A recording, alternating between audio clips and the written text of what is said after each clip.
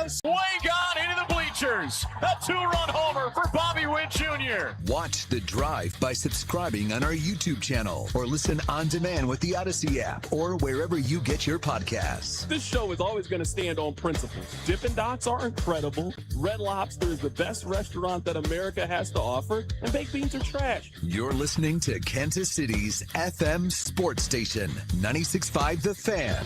Here's C-Dot.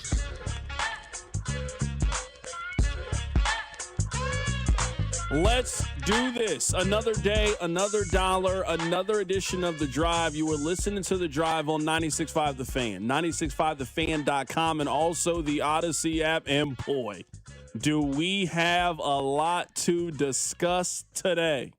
We should be talking about one of the better wins of Bill Self's regular season career at Kansas. They have won a lot of games. They have beat a lot of great teams in that building. They have not beaten too many better teams than Arizona in the regular season since Bill Self has been there. Today should be nonstop praise. Today should be nonstop celebration. But again, for the 11th time this season, we have to discuss why Darren Peterson decided to not participate in yesterday's game. We'll talk about that. We'll talk a little Chiefs. We'll talk a little mock drafts. We'll talk a little the New England Patriots are pulling out every single trick in the playbook to excuse the shellacking that they got on Sunday afternoon. There is a lot to discuss. We'll discuss you sending a text, somebody eavesdropping and recording you sending a text, and then people are mad at you. I didn't do anything. There is so much to discuss. There is so much to break down. Before we do that, I need you guys to do me a couple of favors. Number one, I need you listening to The Drive each day at 2 o'clock right here on 96.5 The Fan. Number two, I need you to tell one friend to check out the show. I would greatly appreciate it. And number three, I need you to remember that today is a Tenderloin Tuesday over at the other place. You can get a half-pound hand-breaded pork tenderloin and fries, $8.99. It's the best deal in town. And while you're eating the half-pound hand-breaded pork tenderloin, you can get a 25-ounce domestic mug, $5. Think about that. You can get a pork tenderloin, a 25-ounce domestic mug. You can leave a tip. You're out of there for less than $20. Salute to our friends over at the other place. All right. I do want to talk about the basketball game. There are a lot of basketball things to discuss from yesterday at Allen Fieldhouse. I think you could argue that that is probably the best environment for a Kansas basketball game since the end of the Big 12 rivalry between Missouri and Kansas. You could hear it coming through the television speakers. You could see it in the excitement and the enthusiasm from Bill Self. I think one of the reasons that Bill responded the way that he responded after the game is this nonsense with Darren Peterson. Now, we've had some fun with it throughout the course of the year. And I don't think that Rob really thinks that Darren Peterson is Kobe Bryant. But when I watch the kid's game, I certainly see how someone could make that basketball comparison. His movement, his footwork, his ability to just take off on you. The kid plays basketball at an entirely high level. I had to tell Rob that we are removing this from the system. I hate to boss Rob around and force Rob to do things, but today, after today, please remove this from our audio system. I never want you to compare this kid to Kobe Bryant again. I don't want you to mention Kobe Bryant. In fact, don't even say "cuh" around me when we're talking about Darren Peterson. I'm done. I'm out of it. I don't want to hear it anymore. We can pick a different player if you want to compare him to. If you want to compare him to James Harden, sure. You want to compare him to Tracy McGrady, sure. But at this point, it is disrespectful to the legacy of Kobe Bryant to compare that kid that yesterday in a game in which it's a $200 ticket. People are coming there to see you perform against the best team in college basketball, and you had the sniffles. Darren Peterson, who's going to Kansas. Okay. He is the #1 high school player this year. Just from all accounts, he's Kobe. Like the Kobe prototype of. No, he's not. I don't even want to keep playing it. In fact, let me just delete this out of the system right now. I don't even want to play this again in the 5 o'clock hour. I never want to hear you compare that kid to Kobe Bryant again. Now, on one side of this, Darren Peterson is 19 years old. Can he grow? Can he develop? Can he mature? Sure. But I think there are a couple things that we can definitively say today about Darren Peterson. There is a it that you have to have as a great athlete. Your agent can't give it to you. Your parents can't give it to you. Bill Self can't give it to you. ESPN, it is something that you just have to be born with. Patrick Mahomes has it. You would have to saw Patrick Mahomes' leg off for him to not try to play in last night's game. You're going up against the undefeated team in college basketball. The energy is through the roof. You couldn't finish the BYU game. You didn't get a chance to go up against Duke earlier in the season. This game is this is another resume standpoint. This is the game in which you got to go out there on ESPN. You got to put on a show. You got to score 30 points. You got to let the nation know I'm the best player in college basketball. My brother, you had the sniffles? You had the flu and you couldn't go? I see you out on the floor. I see you stretching and moving around and taking jump shots. You couldn't help Kansas at all yesterday, and you want me to think you're Kobe? Absolutely not. I don't care how many points you can score. I don't care how fluid your game is. I don't care how efficient you are. It is disrespectful to the legacy of Kobe Bryant for you to mention that kid, Darren Peterson, anywhere near Kobe Bryant, the basketball player, personality, any of that thing. This is the thing. And I'm saying this as somebody who, I know I cheer for Missouri, but I'm looking at this as a sports talk radio host, as a neutral observer here. Kansas fans, yesterday was the breaking point. You will never love or accept him.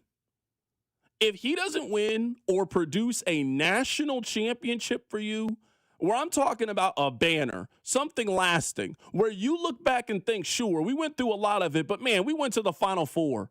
Sure, we went through a lot of it, but we were the last team standing and we got the cut to net. Darren Peterson will never have a home in Lawrence, Kansas after yesterday. He will never be a Jayhawk. He will never be loved by you. He will never be accepted by you after yesterday. It's unacceptable. You guys have put up with a lot. And for the most part, I think you guys have shown great patience with Darren Peterson. It was a hamstring thing. Then it was a cramp thing. Then we think it was an agent thing. And yesterday, it was a virus thing? No. What's so frustrating about this is the rest of the team plays hard and seems to understand what it means to be a Jayhawk. Flory seems to understand. Melvin Council seems to get it. Elmarco Jackson, McDowell. I'm watching a team band together in a way that is really inspiring and fun to watch.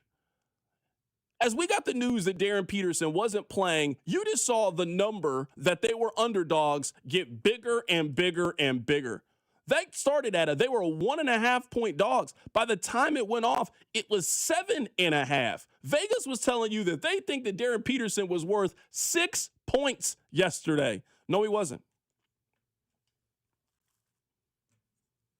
I've had it with the kid. I'm done. I want to give Rob a chance. Rob is there. He's a KU fan. He's an alum. Part of his Williams Scholarship Fund is helping pay for some of this nonsense. It was unacceptable what happened yesterday. You either got it or you don't. That kid's not a dog. It really makes me question, honestly, if he loves basketball. Or is he just really good at basketball and this is just what I do? Hey, I can come out here. I can score 25 when I need to. I can score 30. But I have a very difficult time believing of any athlete that we discuss. If you love what you do, if you love going out and competing at the highest stage, at the highest level, you love doing it for your brothers, you love doing it for your team. Hell, if you love doing it for yourself and proving to yourself that you are great, I find it incredibly difficult to believe that you would warm up, that you would go out on the court and then go over to your coach and say, Coach, I don't feel good today. I can't play. That's unacceptable for a player of this magnitude. He's not a dog. Melvin Council is a dog. Flory is a dog. Trey White is a dog. That is not what Darren Peterson is. So we can take your phone calls on this. We can read your text, 913-586-7965. I understand that he is 19 years old, and people grow, and people change, and people develop, and they mature, and that might be the case when it comes to Darren Peterson. There's no version of LeBron James that sits out of yesterday's game. There's no version of Dwayne Wade that sits out of yesterday's game.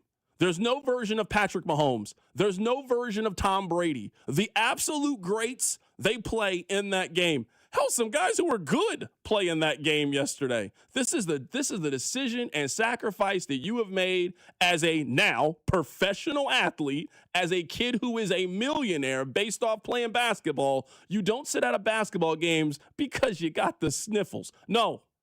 You go in the back, you take some NyQuil, some Robitussin, you suck it up, and you go out there and you put up 20 and you help take your team to victory. And Darren Peterson opted out of playing in yesterday's basketball game on national television in front of a packed house that is there to see you and your team beat their team, and you decided that you didn't want to play for another time at the University of Kansas. KU fans, the floor is yours. You heard what I think about this. We'll hear what Rob has to say. We'll hear what you have to say about Darren Peterson opting out of yesterday's game. Keep it right here. It's The Drive. You're listening to The Drive with Carrington Harrison. I mean, come on, guys. What are we doing here? On your home for Chiefs football, 96.5 The Fan.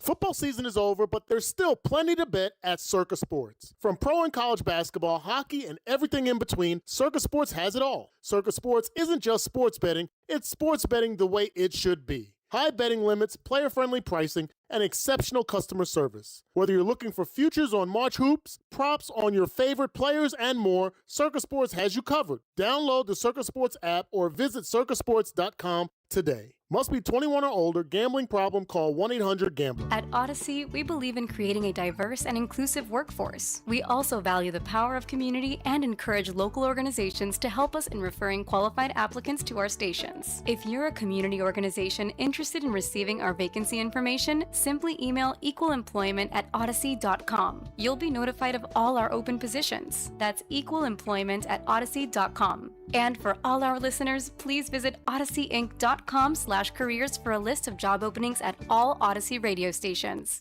Wouldn't you like to take a vacation from your bills? Well, you can. With credit card balances at an all-time high and Golden Oak's 4.5% rate, you could be saving thousands of dollars after a simple phone call. Call today and get your cash in as little as 14 days and make no payments for 2 months. Call 913-890-GOLD. Golden Oak Landing cured my blues. 5.442 APR, FHA 15-year, 20% equity, qualified credit, additional terms apply. NMLS 114937. Men, it's the new year, and for many of us, it's a time of deciding to make positive changes in our lives. This is Jeff for Heartland Men's Health, and if you're suffering with erectile dysfunction and are tired of the frustration and embarrassment ED causes, you should call Heartland Men's Health today, because there probably isn't a better resolution you can make than to be done with ED. You see, ED doesn't just affect you, it can also affect your partner, even if they don't talk about it. But here's some great news. If you're like most guys, the treatments at Heartland Men's Health will give you back your sex life, because our protocols have success rates that work in well over 90% of cases. Seriously, you might even find you're performing like you haven't in years. So, make an appointment and get ED out of your life. Your initial visit is only $99 and includes blood work, a medical consult, and if medically advised, a test dose. And if that test dose doesn't work in the office, your visit is free. Call 844-447-6600 or go to heartlandmenshealth.com.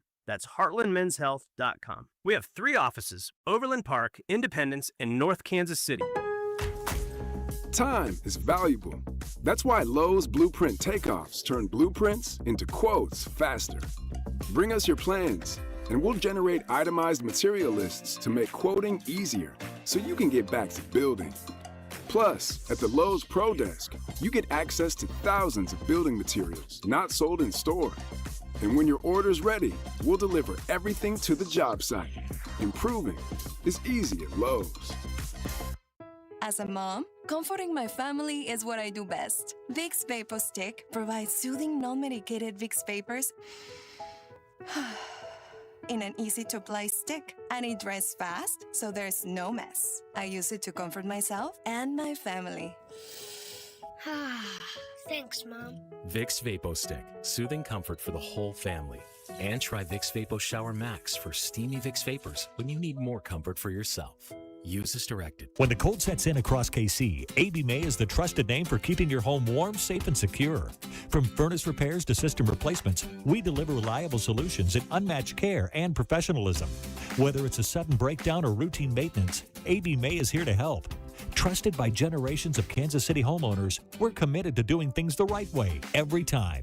Call AB May at 913-732-9993 or visit us at abmay.com. Call your serviceman from AB May. Well, good morning, kiddo. I love that you're home from college. I've missed you. Still taking your nature-made vitamins? Every day. A multivitamin and a probiotic. You better be taking yours. Still looking out for me, Mom. I'll never stop. Made to care for you every day.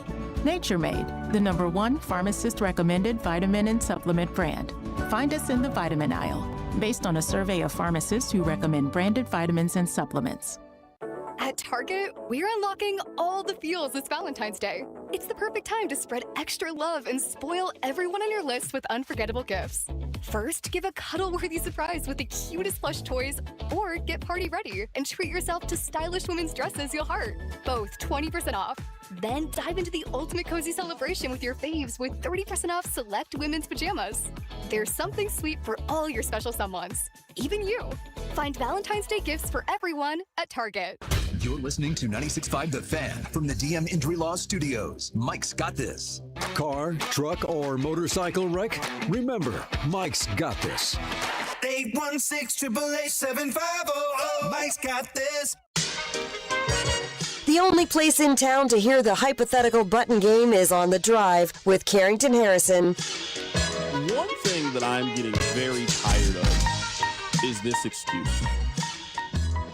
C-Dot, you opened your show with this. Dude doesn't have to do what he didn't agree to do. This is what NIL is. Enjoy it. That's not true. That's not true. There's 3 freshmen on Arizona. There's 3 of them.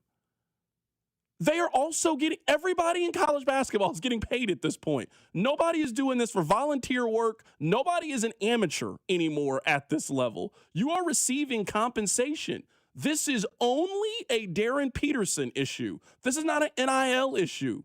We were not having this conversation last year about Cooper Flagg, who was already one of the 25 best players in the NBA as a 19-year-old.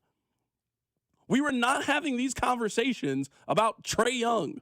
We were not having these conversations about Cameron Boozer or AJ DeBansta or Koa Pete. These are other freshmen who are making substantial amounts of money to play basketball, painting this like, well, now they get paid, so now the top guys in college basketball are choosing to not play. That is not true. There is only one top basketball player in college that makes the decision, I don't want to play today, and that's Darren Peterson. And I sat here and I gave Darren Peterson all the passes in the world earlier in the season when it was a hamstring thing and we were worrying about further injury, or it was a cramp thing. I am sorry. You having the flu is not a good enough or an acceptable reason as a professional athlete to not play. That's the truth. Someone said, who is on Peterson's level? He can do this because he's better than those scrubs. He is not a better player than Cooper Flagg, who played in every Duke game last year. If Cooper Flagg and Darren Peterson were both in this year's draft class, Darren Peterson would not go #1 overall over Cooper Flagg, who is 6'11", and who is he would not go over him. So we just have to quit painting this like Darren Peterson is the only player in college basketball that's getting paid, and he's the only one. He's the only one that is doing this. He ain't it. He ain't it. He ain't a dog. If you're a dog, you figure out a way to play. And I'd have a different opinion back in the day when they were amateurs. They're not amateurs anymore. Darren Peterson is a millionaire from playing basketball at the University of Kansas. I was told he's making around $2 million to play basketball in Kansas. He's played 13 games. He's missed 11 of them. And to miss the biggest home game of the year because of the sniffles is unacceptable. You can never win a championship if that guy's your best player. I've seen enough. That guy's that guy's James Harden. He will score a lot of points. We all think James Harden's a great player. You are not winning a championship if that is your best player's personality. Absolutely not. So we can put this on a lot of different things. I'm seeing NIL, someone else. You guys, the media are to blame. Everyone has labeled him Kobe from age 12. The media ruined this for him. I didn't tell Darren Peterson to not play yesterday. He made that decision. I would advise him to play yesterday. I think a lot of people would have advised him to play yesterday. Don't put this on me. Put that on him. These guys wanted to be adults. They wanted to be treated like pros. They wanted to be treated like professionals. You in the big league now. I would also argue that big-time NBA players don't sit out of big-time NBA games either. I know we have this perception that NBA players don't play. They ain't sitting out of games at Madison Square Garden. They ain't sitting out of games against the Lakers on Friday in primetime. They play in that game. This is a Darren Peterson issue, in my opinion. Rob, you were there. You were in the building. Let's start twofold. We'll get to the energy here in a bit. What was the feeling around Darren Peterson opting out of yesterday's game? I think the fan base has reached a fracture point with Darren Peterson. Because I feel like up until last night, the thought was always, man, this is frustrating. But when he's on the court, he's incredible. And you can tell the ceiling is so high, you're willing to put up with it. But last night, for him to go through an element of warm-ups, tell Curtis Townsend, nope, I can't go. And then you have Jamari McDowell find out 35 minutes for a tip on Big Monday against Arizona on the day after the Super Bowl in a building that was as electric as I've ever heard it. Hey, man, not today. I think KU fans reach a fracture point. There are probably still some, and I fall in this camp, that think KU never reaches the highest of highs here without that kid on the floor. But there are definitely some who are just tired of all the drama, all the sideshow, all the other stuff, and they are now more focused on Melvin Council than they are Darren Peterson's health. But I think last night was a major fracture point in the fan base, and I don't know at Kansas he ever recovers. I don't think this affects his life as a Washington Wizard, but I don't know at Kansas he ever bounces back from this. I don't think that KU fans will ever be able to love Darren Peterson. I think it is obvious they love Melvin Council. I think they love Flory. They see them as one of them. I think yesterday was the line. It was the fork in the road. I don't believe that Kansas fans will ever see Darren Peterson as one of them. He is not a Jayhawk. He is not one of us. I don't know what he is, but he is a man right now without a home. He is a man right now without a country. Let's go to the phone lines. Our guy Neil is in Lone Jack. He called into the show. Hey, Neil, how you doing, man? Hey, Carrington. This is a fascinating subject to me, and I actually texted in the morning show this morning to Fesco and Dusty, because I was a little bit surprised. Now, I wasn't frustrated or anything by their take on it, but I was surprised a little bit at their take on it. How they weren't like crushing him in any way, shape, or form. They were saying that they would no longer defend him, and however you want to feel about Darren Peterson, they wouldn't argue either way. But I was a little bit surprised that that neither one of them were like kind of really giving him a hard time about it. I agree with you. I don't think he's Kobe. I don't think he's Patrick. I don't think he's any of these guys that, I don't think he's a dog like you're saying. It's just shocking to me that he could go into a scenario like that and still not want to play. And it was a little bit surprising. So I texted the radio station and I asked the guys, I was like, if they had lost last night, would y'all feel the same way, or would you be like more crushing him for not playing? And I'm really curious about the fans of the Kansas fan base. And I'm a totally neutral person in this. I mean, I think most of the people at the radio station know I'm a Gator fan. So, I can care less. I don't hardly ever watch KU. I watch maybe one or two games a year. This year, I've actually tuned in a few times because of this kid. I tuned into the BYU game. I tuned in last night. I tuned in a few other times that I wouldn't normally have watched. So it's just a fascinating story to me, and I'm really curious about how the rest of the fan base is going to react and whether or not they can ever love this kid or not. And I'm just surprised he's not getting crushed more. And I really do wonder if they lost last night, if he'd be getting crushed a lot more by the fan base, by the local media, by the national media, and everything. Oh, for sure, Neil. Absolutely, man. I appreciate the phone call. I mean, that's definitely part of it. I see it on the text line. Well, they won. Why does it matter? Okay. I also think that I don't want to. Maybe this is how I feel as a Kansas fan. I think Kansas fans, while they are frustrated with Darren Peterson and are tired of all the drama, understand that if you're ever going to be in where I don't know the Final Four is this year, if you're going to be in the Final Four this year, it's because that kid's on the floor. Like last night's awesome. We can talk about the atmosphere, we can talk about all this stuff. KU loses that game. But I guess more times than not because Arizona's just more talented. Yeah, and but Darren, the thing, Darren changes that calculus. But this is what I would ask though. Do you trust Darren Peterson to do that for 4 straight games? No. Because I'm saying I understand what you were saying in principle. He is their best player. If you were going to do something special, you need him to be there. But you also need him to play 35 minutes and be fully invested in what you are doing as well. And so far in their 3 biggest games, you would say their 3 biggest games, even if you don't want to count Missouri. He didn't play the second half of the Missouri game. But if you want to say their 3 biggest games were against Duke, BYU, and Arizona, right? Is that what we're saying? 3 best games. That's probably the biggest 3, yeah. He didn't play in the Duke game. UConn maybe, also a miss by him, by the way. So you would count UConn. Fine. Didn't play in the UConn game. Didn't play in the Duke game. Played in half of the BYU game. He opted out. There's no other way to this. He opted out. Like, that's why I'm sitting here and I'm reading this. Text line 913-586-7965. Can you blame his agent? The kid is 18. Yesterday, to me, if you are making the point that Darren Peterson chose not to play or the decision was made for him not to play when it was a hamstring injury, I'll listen to that.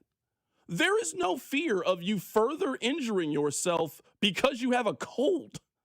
There is no belief that you can go out there and tear your ACL or your hamstring because you got a sore throat. That was a decision from the player yesterday. I don't feel like playing today, so I'm out. That's, to me, the part that people should be upset about. That he just opted out. He quit yesterday. There's no other way to say it. He quit yesterday. That's different than the hamstrings. That's different than the cramps. He quit on Kansas yesterday, right before their most important game of the season. So now I don't know how you can tell me that guy that at times we have questioned whether or not how invested he is, whether he wants to play, is he in here?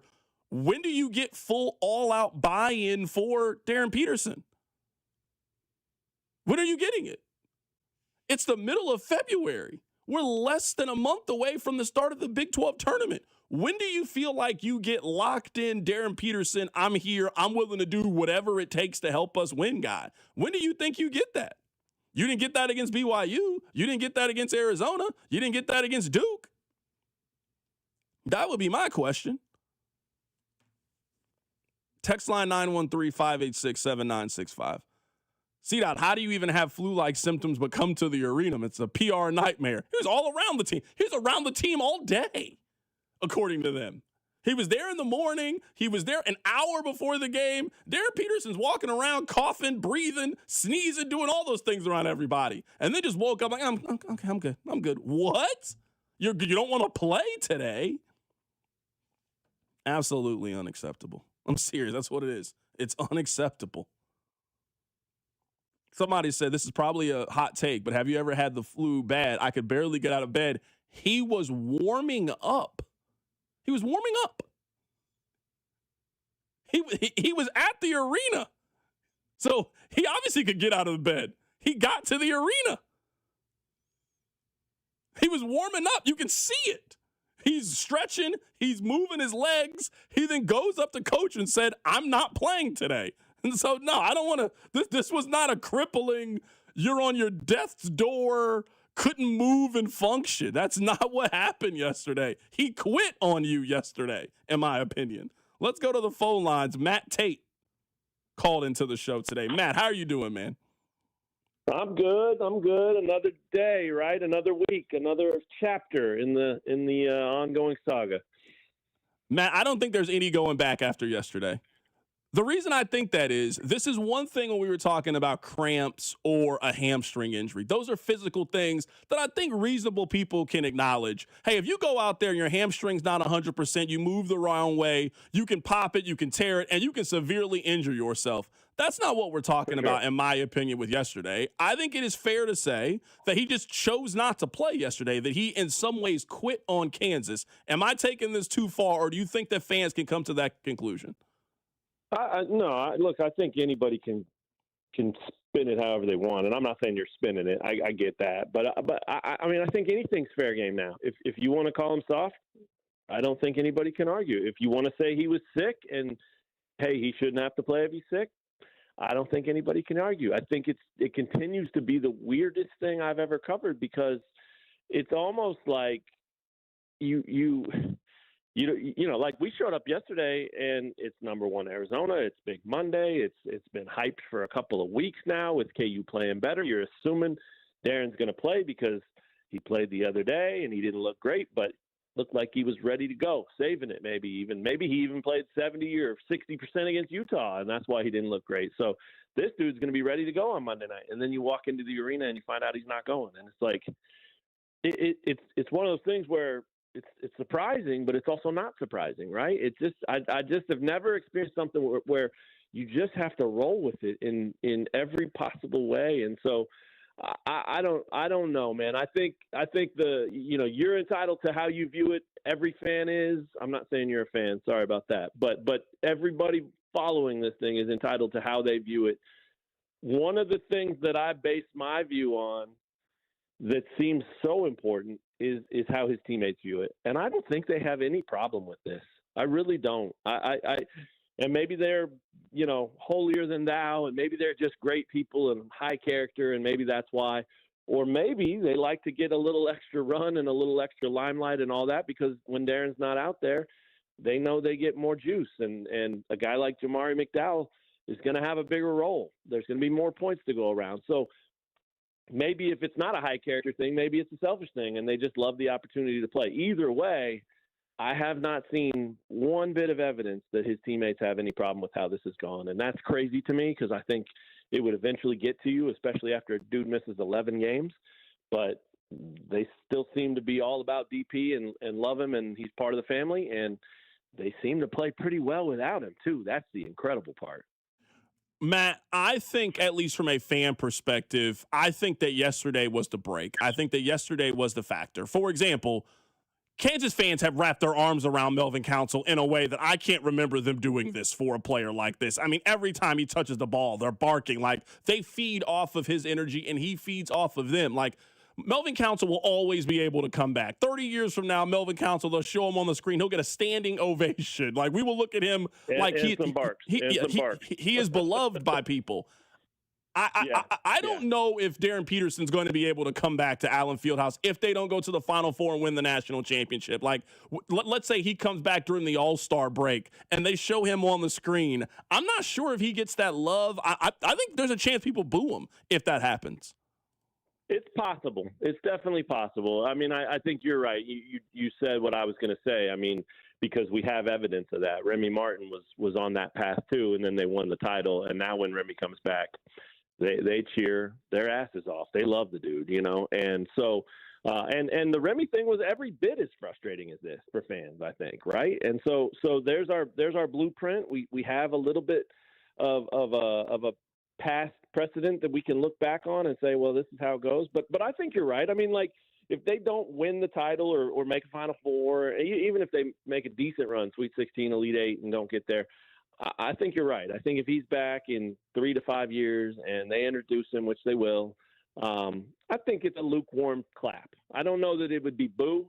I don't know that we would go that far unless this continues to get worse or whatever. So it's kind of incomplete right now. But I do think, the Christian Browns are still going to get the bigger cheers on the board than DP for sure. And maybe that was going to be the case anyway. But I don't think you're wrong for calling it a breaking point. I saw plenty of evidence of that last night on social media and in talking to people that were at the game. I mean, you've got fathers hitting up Twitter saying, we saved up money to bring my daughter to her first game so she could watch her favorite player, and then he doesn't even play. How am I supposed to explain that to her? Shame on you. Like that's where a lot of people are, and I don't blame them for feeling that way at all. So if it was a breaking point, it wouldn't surprise me because I think you're right. Everybody's a little bit more forgiving or sympathetic to an injury. This was, if you're going to be compared to Kobe Bryant, you got to go Mamba mentality. And, not knowing how sick he was, not being around him, it's still hard to judge it for me anyway. It really is because maybe, I know you talked about he was there and he was in the arena and all that, but I mean, maybe he couldn't walk 20 feet without getting winded. And if that's the case, he wouldn't have helped them. So I think, C-Dot, I think you could make a case that KU won that game because he didn't play. And I think if he had, they might have lost. And that's a weird space to be in, and that's a wild thing to say, but it was just something about what was in the air. Those players understood the assignment once they realized they were without him, and they all elevated their game, which then in turn elevated the team, which in turn elevated each other, which in turn elevated the crowd. And Bill Self said it with Scott Van Pelt after the game. He said Allen Fieldhouse won this game tonight, and there's no doubt in my mind. I mean, that was sixth man in the crowd stuff that absolutely willed them to that victory, and the players followed their lead. I mean, it was, Self said, the best line I've heard about the crowd in a long, long time.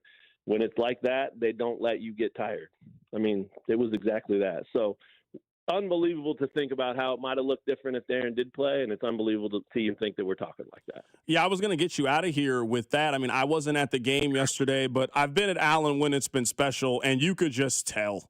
You could tell it was almost like you knew the game was going to be high energy anyway. 2 top 10 teams, undefeated teams. Like, this was the game you had circled as a KU fan, and I felt like everybody sort of rallied around, let's do this without Darren. Like, that's as animated on the sideline I've seen Bill Self since they beat Missouri back in 2011. Like, he was fired up after the game. Flory was dancing around for 4 or 5 minutes after the game. Like, in a lot of ways, I do think that everybody in that building sort of rallied around, hey, we know that everybody thinks it is impossible we can do this without Darren. Let's go show everybody that they're wrong.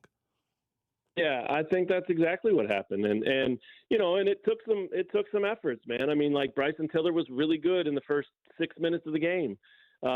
If he doesn't come out with that mentality and scores 12, 14 points right away and keeps them in it, they probably lose. But I think that was a product of him knowing, okay, we're without Darren, and obviously they don't play the same position. But it's just one of those things where everybody knew they had to step up, and the crowd included. And I mean, I've been close to 300 games in there.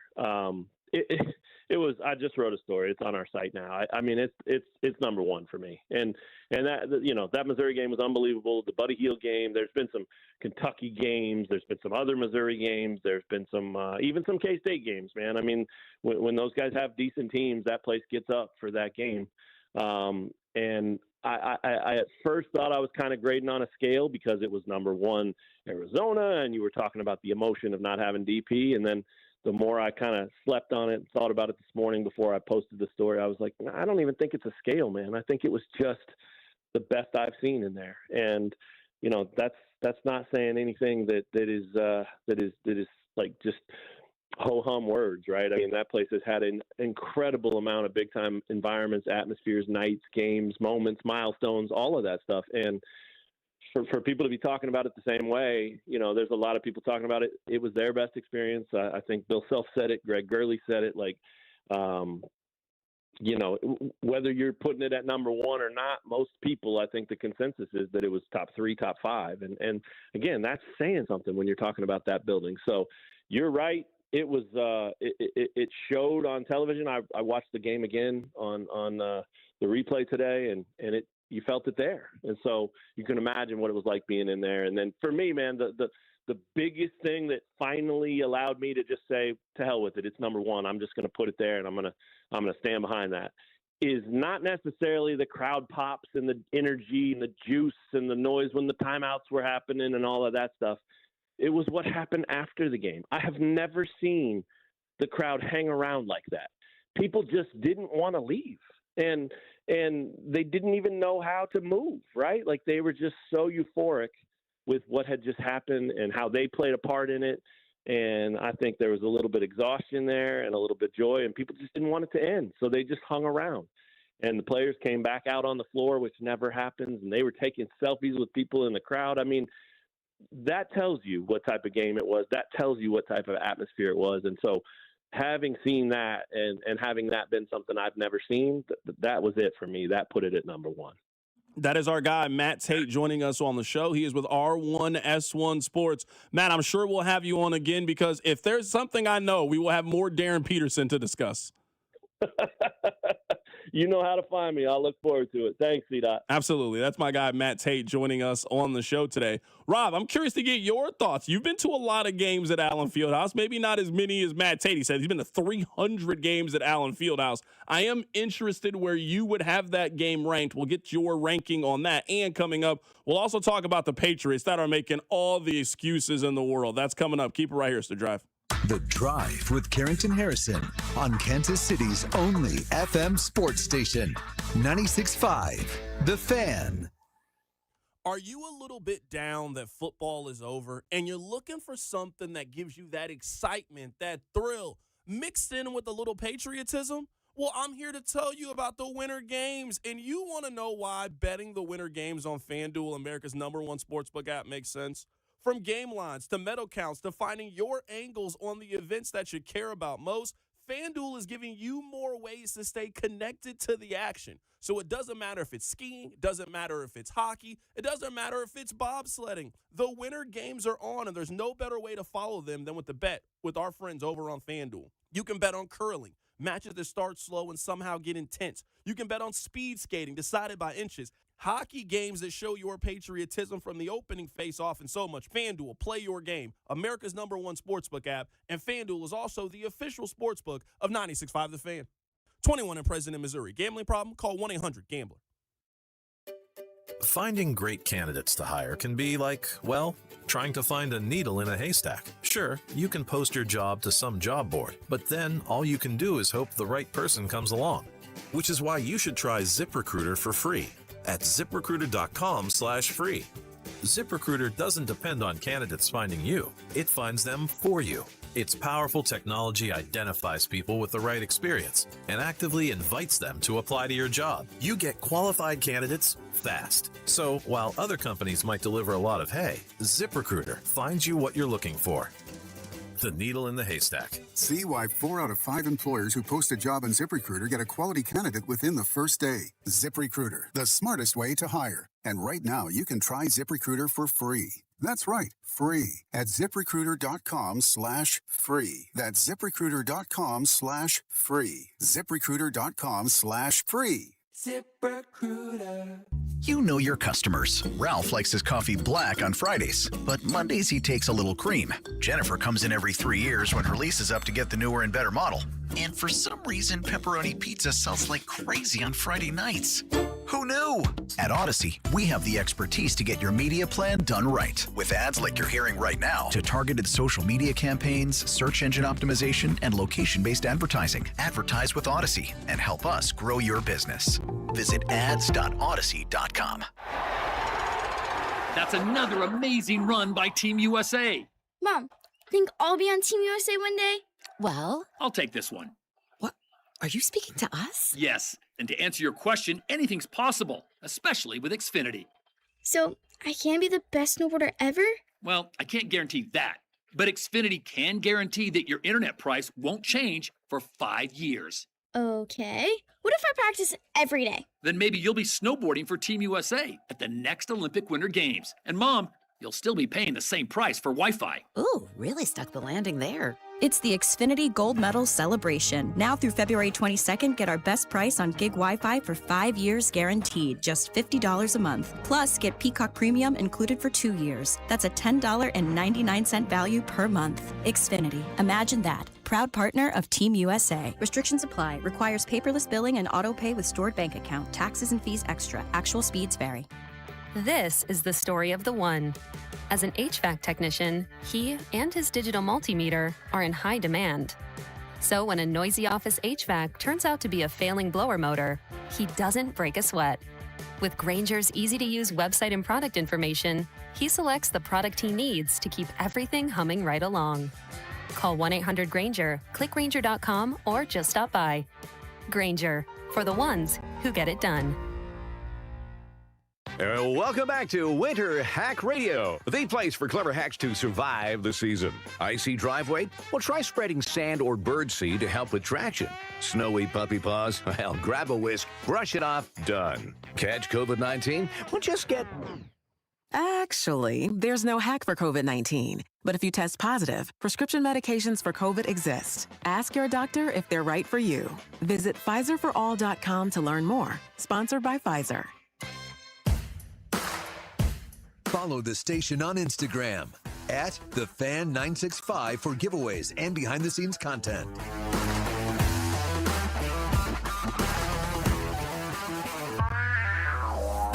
I missed this tweet. Breece Hall tweeted out on Super Bowl Sunday, I hope I get to experience football on this stage with everything on the line. I'll get there one day. I know it. Brother, you got to come to death row. You got to come to death row. You got to get off that record label that you're on. You got to get off New York Jets Records. You're not doing it where you currently work. Not at all. You don't even know what the playoffs is like.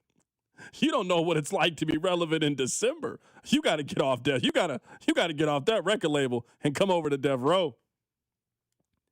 If you want to know what important football sounds like, come to the Midwest, please. I hadn't seen that tweet. I just wanted to share it with you guys. Breece Hall says he wants to experience football on this stage. My brother, you got to get out of New York. Quit talking to them. Please do not listen to anything they got to say. They do not have your best interests at heart.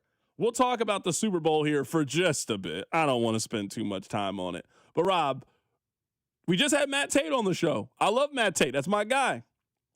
Matt Tate says that he has been to Allen Fieldhouse over 300 times. He says that he is putting yesterday's game at number 1 on his list. You've been to a lot of games at Allen Fieldhouse. Where are you putting it? I don't know it's 1, but it is in the top 3. It's been a long time since I've seen the building like that. Like, from the national anthem to the final whistle, it was absolutely deafening. My watch kept alerting me, hey, you're in a loud environment. Be alert. It was constant. And even when Kansas was down 10, there was a feeling in the building that, that we're not going to let this keep happening. We're going to have an impact on the game. Like, I understand why Darren Peterson is the biggest story today. I truly do. But, man, the energy in that building in the win should be story A. It was we talk about special Allen nights. I don't know the KU loses to anyone last night in that environment. I don't know the Thunder beat KU the way Allen was last night. It was absolutely electric. I'll have the Missouri game at 1 just because of the magnitude of that moment, but this is in the top 3 for sure. What was so interesting about it is, it really was going to take a full and complete 40-minute effort from Arizona, and they just didn't do that. Like, I thought in the first half, every time KU showed a little bit of fight, Arizona would hit a big shot and just kind of continue to keep their distance. Kind of like in a boxing match, like they just kept that jab and just kept KU at bay. But you can't miss as many free throws as Arizona did in the second half of the game. You can't go 6-7 minutes without scoring a basket the way that Arizona did. And eventually, the way that KU was playing, getting to the free throw line, really forcing the tempo of the game, plus the crowd, just all of those things. Like, you're not beating Kansas in that environment, in that atmosphere. You could tell, wasn't there just watching it at home on television, but you could tell that building was rocking, and they understood that they needed to be a difference in the game, and they were. I feel like in the first half, by the way, his name Barry's. I don't know why I want to call him Barrios. Doesn't matter. That Barry's kid. Yeah. Frank Fraschilla compared him to Devin Booker while the game was going on. I don't know if he's that good of a shooter, but he is really good. It seemed like he single-handedly in the first half fought off every KU run. KU go on a run, they'd cut it like 3. Barry's would go on a run. Like, it kept feeling like, oh man, KU's getting so close, and then Barry's happens. But in that building, it's not just one run. There's one run that can suffocate you in that building. You always call it the Allen Fieldhouse run. There's a run that can kill you. But there's also, it's like sometimes there's death by 1,000 paper cuts, and they just keep coming at you. And eventually Arizona just broke down and succumbed to every part of that building. Like, I'm saying this through full KU fan lens. I've been to a lot of cool sporting events. That one is really up there. I've been to Arrowhead when they first, clinched to go to the Super Bowl. I've been to a Missouri football game. I've been to Manhattan for a KU K-State game. Like, I've been to the Octagon of Doom. I've been to the Red River Rivalry. I've been to games. I don't know I've seen a home crowd that juiced in sports in a long time. It was just really, really exciting to see, honestly. Now, I personally don't have an issue with this man. But watching and listening to it yesterday, I understand why you guys have an issue with Fran Fraschilla. I get it. Especially when I watch SEC games and I get John Sumvold or I get Jimmy Dykes. Or when I watch games in the ACC and I get Shulman and Billis and those guys. And then I got to watch Big 12 games and I get Fran Fraschilla. I understand. That's all I'm going to say. I understand. I don't got no issues with the man. But I understand why you guys have issues with the man. He is not always an enjoyable listen. I did not listen to the game. But you've heard enough Fran. I've heard a lot of Fran. You've heard enough Fran. I think Fran gets a lot of grief. I think some of it's warranted. Some of it's a little bit unwarranted. I did enjoy the fact that I've seen the highlight now. The Krivas kid, he's like, oh, that's the defensive player of the year. 2 seconds later, Badunga dunks on him. I think it's a little bit. I felt bad for that kid the way he got dunked on. It hurt. I didn't feel he got bad for dunked him. on, and they called the foul on him. they called the foul on him. He's the one that got dunked on. What I do. That's what the kids used to call a poster. I don't know what they call it now. They put it on TikTok. What do they call it now? Yeah, he puts you on TikTok. Then all the kids start standing up and tapping their head. Just, oh my goodness, he just yammed on you. That's unacceptable behavior. 2 things. I'm so tired of the Patriots, man. I really am. So Will Campbell, you guys might remember Will Campbell. He was getting beat like a drum in the Super Bowl. They said that they are going to keep him at left tackle. He did not look good at left tackle, but then it came out he got hurt earlier in the season and was pushing through it. Oh, they're using the Xavier Worthy excuse. Oh, I'm starting to get hip to this game. I'm starting to see it. Whenever you don't play well, I was hurt. Okay, all right, I got it. Here's the thing. You play football for a living. Of course you're hurt. Every NFL player can pull this excuse out at any moment. It's always the wild draw 4 card. Like, you can't do anything about it. Oh, he was hurt. What? You play football. I bet 80% of NFL players, maybe higher, 85% at the end of the season are significantly injured. And they are just week by week doing things to play through it, deal with the pain management. I just got to get through the finish line. I bet the amount of surgeries that happen in the offseason and ones that we just don't hear about. Guys just go in for routine surgery. And why would you tell? Like, you're not telling the team, you're doing it on your own, or the team's not going to tell Ian Rappaport or Adam Schefter, hey, Travis Kelce had surgery on his ankle today. Everybody just kind of keeps that in-house. I think that, I know for a fact, there are way more guys having surgery and issues. You've been playing football since August. You have been practicing and running and hitting and cutting and doing. You've been doing this for 4-5 months. Of course you're injured. I don't want to hear after you lost that you were hurt. I don't want to hear it.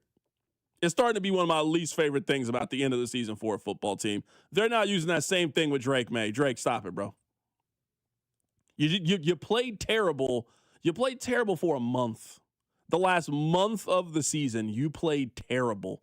And you're telling me that this happened because of a hit in the 3rd quarter of the AFC Championship game. You played terrible in the first half of the AFC Championship game. You were terrible against the Texans. You were terrible against the Chargers. We got to quit letting these dudes at the end of football seasons use this excuse if they were hurt. We got to stop letting them do that. I'm not letting that happen. I was hurt. I was hurt watching you play football on Sunday. Emotionally, physically, was sick watching you play. Coming up at the top of the hour, we'll get back to basketball in a bit. Let's talk a little bit of football. And I want this really to be a PSA to not listen to these individuals. I'll explain more. Come right back. It's The Drive. The Drive with Carrington Harrison on your home for Kansas City sports. 96.5 The Fan. When severe weather hits, tune in to 98.1 KMBZ for Operation Stormwatch. Brought to you by Century Roofing. Proudly voted the #1 roofing company in all of Kansas City. CenturyRoofingKC.com. This afternoon, expect sunny skies with a high of 55. Weather brought to you by Staples. From posters and presentations to labels and loyalty cards, Staples has all the print to boost your brand. Shop now in-store and online. Staples. That was easy. Stay warm and worry-free with Hamilton Plumbing, Heating, AC, and Rooter. Get a new furnace absolutely free with the purchase of select HVAC systems. The pros at Hamilton make upgrading easy with flexible financing, expert installation, and energy-efficient options that can help lower your monthly energy bills. Over 40 years experience and more than 8,000 five-star reviews, plus our exceptional service guarantee, are great reasons to trust Hamilton. Visit callhamilton.com/radio for details, terms, and conditions. License number 2025-11121. With the new IHOP value menu, $6 is all it takes to go to your happy place, where stacks of pancakes with bacon and eggs are just $6 every day. French toast, sausage, and eggs are, you guessed it, $6. And fluffy omelets come with a side of pancakes and only cost $6. Go to your happy plates every day at IHOP. $7 in some locations. Available every day for a limited time at participating restaurants in the U.S. Hours may vary. No substitutions. Not valid with other discounts or promotions. Prices may vary. Finding great candidates to hire can be like, well, trying to find a needle in a haystack. Sure, you can post your job to some job board, but then all you can do is hope the right person comes along.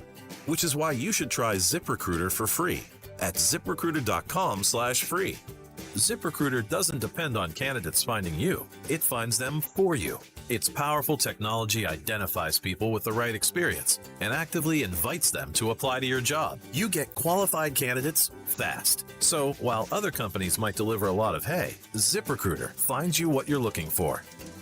The needle in the haystack. See why 4 out of 5 employers who post a job on ZipRecruiter get a quality candidate within the first day. ZipRecruiter, the smartest way to hire. And right now, you can try ZipRecruiter for free. That's right, free at ZipRecruiter.com/free. That's ZipRecruiter.com/free. ZipRecruiter.com/free. ZipRecruiter. At Liberty Mutual, we love helping people with things like customizing car insurance, just like how we customize a song for you. Catered country tune. Liberty Mutual, saving you bucks by protecting your truck. 'Cause Birdie told me to only pay for what I need. Thank you, Limu. I'll always trust in Limu with Liberty, Liberty, Liberty, Liberty. Tired of hearing scary radio ads about the IRS? Tax Relief Advocates is different. TRA is here to tell you that if you owe money to the IRS, whether it's $5,000 or $500,000, we have a solution. TRA can eliminate or reduce what you owe to the IRS with zero risk to you. If we can't reduce your tax debt, then you pay nothing. We have over 1,000 five-star reviews on Google and an A+ with a BBB. End your tax nightmare today by visiting TRA.com or call 800-575-6879. 800-575-6879. When it's time to replace your appliances, Lowe's has you covered. Get up to 40% off select major appliances. And members get more like free delivery, haul away, basic installation and parts, and a 2-year Lowe's protection plan when you spend $2,500 or more on select major appliances. Our best lineup is here at Lowe's. Valid through 2/25 while supplies last. Selection varies by location. Excludes Massachusetts, Maryland, Wisconsin, New Jersey, Florida. Loyalty program subject to terms and conditions. Visit Lowe's.com/terms for details. Subject to change. Finding great candidates to hire can be like, well, trying to find a needle in a haystack. Sure, you can post your job to some job board, but then all you can do is hope the right person comes along. Which is why you should try ZipRecruiter for free at ZipRecruiter.com/free. ZipRecruiter doesn't depend on candidates finding you. It finds them for you. Its powerful technology identifies people with the right experience and actively invites them to apply to your job. You get qualified candidates fast. So while other companies might deliver a lot of hay, ZipRecruiter finds you what you're looking for.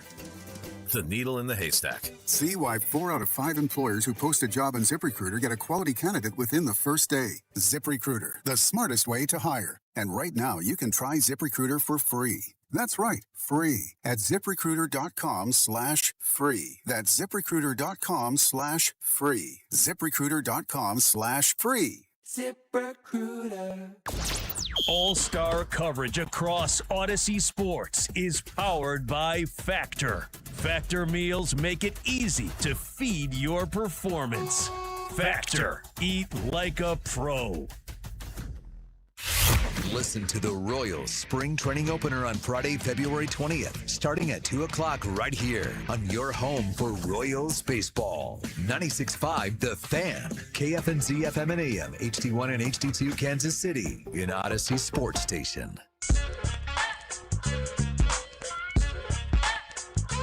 All right, I just want to do a quick exercise. Now, we might do this exercise maybe once a month, but I think this is important. Now, I am not taking shots at any one specific person directly for mock drafts. I'm doing this because I simply want you to keep in mind what mock drafts are. They are internet content, and they are fun, entertaining pieces of internet content. I read mock drafts, but what I'm telling you is don't take them seriously because they are just guessing. The same way right now, if Rob filled out a bracket, Rob would get some things right. He would tell you who some 2 seeds are, some 3 seeds are. He might get a couple of matchups correctly, but we wouldn't be going off Rob's bracket like this is something that we need to follow. We would just take it as, oh, this is interesting. So can we use Mel Kiper? Now, I don't know how the people feel about Mel Kiper, but he is the godfather of the NFL draft. There is not a media person who is more important to, I would say, the conversation and popularization of the NFL draft than Mel Kiper. I'm going to go through Mel Kiper's first mock draft of last year, because that's where we are, right? This is before the combine. This is after the NFL season has concluded itself. This is where we are. This was late January for Mel Kiper of last year. This was mock draft 1.0, Rob. With the 3rd overall pick, he had Shedeur Sanders. He didn't go 3rd overall, did he? With the 9th overall pick, he had Will Johnson. You remember Will Johnson, very talented corner from Michigan. You guys want to know where Will Johnson went in the NFL draft? After being 9th in Mel Kiper's original mock draft, he went 47th overall. He went 47th overall. In the first mock draft from Mel Kiper, he had Luther Burden going 12 to the Dallas Cowboys. Do you guys want to know where Luther Burden went in the NFL draft? He went 39th overall in the draft. Nick Emanwari, he had as the 19th overall pick in his original mock draft. Nick Emanwari, who is a phenomenal player, he went 35th in the NFL draft. He went 16 spots later than what his original projection was. Ashton Genty, you guys remember him? He was a top 5 pick in last year's NFL draft. He was the 4th overall selection. Sixth in last year's NFL draft. Mel Kiper had him going 20th to the Broncos in the first round. We can keep going up and down this, but you understand my point. My point is, just because the mock drafts are telling you today that someone is a top 10 pick, it does not mean that they are going to be a top 10 pick when we eventually get there, because the mock drafts are not an indication of what's going to happen. They're just internet fodder. Read them as such. We do this every year. Well, we will read these mock drafts and we'll think a kid made a bad decision based off mock drafts, even though we have no reason to believe that the mock draft is accurate. We'll tell you that a team got good value on where the mock draft selected them. We'll tell you a team got bad value based on where the mock drafts are projecting you. But we know that these mock drafts are not accurate. There's only one draft that matters, the end. There's only one opinion that matters. It's the NFL general managers. So this goes for everybody. And we're going to have a lot of these people on the show between now and the NFL draft. The Daniel Jeremiahs, the Todd McShays, the Mel Kipers. I promise you, we're getting them on the show. We're going to cover the NFL draft. All I'm telling you is to take their draft predictions on who is going to select who with a grain of salt.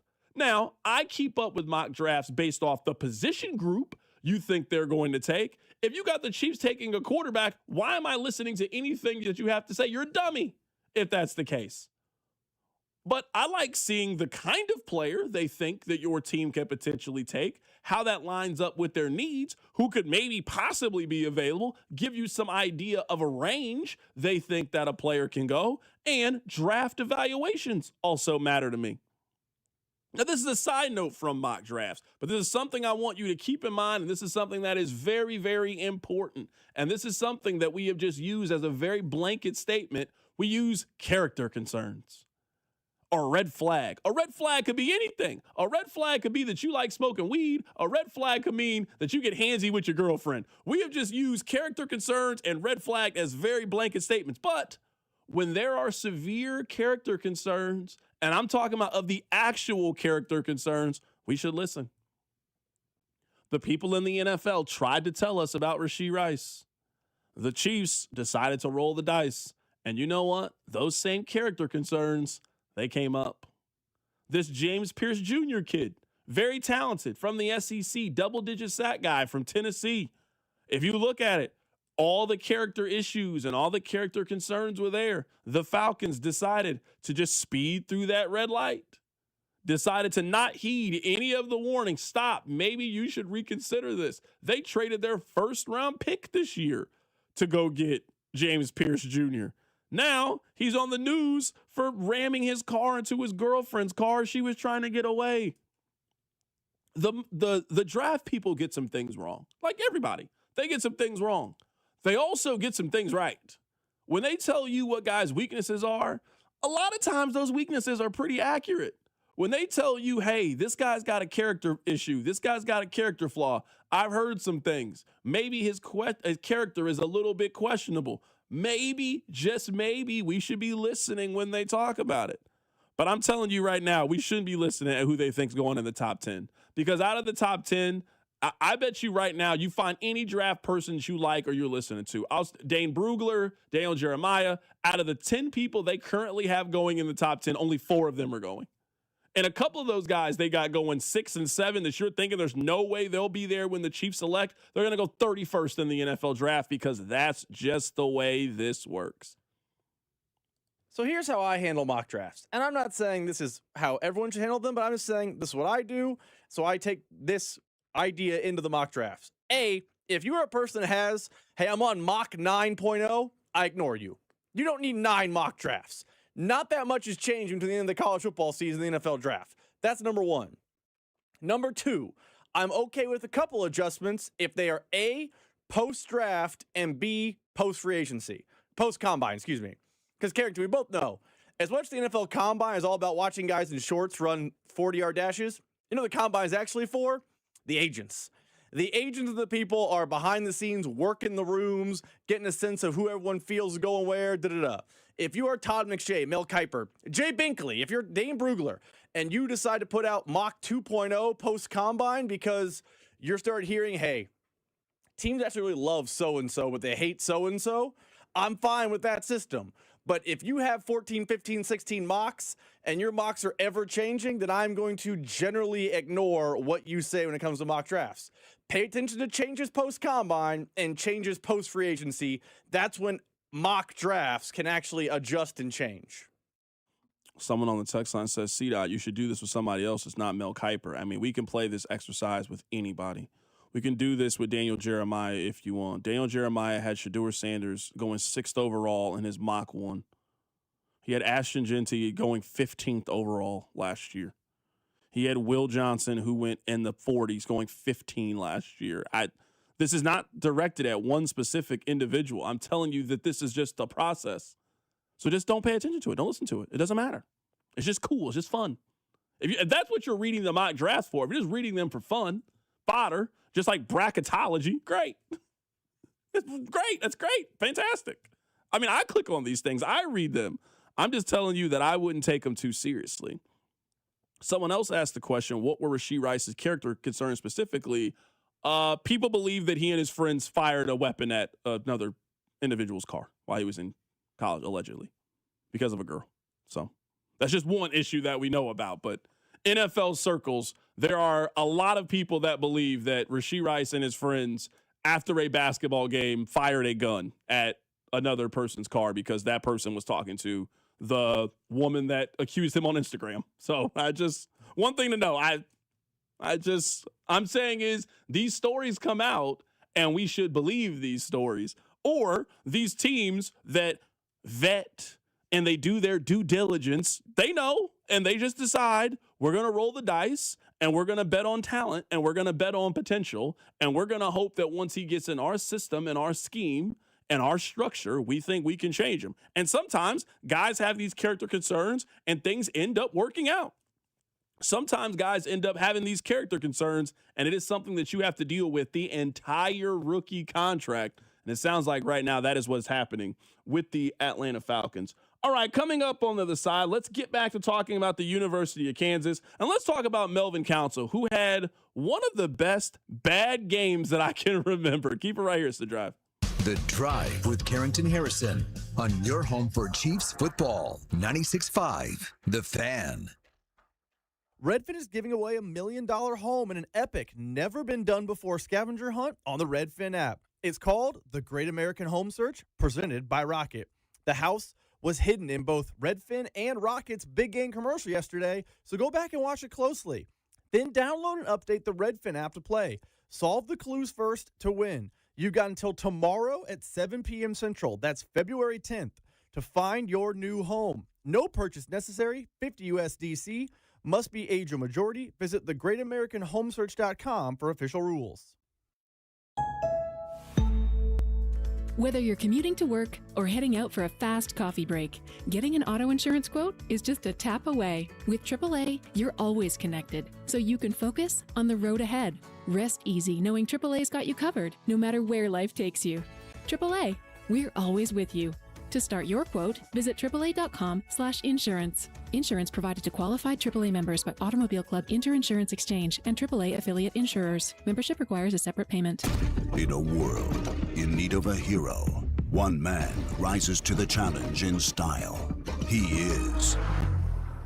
just driving the kids to soccer practice. Make every day feel epic in the all-new Hyundai Palisade Hybrid with up to an EPA-estimated 619 miles of range on select trims, advanced tech, and class-leading interior space. Visit HyundaiUSA.com or call 562-314-4603 for more details. And hey, come on, no cleats on the seats. Hey, it's Rex here with RexBuysKC.com, your local KC home buyer. If you own a property in the Kansas City or surrounding area and want to sell it fast and at a fair price, write this number down, 816-330-6000. I'm a private real estate investor, not some hedge fund or large national chain. My family and I live right here in KC.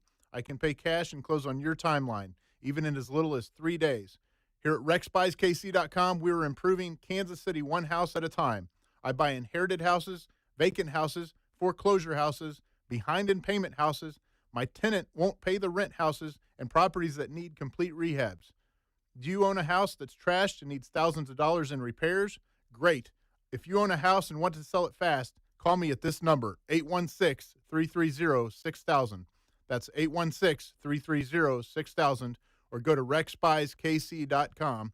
That's RexBuysKC.com. And I look forward to working with you. Hi, this is Toby Tobin along with Jason Goodenkoff from Lewisburg Ford in Lewisburg, Kansas. Hi, Jason. Hello, Toby. Let's talk about the buying experience at Lewisburg Ford. It's the best anywhere. Just ask all our customers, Toby. It is hands down the best experience you can have buying a new car. We have the no-hassle Toby Tobin price that we've had for over 45 years now. Nobody else can say that. We've been saving Kansas City thousands and thousands of dollars for a lot of years. I have been buying Ford cars and trucks from Lewisburg Ford for over 30 years.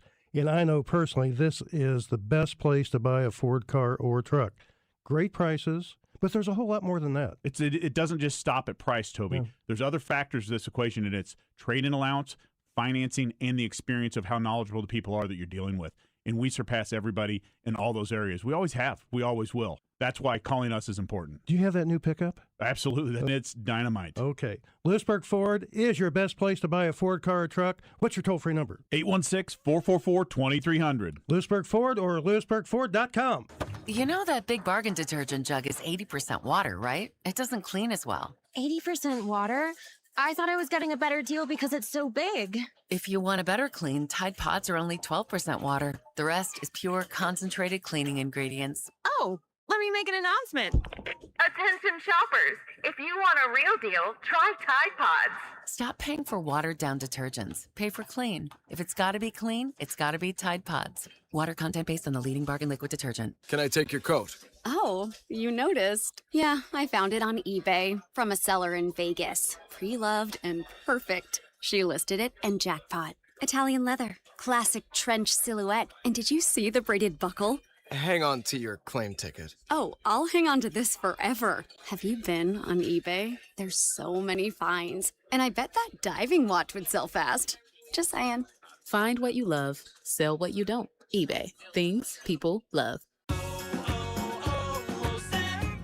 Hi, I'm Chef Franklin Becker. You know the jingle. Now discover the facts about Ozempic, a GLP-1. There's only one FDA-approved Ozempic made by Novo Nordisk. Learn about the real thing. Talk to your healthcare professional today. Call 1-833-OZEMPIC or visit Ozempic.com to view the medication guide and to learn more about Ozempic. Semaglutide injection 0.5, 1, and 2 milligrams.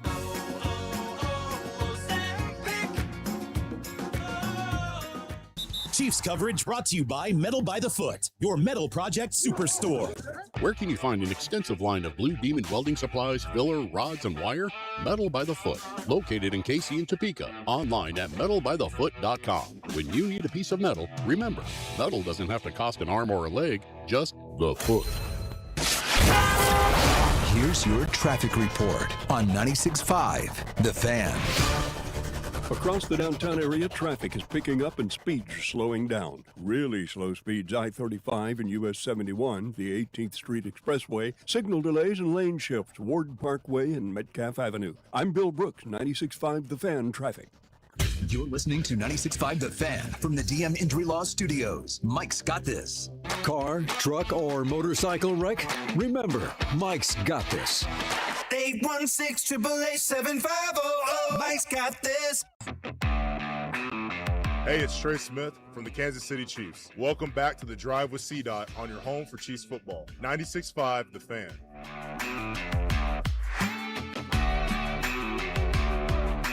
Let's get back to talking about Kansas basketball. Let's talk about the other players, and we'll get to Darren Peterson in a bit, but I don't want to talk about Darren Peterson right now. He didn't play, so let's not talk about him right now. Let's talk about the other players. I know that there are all these perceptions about NIL, but we cannot deny that I think NIL has helped raise the floor of college basketball. I'll give you an example of a player, Bryson Tiller. If Bryson Tiller was a college basketball player in 2016, I think people like me would be telling Bryson Tiller that you have to go to the NBA. He is 6'11". He's 245 pounds. He shoots it decent enough. And you don't need to stay in college and not get paid. They can develop you in the NBA, that you should make the jump, that you should leave. But you know what? With NIL and the fact that I'm assuming Bryson Tiller has been taken care of and Bryson Tiller is likely going to get a raise for next season, you know what the best thing for Bryson Tiller to do is to stay at Kansas. I don't think there's any reason for Bryson Tiller to go sit on the bench on an NBA team for next year. He's not playing next season. No, continue to be a kid. Continue to stay there. I'm assuming that Bryson Tiller is making, I'm just going to guess, I'm going to say somewhere between $150,000 and $250,000 this year. I'm just going to go out on a limb. I think that's how much it costs to get a player like Bryson Tiller, and it is only going to go up from there. You're making great money. You're in school, so half of the stuff that's already paid for. Man, just keep playing basketball at Kansas. Keep getting better. Maybe you stay another year. Maybe you stay another season. Maybe you stay until your junior year. Like, when we talk about Self being the best coach, I think Self has shown you time and time again. Players like Bryson Tiller, he has pretty routinely turned them into NBA players. You stay for a couple of years. You stay in my system. You learn. You grow. You develop. I'll turn you into the 9th overall pick in the NBA draft. You just got to trust me. I've seen him do that for 15 years at Kansas. If Bryson Tiller stays and continues to develop in a traditional way, he'll go from averaging 9 points this year to averaging 12.5 next year. And if he stays for his junior year and keeps making good money, he'll average 18.5 points by his junior year. He'll be a Big 12 first-team guy, a potential All-American guy. And then when you're 20, 21 years old, then you go to the NBA after you season your game. They're never going to keep Darren Peterson or Koa Pete or Cooper Flagg in college basketball. No, you're never keeping them in college basketball more than they need to be. They are instantly declaring for the NBA draft. But I think you got a chance to keep kids like Bryson Tiller. These are the kids that traditionally used to stay in college but had to chase the one-and-done money because you couldn't get paid in college basketball. Now that you can, I think we are opening ourselves up to. Now, the transfer portal is a completely different beast. I mean, some of these kids just transfer, and by the time they get to that point, they played for 3 schools in 3 years. But if you're Bryson Tiller, I don't know why you would leave Kansas. You play, you get minutes, and you're only going to continue to get better. That's a kid that should hang around for a little bit. Isn't what you're describing Flory Badunga? Like, a year ago, Flory did not start. It was a major point of contention with Kansas fans, but he did not start last year at Kansas. He was a guy who there was a thought he could be good, but he was blocked by Hunter Dickinson of all people. Yep. He then decided to stay at Kansas. We assumed the check was pretty good to stay at Kansas because he entered the portal and got flirted with heavy by Auburn and Bruce Pearl, who then retired. He then came back to Kansas, and Flory Badunga might be the Big 12 Defensive Player of the Year this year. Like, what you are describing still exists in college basketball. Sometimes those guys have to enter the portal to get that raise you're talking about, but what you're describing is exactly the path Flory was on or is on for Kansas right now. I think Tiller's a better scorer than Flory, but it's a very similar trajectory. I think Flory's got a chance to be a decent pro.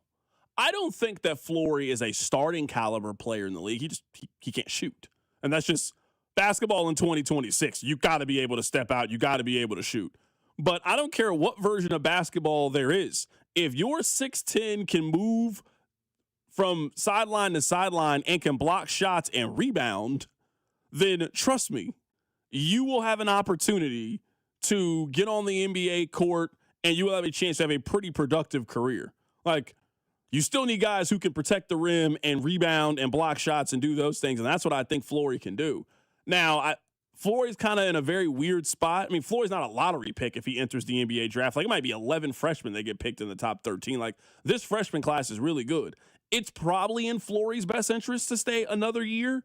And just, if Tiller comes back, Flory comes back, we assume that Kansas is going to get that Tyron Stokes kid. I mean, they got a chance to get the #1 high school recruit again. Like, Kansas can be a preseason top 5 team if the right guys come back next season. I also think, and we can talk more about it as the season progresses, I also think there's a chance that Melvin Council's on next year's team because of the rules in college basketball. Like, there's a chance that this Kansas team has some continuity for next year that not a lot of college basketball teams have the opportunity to have. Now, this transfer portal, guys can make their own decisions, but there's a chance that KU can keep a lot of these guys for next season. I think this offseason, and we have time to talk about it as it's not the offseason yet, I think this offseason will be interesting because historically, when Kansas was great, I'm talking like 07, 08, 09, 10, like they were just racking up Big 12 titles. They kept kids like Tiller.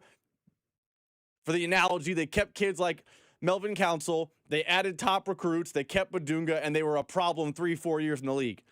That's not really how college basketball works anymore. Like, I don't know there's a world where they get Badunga and Tiller to come back, and they have a top 50 recruit who's supposed to play center next year named Davion Atkins all to come in. I don't know you're carrying 3 guys of that caliber. That's just how it works nowadays. if they do, man, it's going to be a party in Lawrence. But I don't know that evolution is a thing that's happening in Lawrence. I think the sport has changed too much.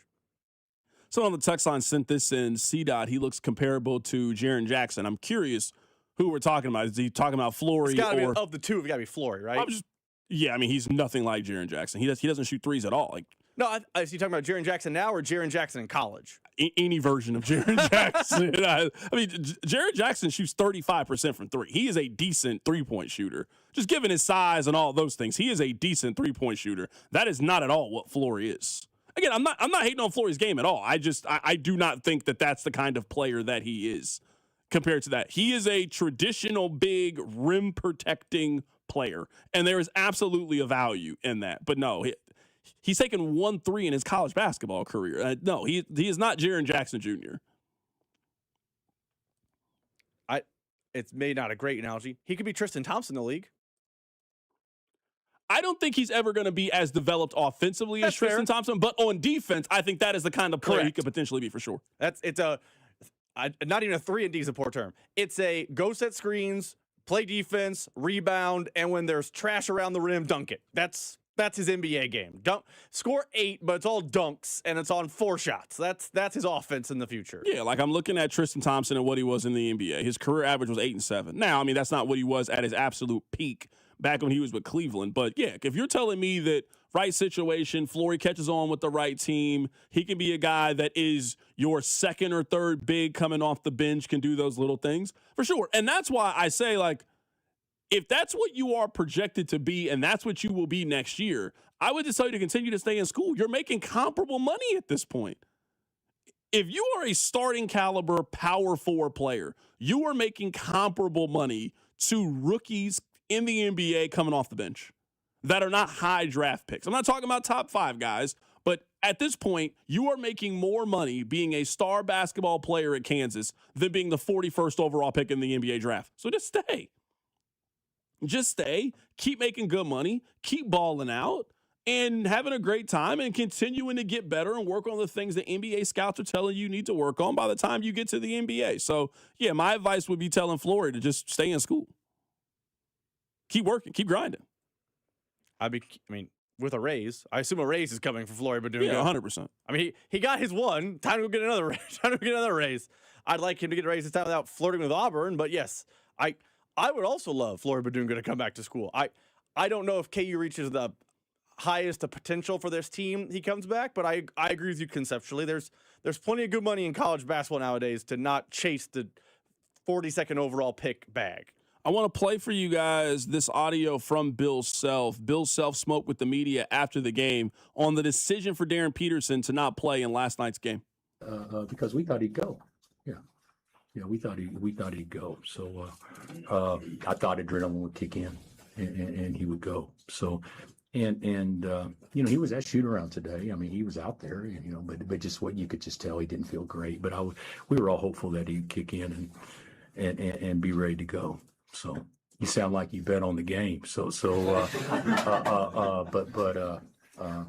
no, there was no ploy with that at all.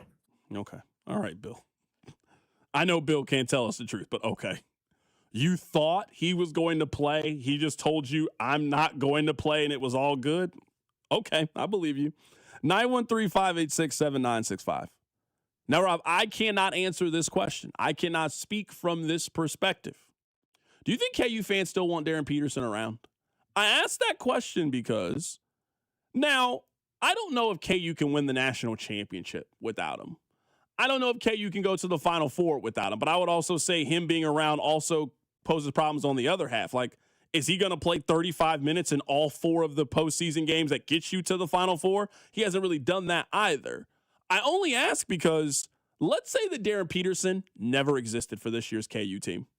I still think KU's ranked this year based on how they have played and the games that they have won when he has not been around.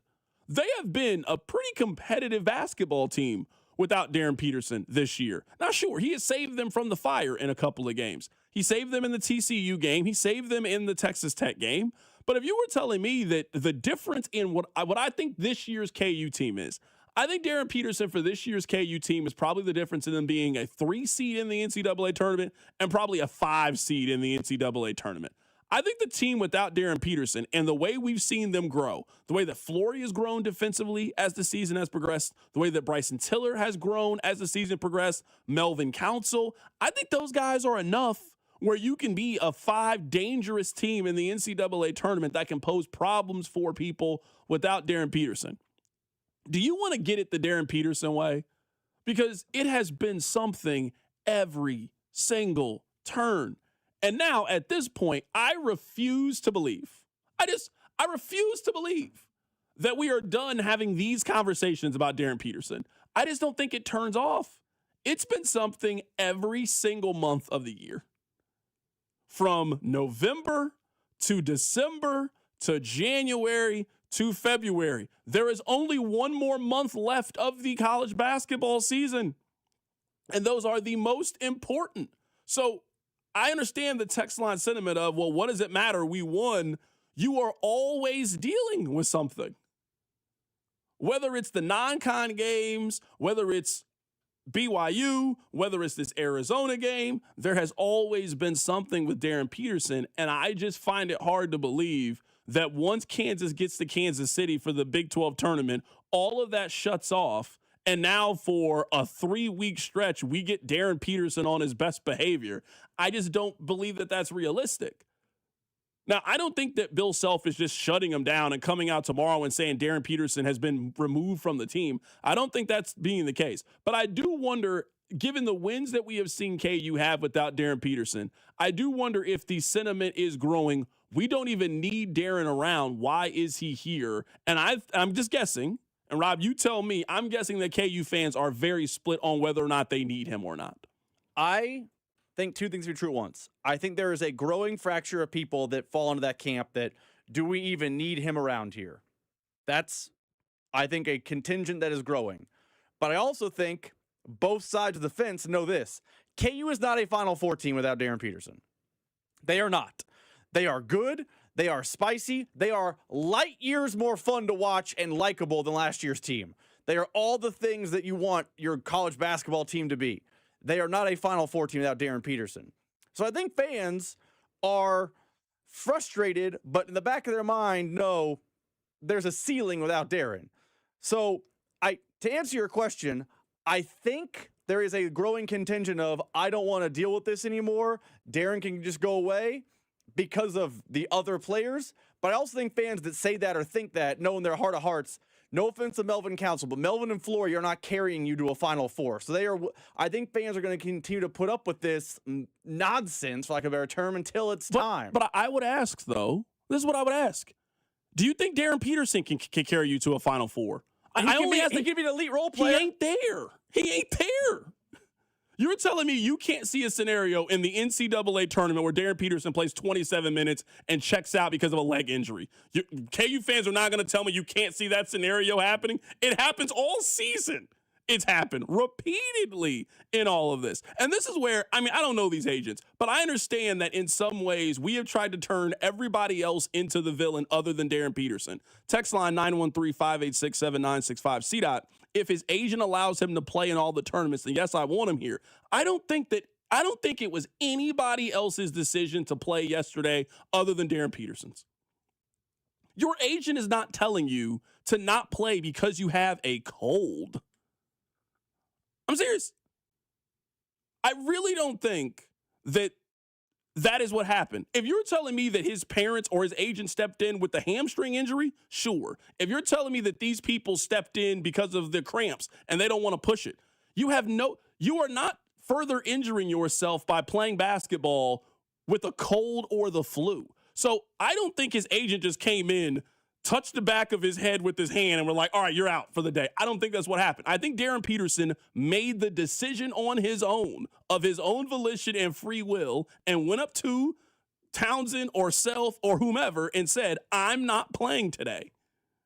So all I'm asking is, as somebody who has had this conversation at every single turn this year, why do you think we are going to stop having this conversation in March? given we have had it at every turn of Kansas's basketball season, at every important inflection of Kansas basketball we have had. We had it heading into Madison Square Garden. We had this heading into Las Vegas. We had this heading into the Missouri game. We had this at the start of conference play. We have this right now. We've been doing this we've done this 6 or 7 times this year. Why do we think that it's ending? I guess maybe this is the way I have, and maybe this is just cognitive dissonance, and I've just done this and I've in my head. I think I'll use the BYU game as an example. If it's the Sweet 16, very possible. KU's a 3 seed. They're in the Sweet 16. They're facing, pick a team, Michigan State. I'm just naming teams. And Darren Peterson plays in the first half and scores 18. I am okay with that outcome if that means he's watching the second half, because that means 18 points happen in the first half. And KU is not winning a lot of games when you take 18 points off the floor. I will be insanely frustrated in St. Louis, Oklahoma City, wherever, when he has a good first 8 minutes of basketball and then's done. But that good 8 minutes is good enough to propel them to a Final Four. Now, will you have to load manage and all these things? Probably. But if you're telling me I get one great half of Darren Peterson in the Elite Eight, that could be the difference between winning or losing in Elite Eight games. The margins are that thin in college basketball where I will take a shot that the best talent in college basketball is on the floor. He has not been on the floor enough this year as a KU fan for my liking, but when he is on the floor, you can see he just raises everything. Do you think it gets better? I don't think it gets worse. And it's perfectly fine if you don't have the answer to it. Like, I don't think anybody has the answer to it. But I would guess, I don't know, I would guess there is a belief, hey, once March comes around, we hope that he can lock in. And basically, you don't need him to make the tournament. I would say at this point, the highest KU can probably be is a 2 seed. I don't think they're getting to the 1 line. The highest they can probably be is a 2 seed. The lowest they can probably be is a 4 seed. They probably won't be lower than that. So we kind of know where they are in terms of what their standing is going to be. The hope is that you can get Darren Peterson to lock in for the final 7 games of the season if you're Kansas. And I would argue there hasn't really been a 7-game stretch in which he is really locked in at this point. That's fair. I would agree with that. I would just, maybe you have to get him to lock in for 1 and take 1 off. Like for the 2 seed line, for the example, I don't need him to play Richmond or, Stephen F. Austin or whatever 15 seed. Play the second one. Now I get 1 good game, I get a week. Played in 2. Now I get a week. Like I think you'll have to manage it down the stretch, but I still think the ceiling is too high to just give up on Darren Peterson as an entity for the Chiefs. Kansas. Yeah, someone said the 1 seed is still very much in play. No, I would be stunned if they're the 1 seed. No, they're not. And I don't think this KU team's winning the league. Mm-mm. If they win the league, they can be a 1. Yeah, I don't think they're winning the league. Mathematically, it is possible to win the league. But they have to go to Tucson still. They have to go to Ames still. They have to go to Houston, I believe. Yeah. Not win the league. Yeah, and that's okay. I don't want to now. Arizona has won 25 straight games. They lost in Allen. Now they're not winning the Big 12. Let's calm down a little bit. Let's calm down. Arizona's still going to win this league. They're still the best team in college basketball. I think we've seen that play itself out over the first 3.5 months of the season. I expect that to continue. By the way, to answer your question earlier, I don't know it gets better, but can I say it's status quo? I don't think it will ever be worse than yesterday. I think yesterday was the worst of it. Does that mean it gets better? I don't know. But I think more games like BYU and UCF will exist, but I don't think you're going to see. You think he plays both games against, I guess, right? I would say KU has 3 big games left in Big 12 play. They have at Iowa State, they have at Arizona, and Houston. You think he plays in all 3 of those games? I think he's two of 3. That's not good. It's not good. That's not. I'm just saying. It's not worse. It's that's not worse. You ask, is it going to get better? I don't think it's going to get better. I'm just saying that's not good. That you have already resigned yourself to the fact that Darren Peterson is not going to play in one of those games. That just doesn't sound like we're just going to be in this holding pattern for the rest of the year. That's just not a place that I would like to be. We'll get back to Kansas coming up in the 4 o'clock hour. CJ Moore is going to join us on the show. He was at the game yesterday. He covers college basketball for The Athletic. We'll get his thoughts on Missouri as well, as they're the most bubble-licious team that you could possibly have. We'll also get his thoughts on K-State, as I would hope they're going to be looking for a new head coach at some point in the next 5 weeks. We'll talk a little NFL coming up on the other side. Keep it right here. It's The Drive. The Drive with Carrington Harrison and Rob Brenton. You losers is what you are. On your home for Kansas City sports. 96.5 The Fan. Hey, folks, it's Carrington Harrison from The Drive here. Many men remember their first time. Not that first time. I'm talking about the first time that erectile dysfunction ruined that special moment. And if you're over 50, then the chances are then you've experienced this before. That first time can be frustrating. It can be a little bit embarrassing. But here's the good news. At Heartland Men's Health, that first time can also be the last time. Heartland Men's Health specializes in treating ED when the pills and herbals fail. With a success rate of over 90%, many men see results just after one visit. So your first visit is just $99, which includes a consult, lab work, and if medically advised, you get a test dose. And if it doesn't work right there in the office, then your visit is on the house. So don't let ED define your sex life. Call my friends at Heartland Men's Health today at 844-447-6600 or check out the website, heartlandmenshealth.com today. You can also stop by and visit any of the 3 area locations, Overland Park, Independence, and North Kansas City. Be sure to stop by Heartland Men's Health. Wouldn't you like to take a vacation from your bills? Well, you can. With credit card balances at an all-time high and Golden Oak's 4.5% rate, you could be saving thousands of dollars after a simple phone call. Call today and get your cash in as little as 14 days and make no payments for 2 months. Call 913-890-GOLD. Golden Oak Landing cured my blues. 5.442 APR, FHA 15-year, 20% equity, qualified credit, additional terms apply. NMLS 114937. Guys, Hy-Vee has us covered this Valentine's Day. No matter how you celebrate, Hy-Vee has everything we need to make Valentine's Day special. I love it because it's a one-stop shop for everything. Flower arrangements. They've got beautiful floral arrangements for everybody. You can pick them up or have them delivered. Hy-Vee also has home-cooked meal options where they'll do everything, and then you will look like the superstar in the kitchen. And so many great gift ideas as well, including chocolate and retail gift cards. Just one stop to make this the sweetest Valentine's Day ever, only at Hy-Vee. It's Thirsty Thursday at Hy-Vee. Time to stock up the bar and fill up your tank. Earn 50 cents per gallon fuel savings on every $50 purchase of wine, beer, hard seltzer, and spirits. Mix and match all your favorite libations and get a 50-cent fuel saver with every $50 purchase. Stack up the savings and your next fill-up could be free. Don't miss Thirsty Thursday at your Kansas City, Missouri Hy-Vee. Product or promotion differs by location. Offers valid where legal, available while supplies last. Hi, I'm Brian, your friend and jeweler at Shane Company, and we've partnered with Cupid to bring you the best Valentine's Day gifts. Even if you forgot, we won't tell. From heart necklaces with sparkling diamonds to stylish gold hoops, every piece is made with love. Plus, there's still time to propose. We make it easy to create their dream engagement ring. We have meaningful gifts for every budget. It'll look like you've been planning this for months. Come see us in store or at shaneco.com. Shane Company, your friend and jeweler. Indeed presents hires you can't afford to get wrong, like an estate planner.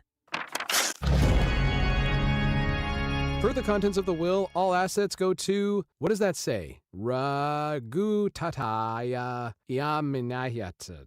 Yeah, I don't know. I was in a weird place when I wrote this. This is a job for sponsored jobs. This is what happens when you don't sponsor your job on Indeed. Next time, get matched with quality candidates with Indeed sponsored jobs. Visit Indeed.com/hire now and sponsor your job today. Hey, can you blow up some balloons for Jack's party? I can't. I'm so congested. You need Sinex Saline from Vicks. Sinex Saline nasal spray. Yeah, just Sinex. Breathe. Sinex Saline instantly clears everyday congestion associated with colds and year-round allergies with a gentle, ultra-fine mist that's no mess and easy to control. Daddy, we need more balloons. On it. Enjoy life's important moments without congestion. Try Sinex Saline from Vicks. Just Sinex. Breathe. Use as directed. This is the story of the one. As the purchasing manager at a manufacturing plant, she knows the only thing more important than having the right safety gear is having it there when you need it. That's why she partners with Grainger for auto reordering, so her team members can count on her to have cut-resistant gloves on hand, and each shift can run safely and efficiently. Call 1-800-GRAINGER, click Grainger.com, or just stop by. Grainger, for the ones who get it done. I'm Boomer Esiason. My mom died from cancer. She was only 37 years old. She didn't have life insurance, and that was devastating for my family. That's why having life insurance is so important to me. Ethos makes it fast and easy. Get a quote in seconds, apply in minutes, and get same-day coverage. You can get up to $3 million in coverage with no medical exam. Get your free quote at ethos.com/play. That's ethos.com/play. Paid spokesperson. Time spent on application may vary. Online health questions required. here's your traffic report on 96.5 The Fan. Across the downtown area, traffic is picking up and speeds are slowing down. Really slow speeds, I-35 and US 71, the 18th Street Expressway, signal delays and lane shifts, Ward Parkway and Metcalf Avenue. I'm Bill Brooks, 96.5 The Fan Traffic. This is 96.5 The Fan, your home for Chiefs football. I do want to talk about the NFL here in a bit. And I know we're just having a little fun on the text line. But, Rob, I don't really understand how you could listen to sports talk radio and then be mad that on the sports talk radio they're talking about the game that happened yesterday. Like, I'm reading the text line. Why are you guys talking about KU? Because they're playing. Who else? What else should we be talking about right now? Who else is in the news at this point? I don't know if you can do that. I'm very perplexed reading the text line right now. Rob, let's talk a little bit of NFL. So the odds are already out for next year. Now, I said this earlier today on our Chiefs Roundtable, which I would highly encourage you to go check out. I will say it again now. If you are already betting on what team you think is going to win the division in the National Football League, what team you think is going to make the playoffs or the Super Bowl, you need to call the number right now. I'm all for a little wager. I'm all for a futures wager. I've already placed a wager on March Madness on a team that I like. I get all of that. We just finished the season 2 days ago. There's so much more information that needs to be had. So if you're grabbing the Chiefs at plus 190 to win the division, I'm telling you right now, my brother, you got a problem. And you need to talk to somebody about it, a professional about it. So this is how they have it.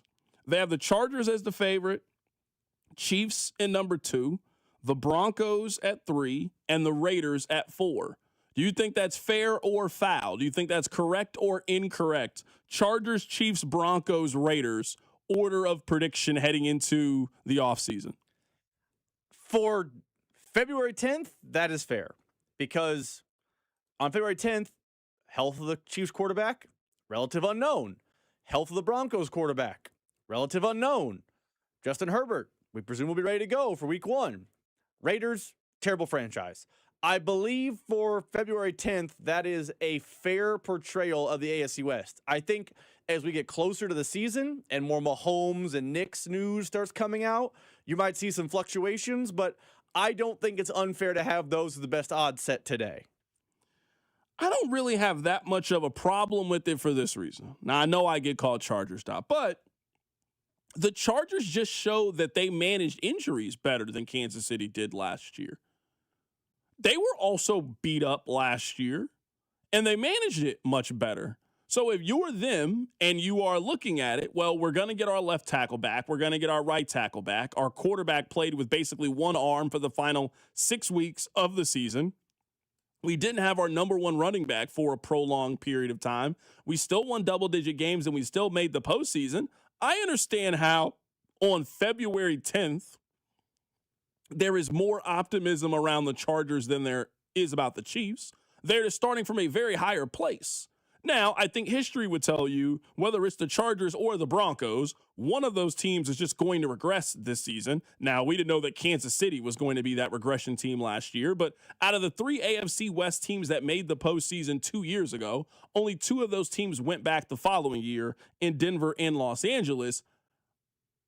I understand why the Chargers today, in February, I understand why they are perceived to be the favorite. Now, I think this is going to change and go up and down. Maybe the Broncos move up, maybe the Chiefs move back, maybe the Chiefs move up. I do think there's going to be some movement because I think right now on paper, these 3 teams feel like they are very close to one another. But I don't really have much issue with the Chargers being a slight favorite at this point in the offseason. We just got things going.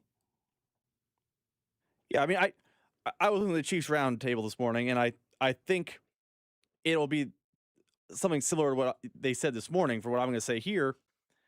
I don't think it is crazy to not pick the Chiefs win the AFC West. I think, you know how we had the yearly jokes, like we always say, like, oh, we have our once a year, we do this show once a year, but I think it's going to be totally fair if Colin Cowherd, Jason McIntyre, Danny Parkins, whomever, this summer says the Chargers are the team to beat in the AFC West. I think that is a fair take.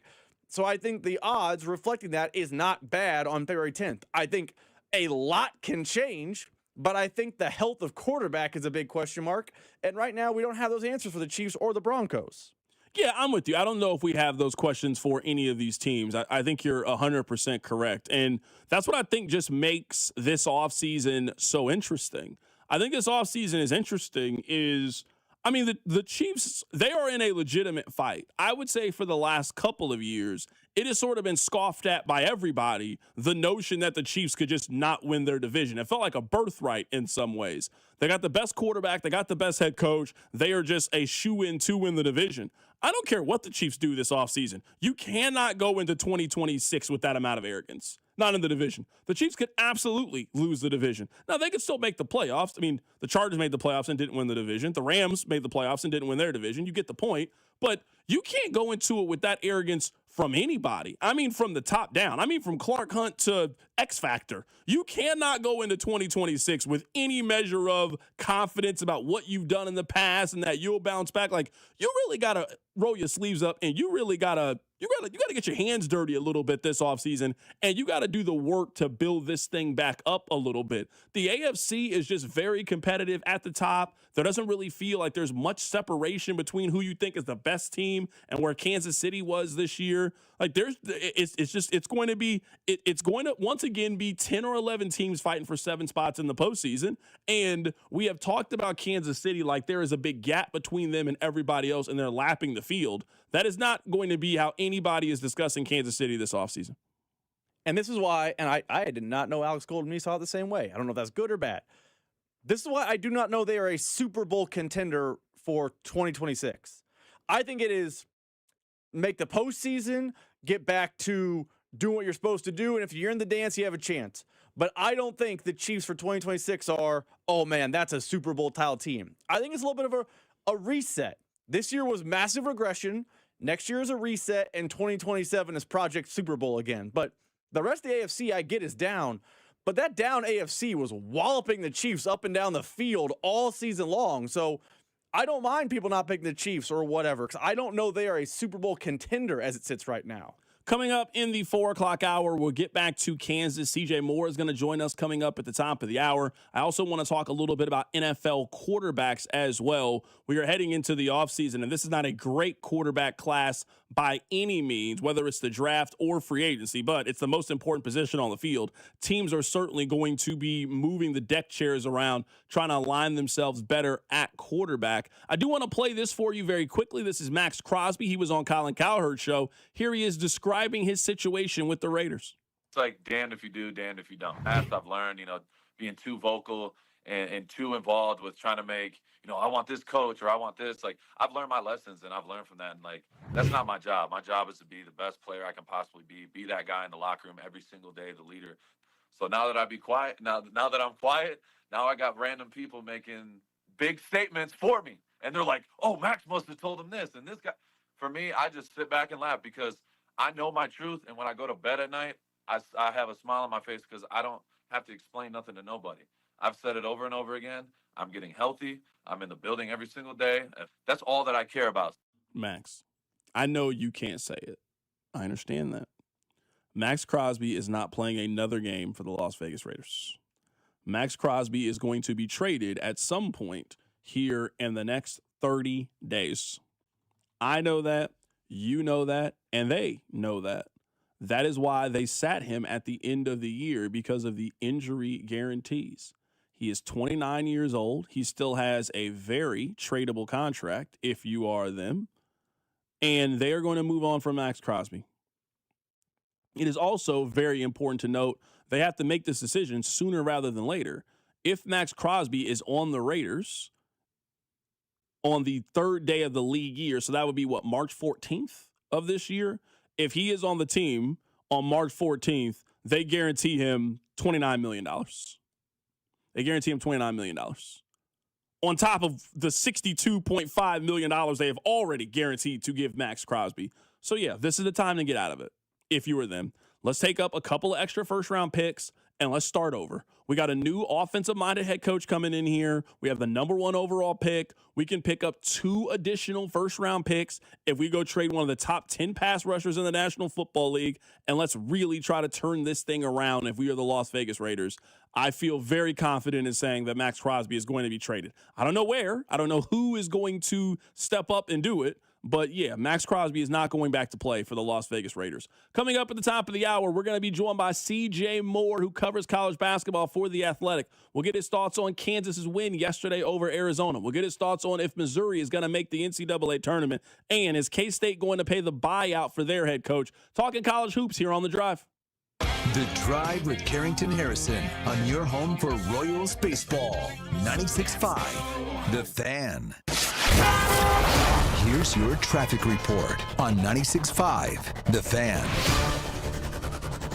Residual backup northbound I-29 near Platte City after a wreck. Road work is also impacting traffic eastbound I-70 near State Avenue and I-435 Johnson County between K7 and College Boulevard. I'm Bill Brooks, 96.5 The Fan traffic. Hold on tight. Things are spinning into action. At Harris, Kansas City on Saturday, February 28th, it's the $50,000 Spincredible event. Take your turn at the giant prize wheel and spin your way up to $5,000 in free play. And the excitement keeps turning because at 10 p.m., one lucky winner will walk away with $50,000 in cash. Keep those entries rolling with 5 times entries on Sundays, February 15th, 22nd, and Friday, February 27th. Spin big, win big. Only at Harris's Kansas City. 21 or older to gamble. Know when to stop before you start. Gambling problem? Call 1-800-GAMBLER. Redfin is giving away $1 million home in an epic, never-been-done-before scavenger hunt on the Redfin app. It's called The Great American Home Search, presented by Rocket. The house was hidden in both Redfin and Rocket's big game commercial, so go back and watch it closely.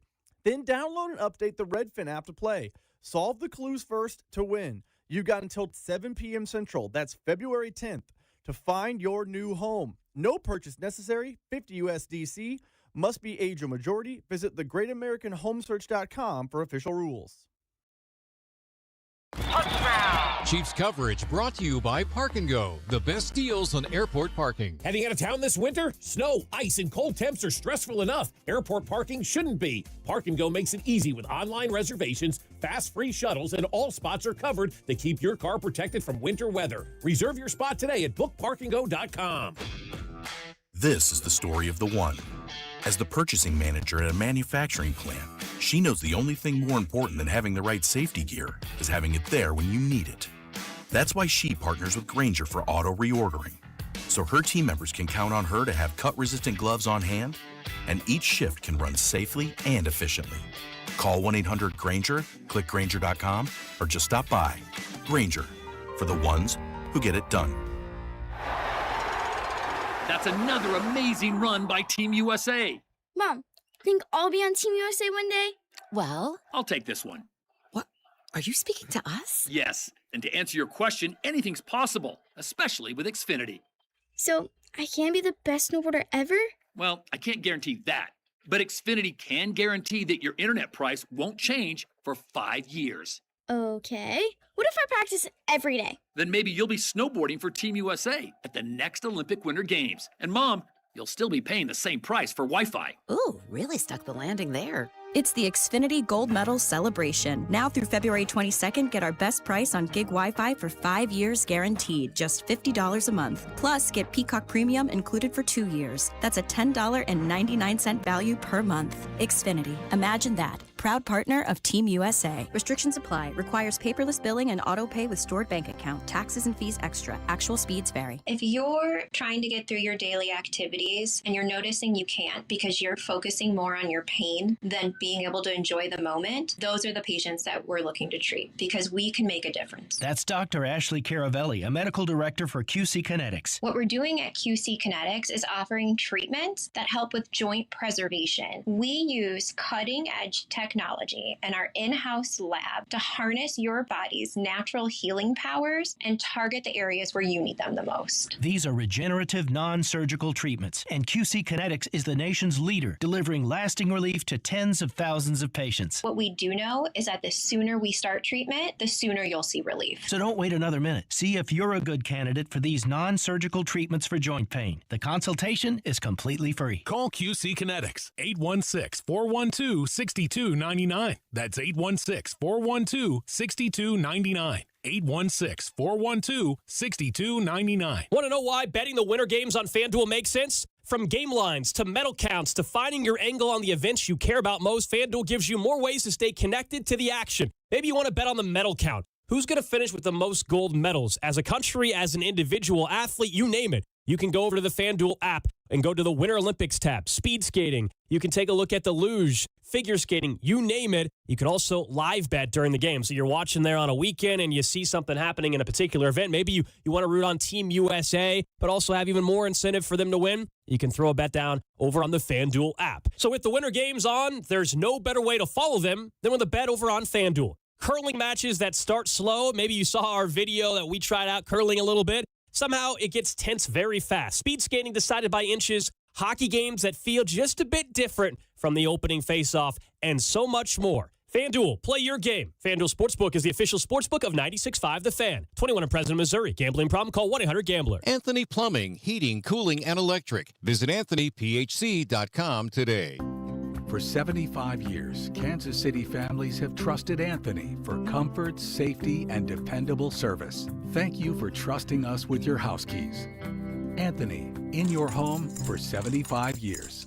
Be sure to follow us on Instagram at TheFan965 for behind-the-scenes videos like MVP Monday, Chiefs Take Tuesday, and Best Bets. This is your home for Kansas City sports. 96.5 The Fan, KFNZ, FM and AM, HD1 and HD2, Kansas City, an Odyssey sports station.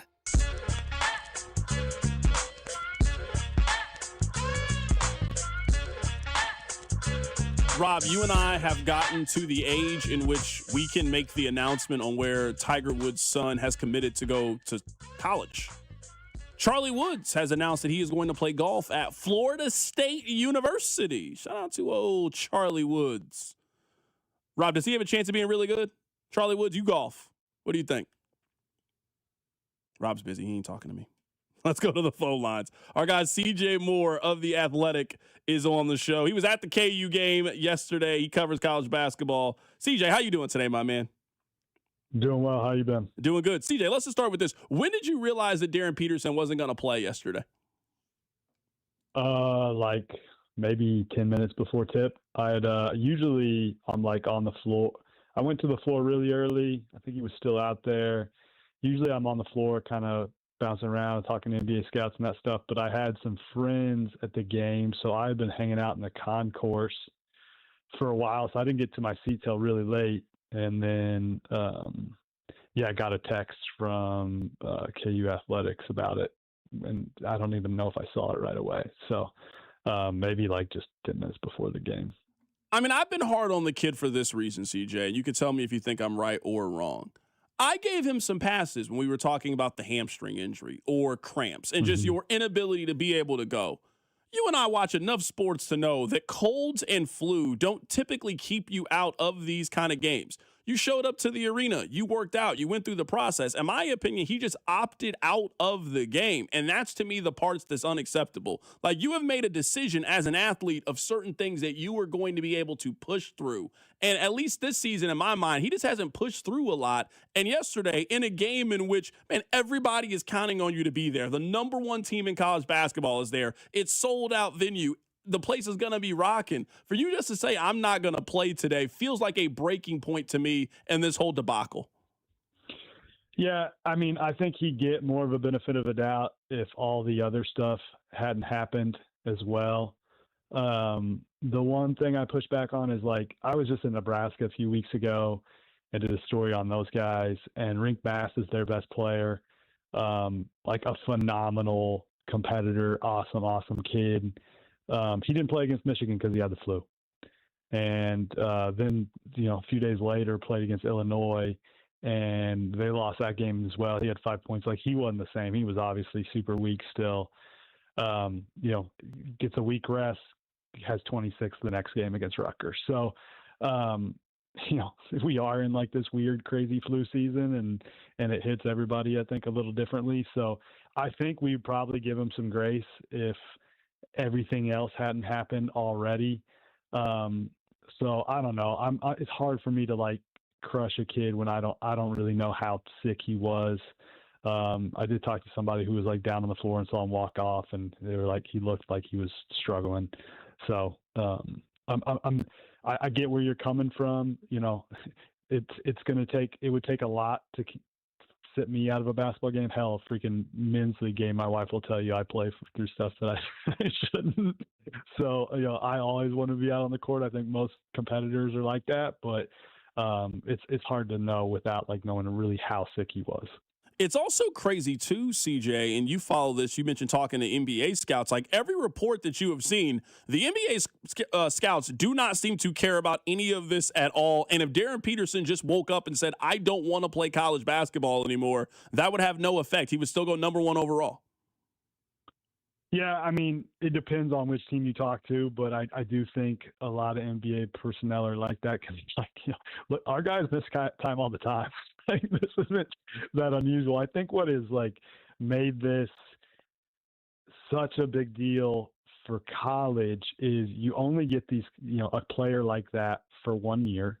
You spend a lot of money on them, and there's almost like this expectation that like you're owed a full season from this guy because look what we've paid you, and we know we're only getting you for 1 year. Where like if this was his rookie season in the NBA and he had played the number of games he's played in, it probably wouldn't be quite as big a deal. Right now, we're talking to CJ Moore, who covers college basketball for The Athletic. We'll get to Missouri and Kansas State as well. There's a lot of local college basketball stories. Let's talk about it last night. CJ, you were in the building. We had Matt Tate on. I'm sure you're familiar with Matt Tate. He said that's the best he's ever seen Allen Fieldhouse. You've been to a lot of games in the Fieldhouse. How would you rank the environment, the atmosphere with yesterday? All right, so nothing's ever going to touch Missouri final border war before they left for the Big 12. Like that Thomas Robinson block foul, whatever you want to call it. I'm sure you'll call it a foul. But that when he blocked that shot, that's the loudest I've ever heard that building. It made my laptop freeze from the vibrations in the arena. Like I don't think any environment will ever touch the like venom that was in the air, like the excitement of coming back and beating them and winning that game for the KU fans. But last night might have been like number two. There were West Virginia comeback years ago. I actually missed the Buddy Hield game. But I tweeted this earlier, like I'm almost numb to like Allen Fieldhouse rocking because I've been to so many of these games and like the environments are always pretty great. But last night, like the intensity of it from start to finish was definitely on another level. I came out really impressed with Arizona in the first half, that I thought Arizona sort of handled the tempo, handled the intensity. And it felt like for the first 20 minutes, every time KU felt like they were going to make a push, Arizona answered with another basket. And then in the second half, it felt like the basket really tightened up for Arizona. Maybe that was just the gravity of the moment and everything. And then KU really started to put it together for those last 20 minutes and really fed off the energy of the crowd. Yeah, I mean, Arizona's going to be fine. They're a really good basketball team. Now, I wonder if that's a team that can win a national championship with as little outside shooting as they have, and I think that was kind of magnified in that second half when, it got a little harder to get to the rim and dominate in the paint, and they maybe settled for some mid-rangers and some guys took shots that aren't great shooters.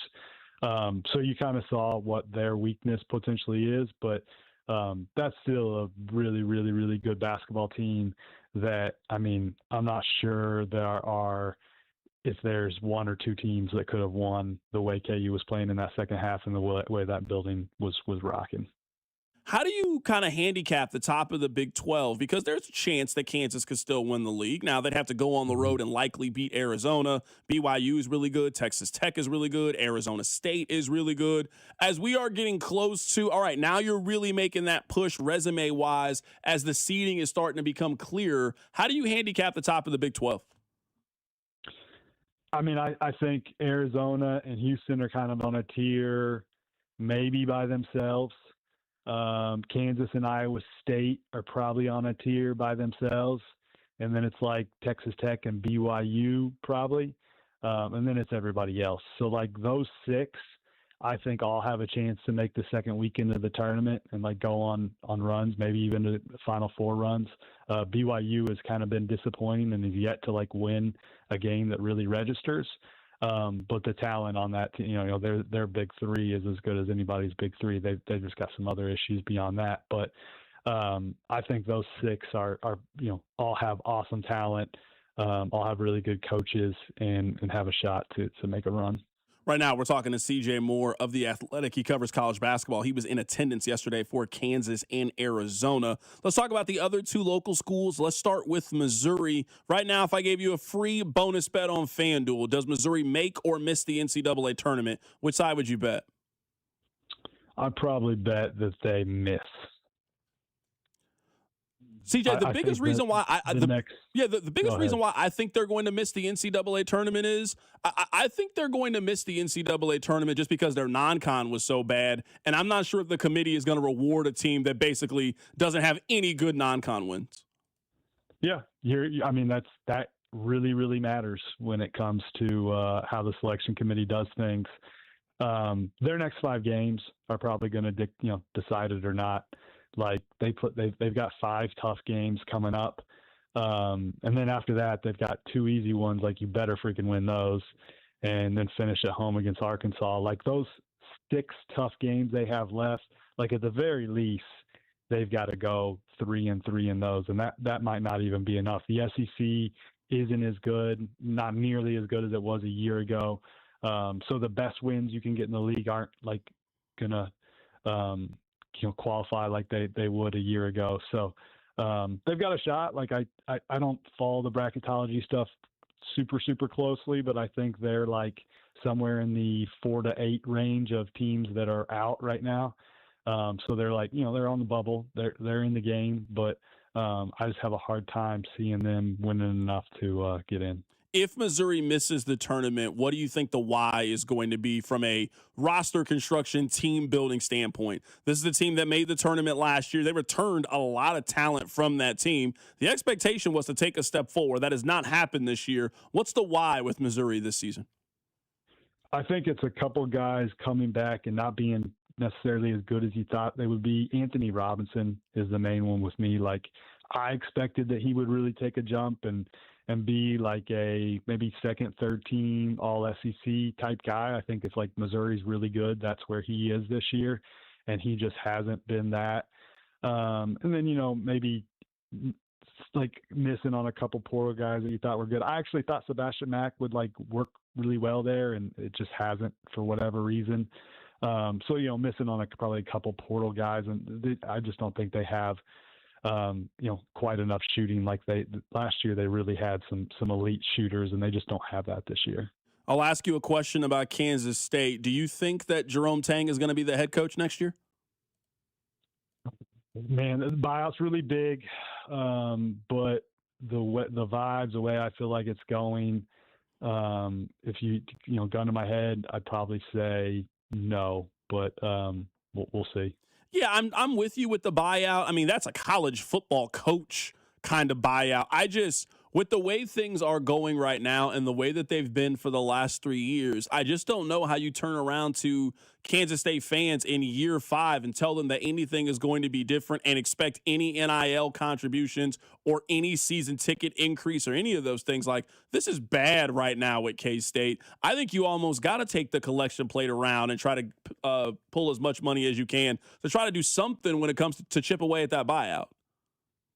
Yeah, for sure. And you could just have one donor who steps up and is willing to eat it for you. And, that's the toughest thing in this era is like when you have a couple bad seasons in a row, but you have spent on your roster and you convince people to like give you money to spend big on your roster, and then it goes as poorly as it's gone.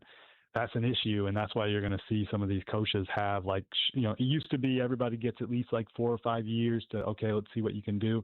I think those time spans are going to get a little shorter. I'll get you out of here with this last question. Give me a team right now in college basketball that you think is overrated. Give me a team right now in college basketball that you think is underrated and flying in under the radar with 4 weeks to go until Selection Sunday.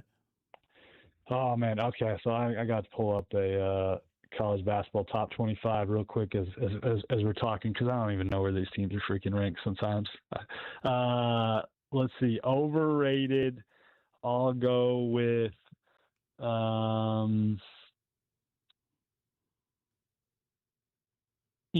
not like Duke is properly rated, but I'm just not a believer in the guard play.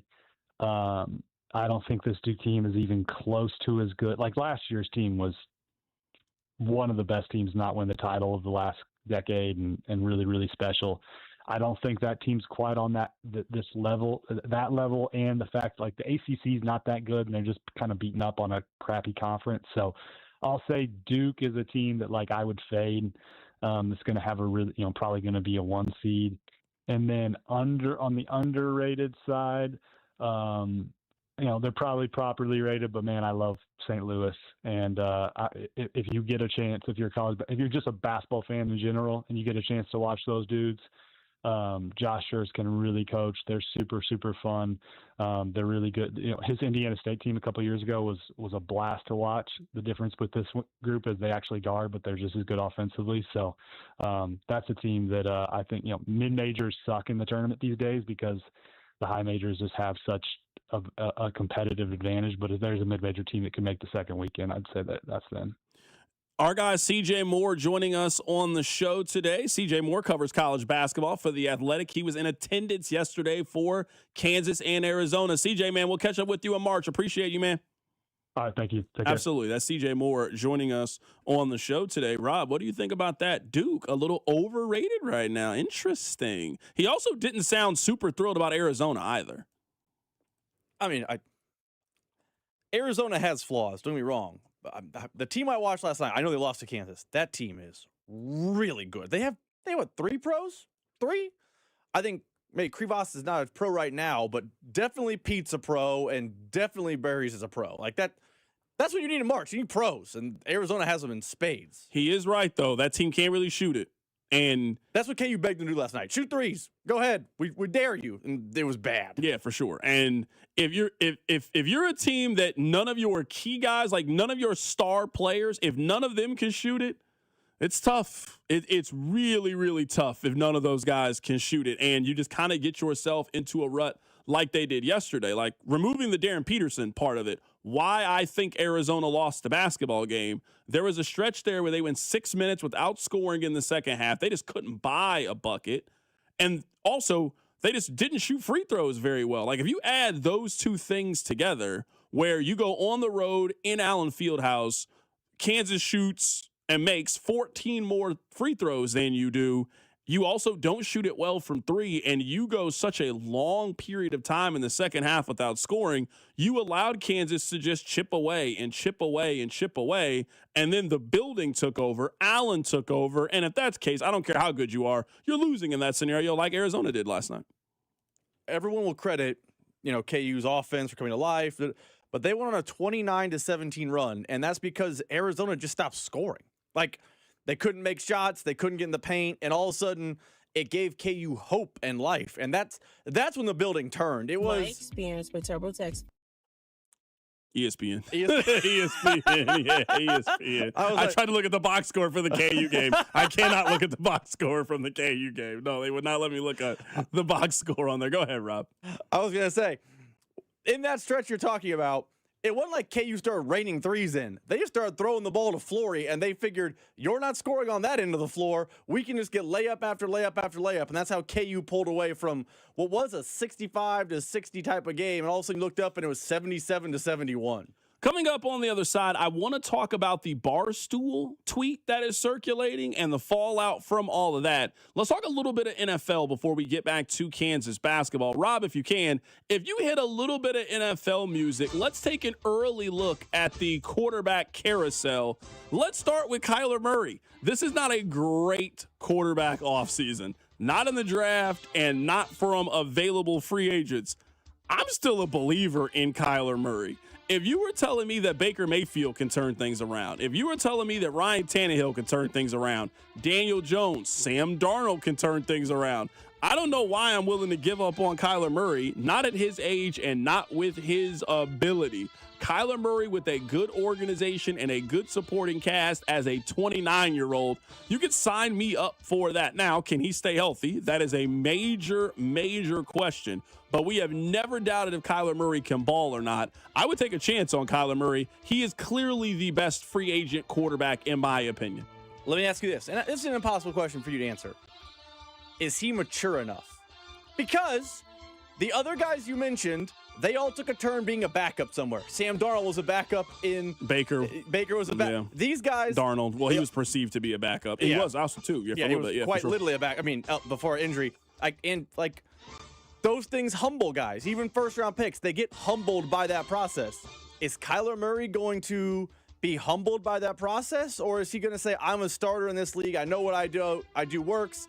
I've been put in a bad situation. Now let me get to work. Like, he hasn't had that, rehab your career backup stint yet. I don't know he has the temperament, based on what we know about him, to go do that. And if that's the case, I don't know he's a good rehab project. That's a very, very fair question. I'm on ESPN right now, and they are saying that they believe the return for Kyler Murray would be a day 3 pick. If you're telling me that you can get Kyler Murray, you just got to assume that contract for a 4th or 5th round pick. Is the talent worth it? I would roll the dice if I'm a team for Kyler Murray. Another veteran quarterback who could be changing teams this offseason, Tua Tagovailoa, could be changing teams. Do we think he's a starter next year in the National Football League? I think that Kyler is a starter next year in the league. Are we sure that Tua is going to be a starter? I ask that because I don't think Tua can play somewhere where it's cold next year. And I'm just trying to think of the teams that could possibly be available and the teams that I think would be in the market for Tua. And I think that's a really, really small market. I don't think he's going back to Miami. I don't think Tua start next year in the league. I mean, where would he start? Like, unless you're the Jets, a quarterback-needy team that can't get Mendoza, are you taking a shot at that? I agree with you. I think he's going to go the Sam Darnold path and go be a backup somewhere and then, rehab his career in 2 years. Like, he's the starter of Team X. I think he's a very expensive backup next year for someone in the league. Let's continue moving on the quarterback carousel. Malik Willis, who he's going to be a starter, really started to play well those last couple of weeks. Now, great system, great offensive-minded head coach. He was not a significant passer, but in terms of just running the ball dual threat option, he was viable toward the end of the season. He is only 26 years old. He has not made a lot of starts. He's only made 6 in his NFL career, 3 with Tennessee and also 3 with Green Bay. I do think a team's going to give Malik Willis a chance next year. I don't know who that team is going to be. Maybe Miami? Miami's not bad. Is the team that would roll the dice for Malik Willis? Former Packer. Yeah, they do have him, the Jeff Heatley guy. And there was some front office connection they hired. So it feels like Malik Willis is going to be a Miami Dolphin, and they feel like the rest of their roster is competitive enough. I mean, weirdly enough, I think the Dolphins finished a better record last year than the Chiefs. So, they feel like their roster is a quarterback away incorrectly, but they feel that way. So I think Malik Willis is a Dolphin and a starter next year. Do you think Kirk Cousins is a starter next season? That's a great question. Yes. For who? I think it's Cleveland. Interesting. I think Kirk Cousins to Cleveland is... I think Shadour's starting for them next year.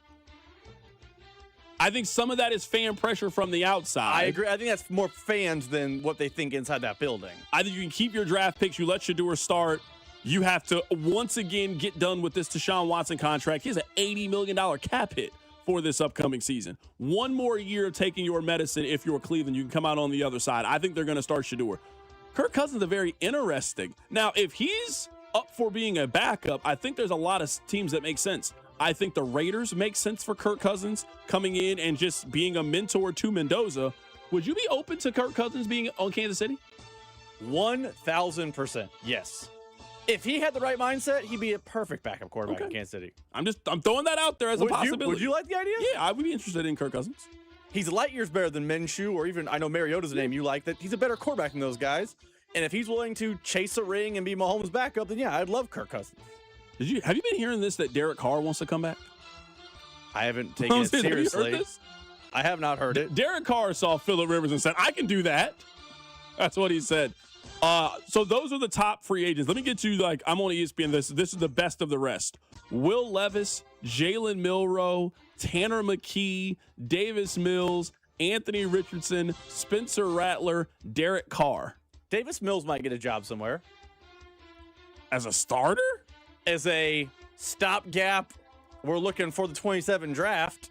If your team is picking up Davis Mills, just go ahead and start getting ready for the draft. That's what that would be. Just start getting ready for the draft. Or he'd go somewhere like Minnesota and be like a high-end backup. Yeah. Now, could somebody end up going to Minnesota to really push J.J. McCarthy? Certainly. I definitely can see that happening. You want to know somebody who has really, their energy has really changed? I completely forgot about him. Garrett Nussmeier. Remember when we thought Garrett Nussmeier was going to be the number 1 overall pick? Is he going to be he's not going to be a day 2 pick, is he? I think he feels like a 95th overall pick. That's what he feels like. You make fun of it, but Tyler Shuck was that, and I'm with you. That's what I'm saying, he's though. a thing. If I'd asked you this question a year ago, I'd say, who's the number 1 overall pick? You probably would have told me Garrett Nussmeier. Or Arch. I would have guessed Arch, too.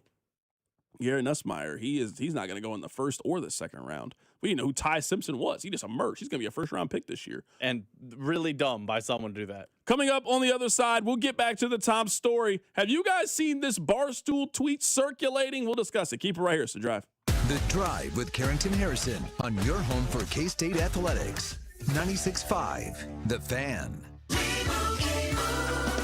And Doug. There's nowhere I wouldn't go to help someone customize and save on car insurance with Liberty Mutual, even if it means sitting front row at a comedy show. Hey everyone, check out this guy and his bird. What is this, your first date? Oh, no. We help people customize and save on car insurance with Liberty Mutual together. We're married.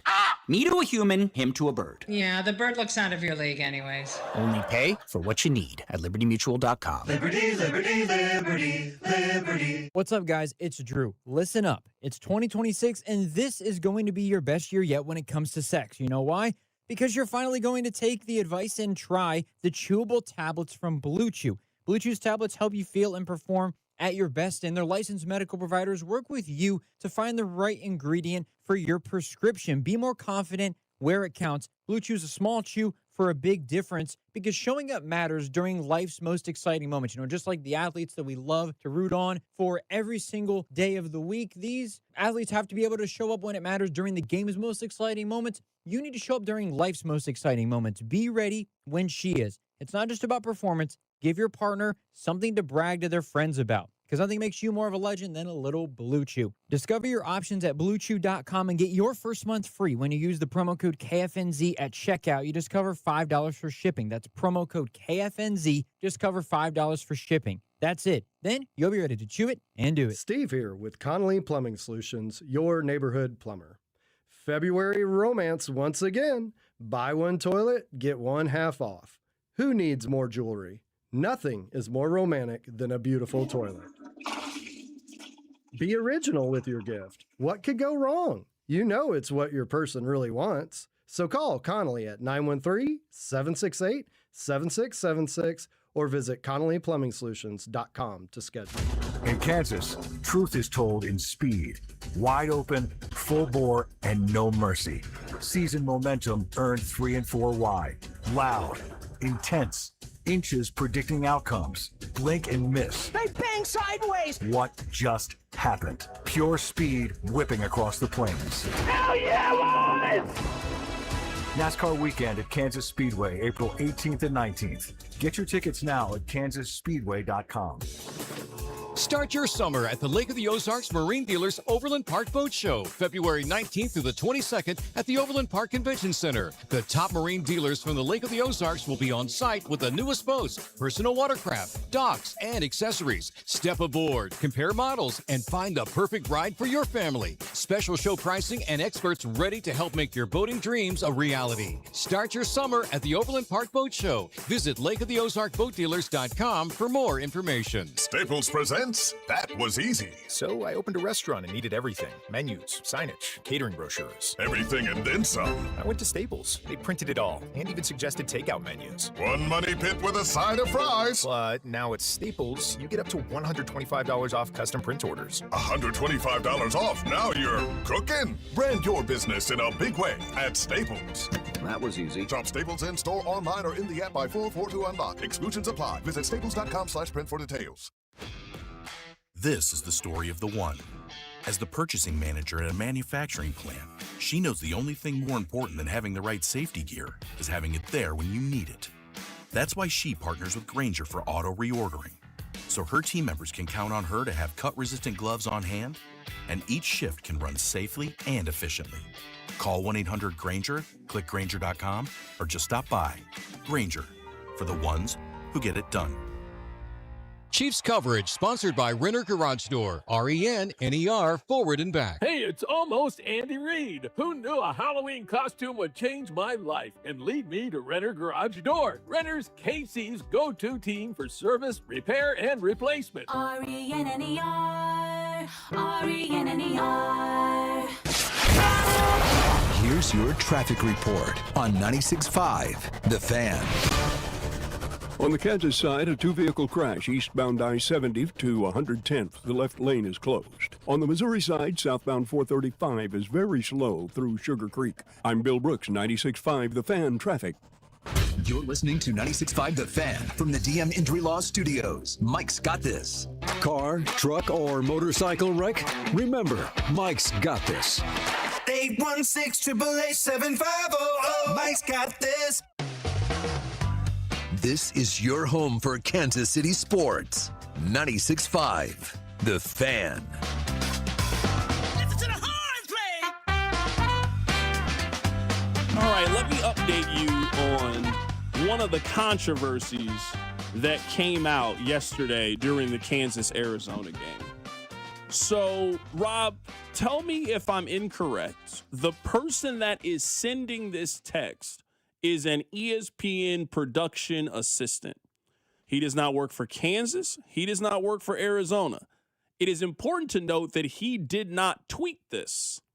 He is sitting at the scores table. He is texting this to someone. Someone is sitting behind him and is videotaping him while he is on his phone, post his text on the internet. So that is important to note. So this man is texting someone, we don't know who he's texting, and he is telling them the story, according to him, of why Darren Peterson didn't play. So this was the text, if you can read the zoom in. It says, so he's sick, and he didn't tell anyone in practice. And Bill said, don't half-ass it. If you're going to play, then play. If not, then sit. DP said, blanket, I'm out. And then we get the announcement that he is not going to play. Now, it is important to note, I don't know this person. I don't know if this story is true or not true. But I think what is really important is that Kansas, during the middle of the game, released a statement about it. Now, they didn't release an official statement, but it is important to note that their associate athletic director comments. That's a statement. He then released it and said, the person texting in this video is a contactor crew worker who handles official stats during the game for ESPN. He does not work for Kansas. He is not affiliated with the athletic department in any way. He has no inside information and was speculating, we are handling this internally. We then saw another video of somebody, I don't know who it was, going over there and talking to the person who sent the text. Don't know what was said. You bring all the attention in the world to that if you were Kansas by releasing a statement during the game.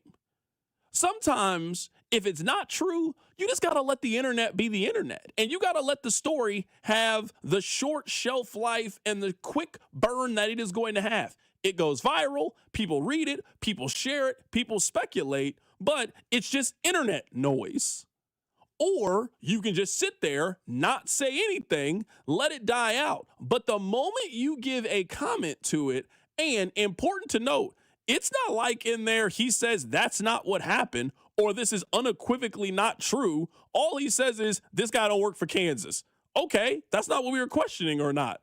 You don't got to work at Kansas to be around when this happens. If you're a media member or work in the media, you've been around practice before and you've heard some things or seen some things.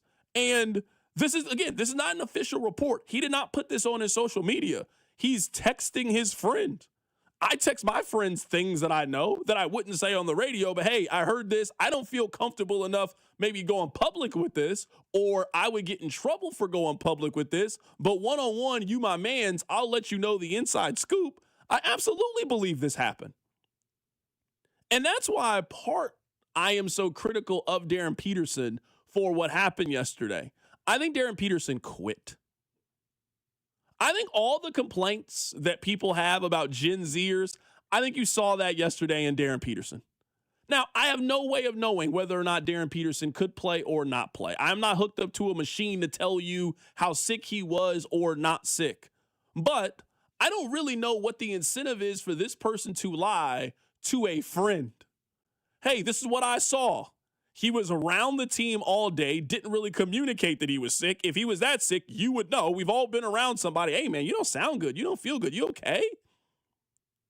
I think Darren Peterson was around the team yesterday. I think he was challenged by his head coach. Hey, I know you're not feeling 100%, but if you're going to make the decision to play, then we need you all in. We need you invested. I think Self got on the kid a little bit. I think the kid was like, I don't want to deal with this today. I'm sick. I'm going home. I think he quit on you guys yesterday. I think he quit on Kansas basketball yesterday, and that should be unacceptable. We got to start holding these guys, in my opinion, to a different standard when you've made the decision to take the money. And what I don't want to do as a media person that screamed for years that they should be getting paid and that we should stop acting like this is amateur athletics and that we should give these guys the money that they deserve. I'm not mad that Darren Peterson is getting paid. He's worth $2 million. But you can't play in 13 games, miss 11 games, and then in one game, in my opinion, you opted out. This wasn't a hamstring injury in which you're worried about your draft stock. This is not a situation in which you think one injury, one something can ruin or damage your future. You going out there and trying to play with the flu, realizing you can't play or only playing in 10, 15-minute spurts, trust me, the Chicago Bulls, they are not moving on from you because you played poorly when you were sick against Arizona, but you got to try.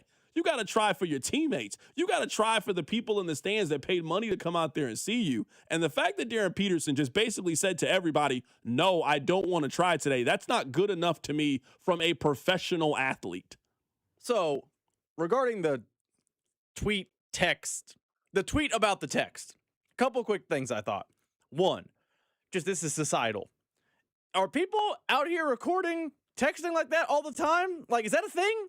Like, that's super weird to me. That's the part that, like, I don't want to get too pulled off the point here, but it's a Barstool Arizona Wildcats account that is sitting behind a person that works for ESPN, and they're zoomed in on his phone while he texts. That's weirdo behavior to me. I get how, like, I just didn't know that's a thing people did. That's not here nor there. It's very goofy to me. I think KU gave this air to breathe. I think this is an internet story that would go away, and if Bill Self got asked about it in postgame, he'd be like, I don't know what you guys are talking about. He'd make some joke. The whole media would laugh, and no one would talk about it. So I think KU, by accident, made this a thing. Now, do I think this guy was, in the know as a TV stats guy? No. But he's sitting on press row during practice. He's sitting on press row in the front seats during walkthrough and during shoot around. Do I think he probably heard some things and an exchange of this may have happened? Probably. I do think that. But do I think this is the end-all be-all reporting? No. I also think, and maybe I'm just defending Kansas here, Bill Self being like, if you aren't full go, then don't go at all, is Not surprising to me, considering I think Bill Self at this point in the season. I don't think that's what he was telling him, though. This is what That's the thing. Without tone, we do not know. I know. I'm with you. But I guess I would just use it to our philosophy. You and I both know, hey, some days, if you ain't coming prepared to work, then just take the day off. Because you then coming to work and then not being committed to work, that is worse, in my opinion, than you taking off. So tomorrow, Rob, if you tell me, hey, I'm dealing with me and my wife, hey, man, I just can't be here today. Good. Take the day off. Hey, my brother, take a couple of days off, come back. But don't come up here and your mind is elsewhere and you are not focused on the task at hand. So maybe I am projecting what I think Self is telling him, but that's what I think Self is telling him. I think Self is telling him, if you're making the decision to play today, then play. Then do what everybody else is doing. And I don't think that he was committed to doing it. And this is where I understand how people don't want to put all of the blame on the 19-year-old. But to me, this is a personality thing. Like, I'm reading this. Guys, this is my belief. This is why kids should not be getting paid in college, because of situations like this. If he wasn't getting paid, the coach could just bench him and say, you're not playing. This is only a Darren Peterson problem. I don't want to make it seem like we have some rash of college basketball players that are just waking up as one-and-done kids and now saying, well, I'm not playing today. Who else is this a case for? This isn't the case for Arizona. They had 3 freshmen that started in the game yesterday. This isn't happening at Duke. This isn't happening at Arkansas. This isn't happening at Kentucky. This is not our first one-and-done player in college basketball. This isn't our first one-and-done in the NIL era. There's one college basketball player that seems to wake up and decide when I want to come to work and when I don't want to come to work, and that's Darren Peterson. So if you want to make this argument, another text, CDOT, this is a combination of himself, his parents, his agent. The kid is getting terrible advice and being coddled. Life's going to come at him fast. Some of these things I'm not putting on your parents. I'm not putting on your agent. I'm putting that on you. I don't think that his parents played a part in yesterday's decision. I don't think his agent played a part in yesterday's decision. I think Darren Peterson made the decision of, I don't want to go to school today. I don't want to go to work today. I'm sick. I'm not feeling 100%, so I'm not going to play. That's different to me than when it was with the hamstring injury. And that way, to me, some of that is protecting you from yourself. Hey, come on, calm down. Hey, you're going to make $500 million playing basketball here. If you're on a hamstring at 70%, you can do some severe permanent damage to yourself. You can't do any severe permanent damage to yourself playing basketball for 15, 20 minutes with the flu. You ain't doing no severe permanent damage in that scenario. No.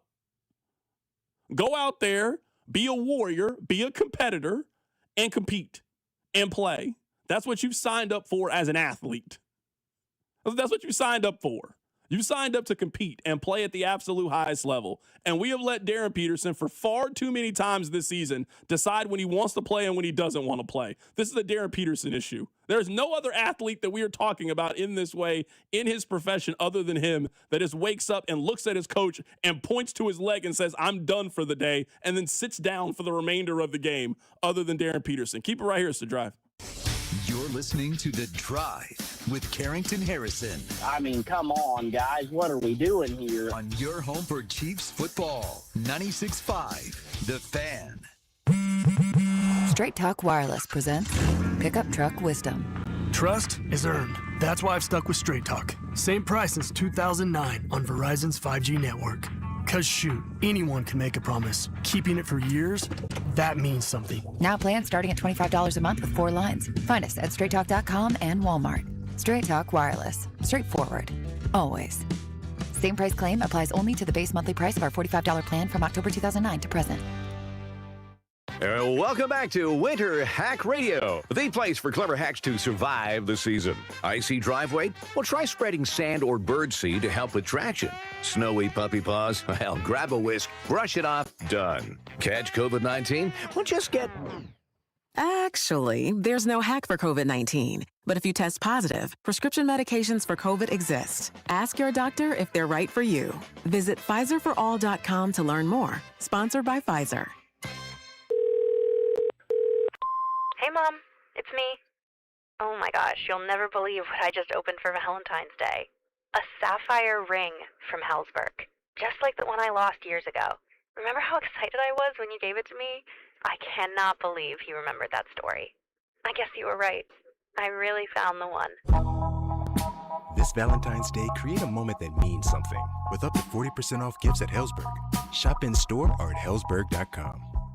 Don't let winter catch you off guard. Keep your family cozy with a $69 heating system tune-up from Hamilton Plumbing, Heating, AC, and Rooter. We have pros available 7 days a week to keep your system running at peak efficiency, helping prevent costly breakdowns, lower energy bills, and keep your home warm all winter long. Over 40 years experience and more than 8,000 five-star reviews are great reasons to trust Hamilton. Visit callhamilton.com/radio for details, terms, and conditions. License number 2025-11121. Hi there, I'm Charlie. And I'm Carter. Our dad is Rex with Rex Buys KC. If you're thinking about selling a home in Kansas City and don't know where to start, our dad can help. Sometimes life throws curveballs, like moving for a new job, dealing with a divorce, or inheriting a house you weren't expecting. Dad doesn't just make offers, he talks with people to help them understand all of their options. No pressure, and it doesn't cost anything to talk with his team. He's a local home buyer who really knows Kansas City. If selling to him is the right choice, he'll give you a fair cash offer, and you can close on your timeline even in as little as 7 days. He buys homes in any condition. No need for repairs, no fees, no surprises. Just an honest, easy process so you feel good about your decision. Want to talk to him? Call 816-330-6000 or go to rexbuyskc.com. Rex Buys KC, helping people make smart choices one home at a time. Guys, Hy-Vee has us covered this Valentine's Day. No matter how you celebrate, Hy-Vee has everything we need to make Valentine's Day special. I love it because it's a one-stop shop for everything. Flower arrangements. They've got beautiful floral arrangements for everybody. You can pick them up or have them delivered. Hy-Vee also has home-cooked meal options where they'll do everything, and then you will look like the superstar in the kitchen. And so many great gift ideas as well, including chocolate and retail gift cards. Just one stop to make this the sweetest Valentine's Day ever, only at Hy-Vee. It's Thirsty Thursday at Hy-Vee. Time to stock up the bar and fill up your tank. Earn 50 cents per gallon fuel savings on every $50 purchase of wine, beer, hard seltzer, and spirits. Mix and match all your favorite libations and get a 50-cent fuel saver with every $50 purchase. Stack up the savings and your next fill-up could be free. Don't miss Thirsty Thursday at your Kansas City, Missouri Hy-Vee. Product promotion differs by location. Offers valid where legal, available while supplies last. Empower. After wanting one for years, Kevin is finally enjoying his new hot tub. This is the life. He worked with Empower to help him get good at money, so now he could be a little bad. Oh, no, not my phone. Oh, Kevin. Kevin's phone may be in hot water, but his finances aren't. Invest well, live a little. Start today at empower.com. This is the story of the one. As an HVAC technician, he and his digital multimeter are in high demand. So when a noisy office HVAC turns out to be a failing blower motor, he doesn't break a sweat. With Grainger's easy-to-use website and product information, he selects the product he needs to keep everything humming right along. Call 1-800-GRAINGER, click Grainger.com, or just stop by. Grainger, for the ones who get it done. Chiefs coverage brought to you by Metal by the Foot, your metal project superstore. At Metal by the Foot, we pride ourselves on delivering the highest quality metal to meet your exact needs. Located in Casey and Topeka, online at metalbythefoot.com. When you need a piece of metal, remember, metal doesn't have to cost an arm or a leg, just the foot. Here's your traffic report on 96.5 The Fan. Residual delays still hanging on. Northbound 29 near Platte City due to an earlier major crash. Wyandotte County traffic remains slow eastbound I-70 near State Avenue due to an earlier wreck. I'm Bill Brooks, 96.5 The Fan Traffic. You're listening to The Drive with Carrington Harrison on 96.5 The Fan and the Odyssey app. Rob, you don't know what bothers me, man. This is what bothers me. We really had KU on the ropes last year. They were a 7 seed in the NCAA tournament. They couldn't win a road game last year. People were questioning whether or not the game had passed Bill by. I mean, I didn't understand how good I had it last year with Kansas basketball. I really didn't. They were terrible in the regular season. They were terrible in the Big 12 tournament. They lost in the first round. I mean, last year was a really enjoyable Kansas season. Little did I know that they were going to turn around a year later, and now I'm watching this team, and I know I don't want you to cut this and use this out of context. I don't hate this Kansas team. I kind of like watching them play. I kind of liked watching them yesterday. They play hard. They play for each other. They give high energy, high effort. I like this team. Last year's team, just from a pure, I got to watch this team for work perspective, they were not an enjoyable basketball team to watch. They were not fun to watch. Watching teams just pick and roll Hunter Dickinson to death, or just mouse in the house DeJuan Harris down low in the paint, or watching DeJuan Harris shoot a basketball, it wasn't that enjoyable.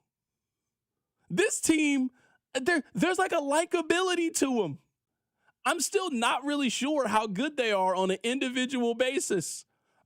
Melvin Council shot 6 for 25 yesterday, but had 4 of the most important baskets in the game. Bryson Tiller's getting a little better. Flory blocks everything that's at the rim. They got a little contribution from the depth, from the bench yesterday. I'm sitting there and I'm like, you know what, man? This Kansas team is not that bad. Dare I say I enjoy watching this Kansas team. I hate myself for it. I really do. I hate myself for enjoying watching this Kansas team. But they're fun. They're enjoyable. I found myself, you know what, man? Good for them. I don't want to feel that way. Why can't it go back to how it was last year? I like the way that it was last year. I vehemently disagree with last year being good. We had CJ Moore on the show, and I was like, when was the last time we had CJ on? And we were talking before he came on the air. He's like, I think it was last year before the first round games.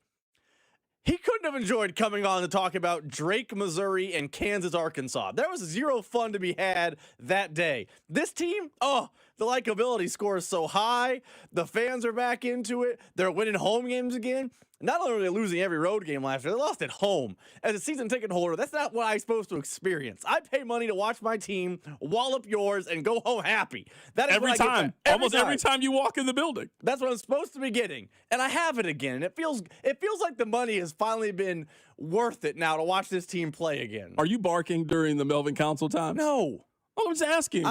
Is that a bad question to ask? You're a KU fan. You're a season ticket holder. You think that's crazy to think you're not one of the people? You're not doing that when he's dribbling the ball? I do not bark every time he touches the ball. You do sometimes, though. I mean, every once in a while, he hit that shot to go up by 4, that little reverse You started layup. barking? I was a little barking. You started barking. We're like a section over from the Beware a Dog sign people, so. Okay, I'm just asking. Like when they play Utah, I don't bark. I mean, come on now. Okay, all right. Utah. But you were barking yesterday. Yes, they're playing Arizona. It's a different game. You were barking yesterday. You guys only got one more big home game left, right? Or 2. You got Houston, and then you got senior night. Yeah. Oh, K-State. I'm so sorry. Senior night for K-State in the fog. It's going to be rough. Melvin Council night. Oh, yeah. It's going to be bad. Do you think they should let Darren Peterson talk at senior night? No. It's going to be his last home game. Are we sure his last home game won't be before then? Good point. He might not even play in that one. That game against K-State was definitely not in his NIL package. He's not playing in that game. If he skipped the one in Manhattan, he's not playing the one at home. What would you do with Darren Peterson for the All Big 12 team? How do you do it? I don't know what you do. Because talent-wise, he's averaging 20 and a half a night. But he's never on the floor. I don't think you can have him first team. I don't think you can. People on the text line are saying, welcome to Jayhawk Nation. It's not that. It's just, if I have to watch them for work, I just have to find ways to make watching them enjoyable. I can't come on here and be like, well, I didn't watch them. I don't cheer for them. Like, no, I got to watch them. I think KU is the 3rd most popular team in the city. What else are we supposed to be talking about right now? I don't just have unlimited trade scenarios for Trent McDuffie in my mind. I just don't have that every day. Sometimes we got to talk about the teams, so I got to find ways to make it enjoyable. We're not talking about K-State. The Royals haven't done anything. The Royals have the exact same lineup that they had last year. KU's got a top 10 team. I don't know what else to do. I got to find ways to make it fun for me. We can talk about Missouri. They're bubblicious. Yeah, I mean, I guess. I mean, we talked about Bruce Weber's team when they were bubble-licious. We can do the same. Yeah, I mean, just whenever I get excited about Missouri, they will just do something the very next game that will then make me unexcited about them. It's a roller coaster. Is it? I don't know. They got A&M this week, right? Yeah, I mean, they'll probably, is it at home? If it's at home, they'll win. If it's on the road, they'll lose. They can't beat anybody on the road. They don't beat anybody. They would lose. They would lose in Bramlage right now if they played K-State. That's what they are. They're Utah when they go on the road. They're very viable and competitive at the crib. They're none of those things on the road. Saying you're Utah on the road. That's who they are. They're Utah. That's who they are. They're Utah in road games. And it just upsets me. It angers me and it upsets me. All right, coming up at the top of the hour, we'll reset things. We'll talk about Darren Peterson, who opted out of playing yesterday for the University of Kansas. We'll talk a little bit of NFL. The Patriots are using every excuse in the book for why they got the absolute beats in the Super Bowl. And we are 2 days now into the official NFL offseason. All that's coming up. Keep it right here. It's The Drive on 96.5 The Fan. The Drive with Carrington Harrison on Kansas City's only FM sports station, 96.5 The Fan. Here's your traffic report on 96.5 The Fan. Residual delay still hanging on. Northbound 29 near Platte City due to an earlier major crash. Wyandotte County traffic remains slow eastbound I-70 near State Avenue due to an earlier wreck. I'm Bill Brooks, 96.5 The Fan traffic. Redfin is giving away $1 million home in an epic, never-been-done-before scavenger hunt on the Redfin app. It's called the Great American Home Search, presented by Rocket. The house was hidden in both Redfin and Rocket's big game commercial, so go back and watch it closely. Then download and update the Redfin app to play. Solve the clues first to win. You've got until 7 p.m. Central, that's February 10th, to find your new home. No purchase necessary, 50 USDC. Must be age or majority. Visit thegreatamericanhomesearch.com for official rules. I'm Bob Burke, founder and chairman of Burke America Parts Group, a family of brands that includes RepairClinic.com, an appliance and HVAC parts solution company that's grown into an international brand. Before AmericanEagle.com, we partially launched a new technology platform developed by another firm. American Eagle helped take our technology to a whole new level with digital marketing, software development, and business insights into our key markets, appliances, HVAC, and outdoor power equipment, and did so both on time and on budget. AmericanEagle.com has the resources, experience, and talent needed to produce solutions. Our new technology platform, developed by AmericanEagle.com, has produced tremendous results with higher traffic, conversion, engagement, and online revenue. If you have any home repairs you need to take care of, check us out at RepairClinic.com. If you need a world-class website or technology project, then I would highly recommend AmericanEagle.com. Call AmericanEagle.com at 773-NETWORK. That's AmericanEagle.com, 773-NETWORK.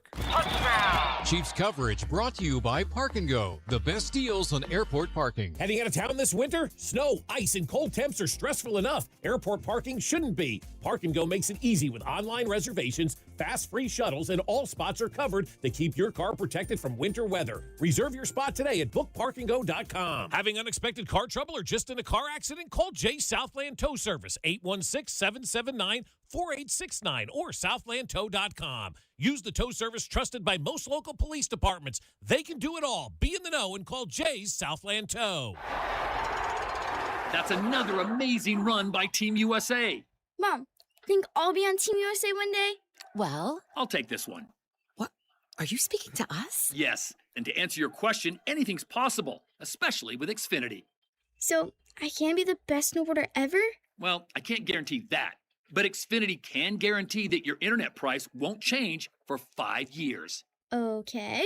What if I practice every day? Then maybe you'll be snowboarding for Team USA at the next Olympic Winter Games. And Mom, you'll still be paying the same price for Wi-Fi. Ooh, really stuck the landing there. It's the Xfinity Gold Medal Celebration. Now through February 22nd, get our best price on gig Wi-Fi for 5 years guaranteed, just $50 a month. Plus, get Peacock Premium included for 2 years. That's a $10.99 value per month. Xfinity. Imagine that. Proud partner of Team USA. Restrictions apply. Requires paperless billing and auto pay with stored bank account. Taxes and fees extra. Actual speeds vary. Men, the new year is here, and if you're like many of us, you're ready to improve your health. But if you're feeling low energy, not sleeping well, or not seeing seeing results in the gym, keeping that resolution can be tough. This is Jeff for Heartland Men's Health, and if those symptoms sound familiar, we can likely help. They often point to low testosterone, and treating low T is what we do. But this year, we're also helping men go further with 4 targeted body composition plans featuring growth hormone peptides, NAD+, GLP-1s, PDA, and more, designed to boost energy, support metabolism, enhance recovery, and accelerate fat loss. With our low T treatments combined with our body composition programs, most men notice real improvements: more energy, better focus, improved sleep, stronger workouts, and often a renewed sex drive as well. So call us. Your initial visit is just $99 and includes blood work and a medical consult. And if you start on treatment the same day, your visit is free. Call 844-447-6600 or visit heartlandmenshealth.com. Featured therapies are compounded and have not been evaluated nor approved by the FDA. Provider prescription required. See website for details. Hold on tight. Things are spinning into action. At Harris, Kansas City on Saturday, February 28th, it's the $50,000 Spincredible event. Take your turn at the giant prize wheel and spin your way up to $5,000 in free play. And the excitement keeps turning because at 10 p.m., one lucky winner will walk away with $50,000 in cash. Keep those entries rolling with 5 times entries on Sundays, February 15th, 22nd, and Friday, February 27th. Spin big, win big. Only at Harris's Kansas City. 21 or older to gamble. Know when to stop before you start. Gambling problem? Call 1-800-GAMBLER. Hi, I'm Brian, your friend and jeweler at Shane Company, and we've partnered with Cupid to bring you the best Valentine's Day gifts, even if you forgot. We won't tell. From heart necklaces with sparkling diamonds to stylish gold hoops, every piece is made with love. Plus, there's still time to propose. We make it easy to create their dream engagement ring. We have meaningful gifts for every budget. It'll look like you've been planning this for months. Come see us in store or at shaneco.com. Shane Company, your friend and jeweler. Make sure to subscribe to our YouTube channel to watch all your favorite shows, shorts, and clips. This is your home for Kansas City sports. 96.5 The Fan, KFNZ FM and AM, HD1 and HD2 Kansas City, an Odyssey sports station.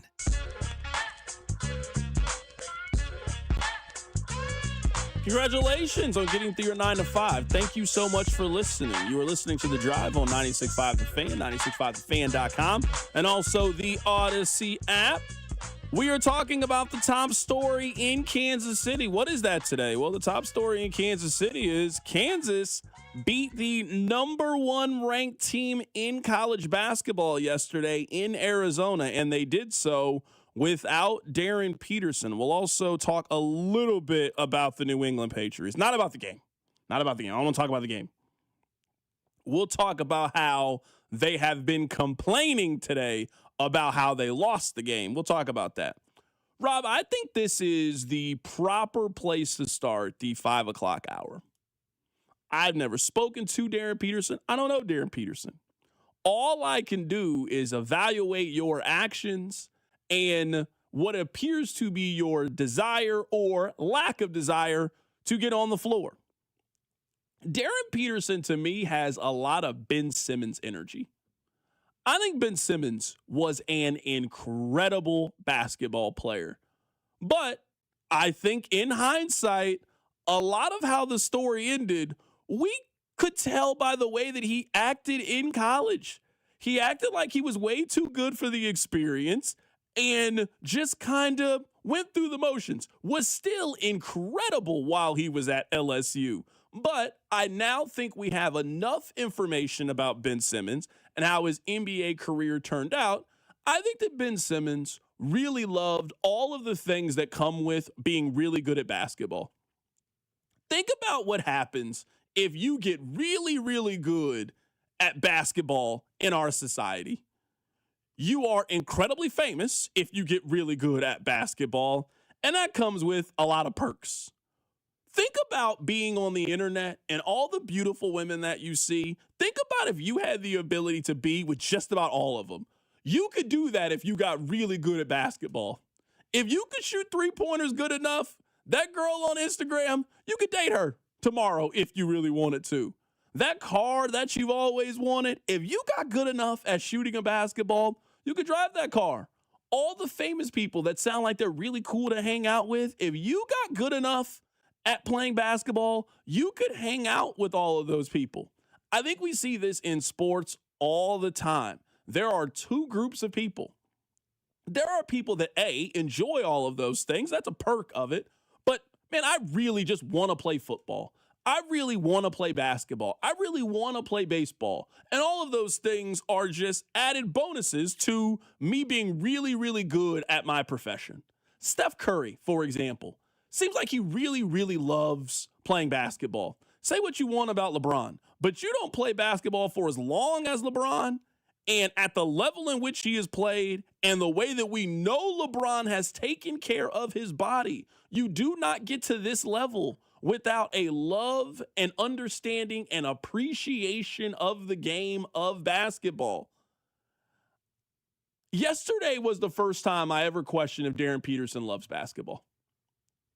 And I question it, A, just because of the demeanor. He just goes through like kind of blasé, like, I'm good at it. All right, cool. I'm really good at it. But I think there is a sort of social contract that you have accepted when this is the profession that you chose. Now, I know this is an extreme example, but yesterday, you and I were talking about Lindsey Vonn. You have decided as an athlete, as a world-class athlete, you have decided to try to push through things that physically do not make sense to the normal human being. If you or I tore our ACL, you know the last place that I'm going? Skiing down a mountain. But this is the life that I chose. This is what I want to do. Darren Peterson has made the decision of being a high-level basketball player, so much to the effect that you and I think that he could be the number one player selected in the NBA draft. We think that an NBA team is going to turn their organization over and entrust that person, that personality to turn their organization around. He quit yesterday. There is no other word or adjective you can use to me to describe it. He showed up at the building. He went through all of the stuff. He then went up to his coach 30 minutes before the game and said, I'm out. He quit yesterday.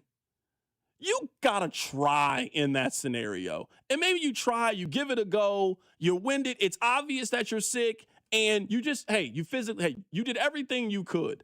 But you cannot tell me that a high-level athlete, somebody who loves the competition, who loves to compete, when you see all of those people out there, you see the energy from the building, you see the team that you're going up against, you look at your teammates, your brothers. I don't think you make that decision if you love playing basketball. I don't think you make that decision if playing basketball is your heart, if that is your lifeblood, if you love doing that more than anything else. I don't think you walk up to your coach in that scenario knowing you didn't play in the UConn game, you didn't play in the Duke game, you couldn't finish the BYU game. Every major moment that Kansas basketball has had this season, it has been coupled with something going on with Darren Peterson. Whether it was Madison Square Garden, whether it was Las Vegas, whether it was the start of conference play, whether it was when College Game Day was there a couple of weeks ago, or the biggest regular season game they maybe have had in a decade at the University of Kansas in Allen Fieldhouse, there has always been something with Darren Peterson. Knowing all of that, I don't know if you go up to your coach and just say, Coach, I can't do it today. I'm tired. I can't do it. I don't feel good. Not at 7:15 in the evening. I don't think you make that decision if you love basketball. Maybe that's unfair to Darren Peterson. But we watch enough athletes, we follow enough athletes to know who would in that scenario say, I'm good and I don't want to play, or what guys that would do anything humanly possible to go out there and try to play. Patrick Mahomes is not going up to Andy Reid like, man, I'm sick, I can't play today. Tom Brady is not going up there and saying that. Steph Curry is not going up there and saying that. And I saw Darren Peterson do that yesterday on the absolute biggest stage. He has played in 13 games and missed 11 games for Kansas. It has just always been something with him this season, Rob. Maybe you think that's a very unfair thing to say. I don't even have the text line up, 913-586-7965. That is just my outlook on things. When you watch Darren Peterson play and you look how he has moved this season, are you getting the vibe that this is somebody that loves basketball more than anything else, or somebody that just likes the cool things that come with basketball? You can get really rich. A lot of people will know you. A lot of people will like you. You can get a lot of cool things from playing basketball. But we love the guys that dive on the floor for loose balls, that are willing to. That is not the vibe at all I get from Darren Peterson watching him play. I feel like at this point, it's fair to ask if he loves basketball or if he's just good at basketball. I think he loves basketball, but man, it's really hard to know because he's never on the floor. When he's on the floor, he seems to be enjoying himself. He seems to be having a good time. He seems to be liking all the stuff. Like, you went and watched him play in high school. When you watched him play in high school, it wasn't at T-Mobile Center. He played how he plays now. That's but like, he looked the same. It was like an empty gym. Like, it wasn't like, I mean, it was an AAU tournament. It wasn't empty, but it wasn't like he was playing at T-Mobile Center. He was playing at Haskell up in Lawrence? Like, you don't play in those tournaments in front of a spattering of fans in bleachers if you hate the sport. But it's really hard for me to defend, he loves basketball, when every time he's been given an opportunity to play basketball, it seems like he turns down the opportunity. Like, this tweet went out a while back, and I forget who tweeted it, so I apologize. But back after missing like few games of the season, someone took that clip from Moneyball where Jonah Hill's like, this is so-and-so. He's great at walking, but his biggest flaw is this. And they clipped it and they said, this is Darren Peterson. He's the best scorer you'll ever see in your life. His biggest flaw, he doesn't love basketball. Ever since that tweet went out in November, I've been, that's kind of a fair breakdown. He likes being at basketball games and he likes scoring the basketball, but does he love the sport? I don't know. And that's why, at least for me, when it comes to Darren Peterson, I want to be very, very clear. This is not me saying that I don't think Darren Peterson's really, really good at basketball. He's obviously really good at basketball. James Harden is incredible at basketball. One-on-one isolation. James Harden is one of the absolute best players that we have ever seen. But we have a lot of these same questions about James Harden. And we have seen James Harden in the biggest of moments fail repeatedly, I think, because of this personality trait. Darren Peterson, like, part of when we talk about guys being killers, it's two things. Patrick Mahomes is a killer not just because of his talent. He is also a killer because of his mentality. I am willing to go farther than you are willing to go.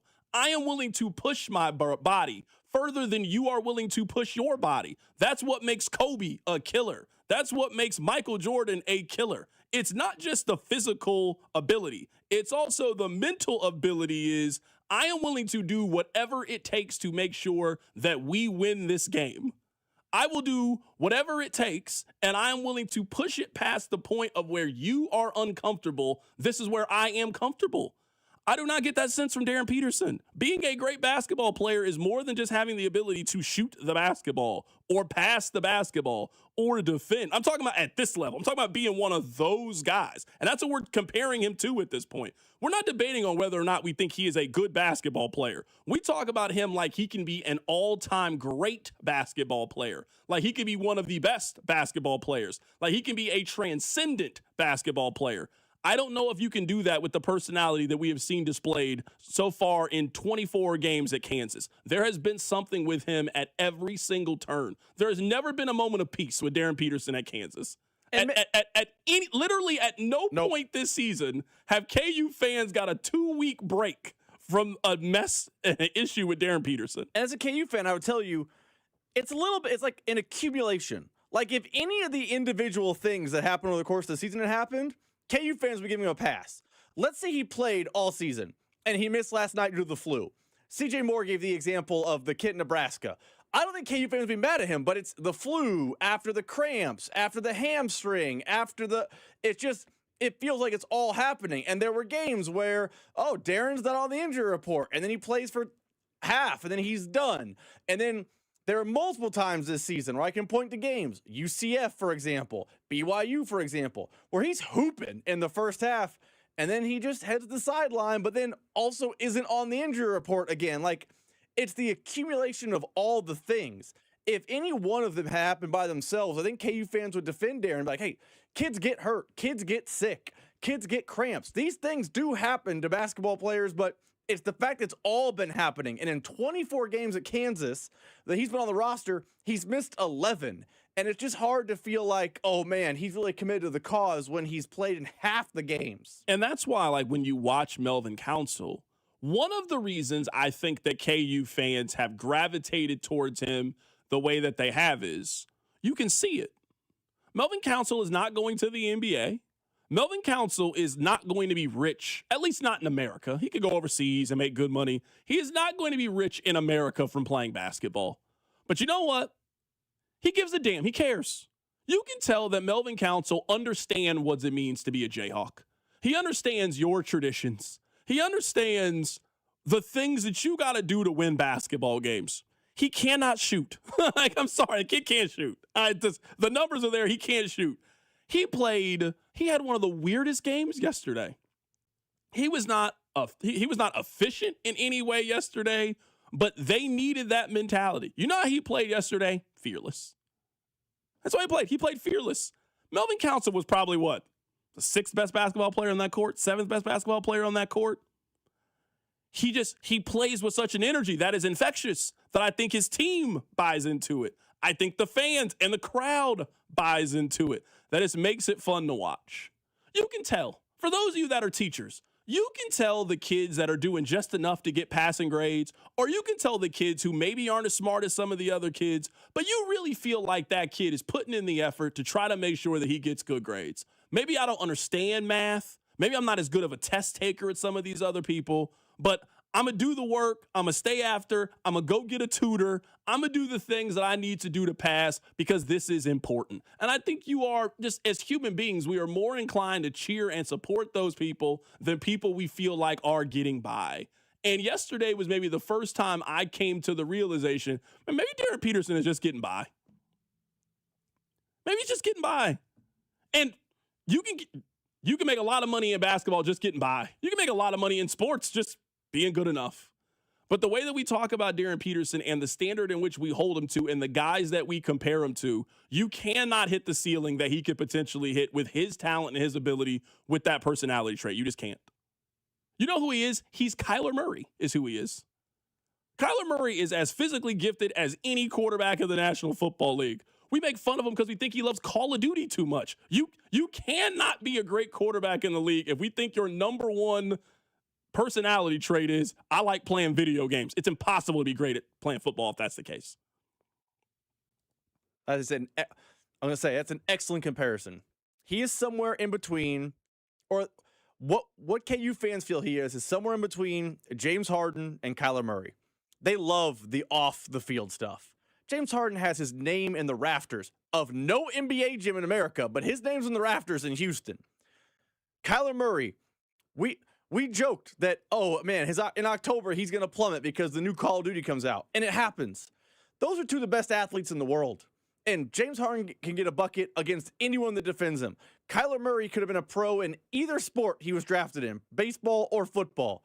But it just comes off like, I don't care. It's almost like they were too good when they were young. And life was so easy, they were never challenged, that they don't know how to respond to the challenge. Kyler Murray made Texas high school football and baseball so easy that he never had adversity and he didn't know how to respond to it. That's how it comes off at times with Darren. You now have some physical adversity. Cramps suck. Hamstring injuries are brutal. No one likes being sick on earth. Talk to an accountant, talk to someone at H&R Block, talk to someone at Odyssey, talk to someone at Cerner, Oracle, wherever. No one likes going into work when they're sick. It's not fun, but you do it. And it just seemed like he decided, I'm not in the mood. I don't feel perfect. I'm going home. As much as we appreciate what our mechanics ESPN can is do. killing us. As always. I was looking it up here. People on the text line were saying, "See-Dot, you're wrong. Melvin Council is going to go to the NBA." Okay. All right. I mean, no chance. Okay. I mean, I got it. No chance goes pro. He's shooting 40% from the field and 33% from three. He is 6'4", 180, and is not super athletic. I know you guys love Melvin Council. Melvin Council is going to play in Greece somewhere next year. And great. Good for him. Mm-hmm. Good for him. I'm not hating on the guys. I actually think he'll be at Kansas next year. But no, Melvin Council, he's not going anywhere near the NBA, and that's okay. That's fine. I will say this one thing. Nothing wrong with that. I know I get to the Baker sponsor. I'll say this one thing. There's been a common sentiment on the league of, well, because of this, I think Darren's going to fall the top 5. We've talked to CJ Moore. I think he's falling out of the top 2. I don't think he's falling out of the top 1. I don't think any NBA. I don't know if that's the case. I don't think any NBA scout is looking at that. I saw Jeff Goodman's tweet from last night for Field of 68. He talked to a multitude of scouts, and they said kids get sick. Kids get hamstring injuries. These things happen. It hasn't affected our thoughts on Darren Peterson. If you're a FanDuel fan or donator, he's still minus 165 to be the first overall pick in the draft. I don't think he is falling out of the top 1, and if he does fall out of the top 1, it's because he's falling to 2. Yeah, I'm with you. I just, even though I think he is a better basketball player than AJ DeBansta, I don't know if that is consensus. All 30 teams in the league feel that way. And if you were telling me just, also, let's see how the season continues here. But, like, if you took AJ DeBansta number 1 overall, I don't think you made the wrong decision next year. I don't know if you made the wrong decision. Like, I'm looking at DeBansta. I think he can be a guy that averages 20 for a very, very long time in the NBA. And that guy's he's pretty good at basketball, too. I don't think taking DeBansta is wrong. If you take Cameron Boozer over Darren Peterson, even after everything we just said for 18 minutes, you're nuts to me. Just absolutely nuts. If you're like, man, Koa Pete, great basketball player. I would take Darren 100 times out of 100 over Koa Pete. Yeah, I would take him over him, too. In that Barry's kid last night, who I think Devin Booker is a pretty lofty comparison, Fran, but that's neither here nor there. I would take Darren over that kid, too. Like, Darren is not falling out of the top 2 in the NBA, barring that he blows out his knee or something, but he can't do that walking from the bench to the locker room. So this is the thing, too. Like, a lot of these, so someone just sent this. C-Dot, do you think basketball should consider letting these dudes just go straight to the pros? Darren Peterson's already in the league without the current rules. This is a Darren Peterson problem. This is not a rampant issue right now in college basketball. We do not have an issue of one-and-done players not playing or opting out of games because they're trying to preserve their draft stock or the money. AJ DeBansta's playing in these games. We think he's a guaranteed number 1 overall pick type. He's the number 2 overall pick. Cameron Boozer's playing in these games. Koa Pete is playing in these games. Yeah, sure. Darren Peterson might be the number 1 overall pick. Picks 2 through 8 are all freshmen, and all of them are making the decision to play on a game-in, game-out basis. They are not dealing with this.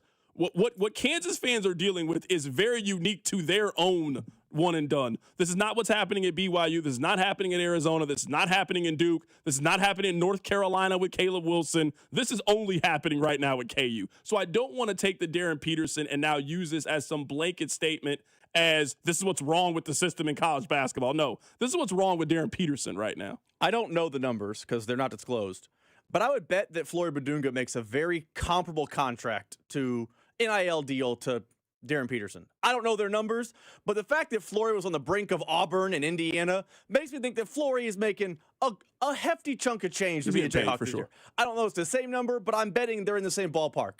Do you know what Flory has done every game this year? He's played. He played near 40 minutes last night. They can't get him off the floor. They need to at times because he needs a break, but he's always on the floor. So this is not some sweeping indictment on NIL or the state of college athletics. This is Darren Peterson, which does give me a moment of pause that maybe he is hurt, but last night was the fracture point. I asked somebody who's pretty close to Kansas basketball. I was just curious. I'm not going to tell you who. I was just curious. I was like, how much do you think Darren's getting paid? He told me $2 million. He told me that's what he thinks he's making, $2 million. That's probably about right. I would say Flory's probably in the 1.5-ish range if I'm betting. So, yeah. That's why, I don't want to make it seem like Darren's the only one getting money out there. They all get money out there. They all get money. Everybody is out there. They are very well compensated playing basketball at the University of Kansas. Very well compensated for doing so. A lot of universities are paying. Oh, for sure. Yeah, everybody's paying at this point. I think $2 million. If you want a player of Darren Peterson's caliber, if you're not in that range, I don't even pick up they're not considering coming to your university. I think DeVance's making more than that. DeVance is making $8 million. That's been reported. What they got going on over there at BYU? I forget what company had a BYU grad, but it's some major company. They embezzling money over there? What are they going on over there? They laundering money? Penn State tried to hire Siaki away from their football program, and BYU was like, nope, we'll just have money fall from the sky. Yeah, I don't know what they got going over there. They're cheating. All right, Rob, let's shout out Baker University. They cheating over there. Your workday is over. Where's this money coming from? You're headed home, and now you're stuck in traffic. Time to get caught up on the biggest stories in Kansas City and around the country with C-Dot and Rob. It's time for the hits. Number 1. As always, the hits are brought to you by Baker University. Make your next era orange at Baker University, the first university in Kansas, and ranked number 1 in return on investment among private universities in the state. Baker University, forever in our orange era. You know what? I'm going to start calling this. This is the Xavier Worthy. That's what I'm giving this a new name. when you don't play up to expectation, you're just hurt. Will Campbell today. We all watch Will Campbell. Will Campbell, he might be the first ever offensive lineman that we give barbecue chicken alert to. We've never given it to an offensive lineman. We've given it to corners. We've never given an offensive lineman barbecue chicken alert. Will Campbell met with the media today and said this. I mean, obviously, I'm not at 100%. When you tear a ligament in your knee, it's not going to be how it was before, but I was healthy enough to go. I'm not going to say it held me back, but yeah, it wasn't the same as before, obviously, but I still feel like I was good. My brother, no, you were not. You were not good at all. I know that this is legitimate, and this is not maybe an excuse. It's more of a reason. I just don't like it. We only hear about these injuries once these guys get eliminated. We only hear something's wrong. You guys probably don't even remember this. This was a couple weeks ago, and there was just so much other stuff going on. Did you know that Josh Allen showed up to his final exit interviews on crutches? Did you know that? You know that last interview everybody does? He showed up to it on crutches. Josh Allen for sure would have played in the next game. I just don't like that they do this. When you lose, now we find out all the injuries that you had. My brother, you play football. You play football for a living. Of course you are hurt. Of course. So, yeah, I think if we go up and down and we ask every NFL player at the end of the season to write down their injury and what percentage they feel that they are at, I think every NFL player will tell you that they are dealing with an injury. And I don't know if any NFL player will tell you on a scale from 1 to 100, they are higher than 90% at the end. You can't be. You've been playing football since August. Every day, hitting each other, running into each other, colliding, or recovering from colliding to just turn around and do it a couple of days later. Nobody is 100%. I hate these season is over, so let me tell you how I was hurt, and that's why I played the way that I played interviewed. No. It's not good enough is what it is. You weren't good enough, Will Campbell. You were terrible. You were barbecue chicken alert. That's what you were in this game. Also makes me laugh. These injury reports list no one full participant practice, but somehow you tore your MCL 6 weeks ago and no one knew? Okay. Oh, the text line is telling us that the CEO of Crumble Cookie. Yeah. Oh, goodness. I knew it was a national company. That's where the BYU money is. So you're telling me if you go buy Crumble Cookie, you're supporting to the BYU NIL fund. Yep. I got it. Okay. All right. I didn't know that.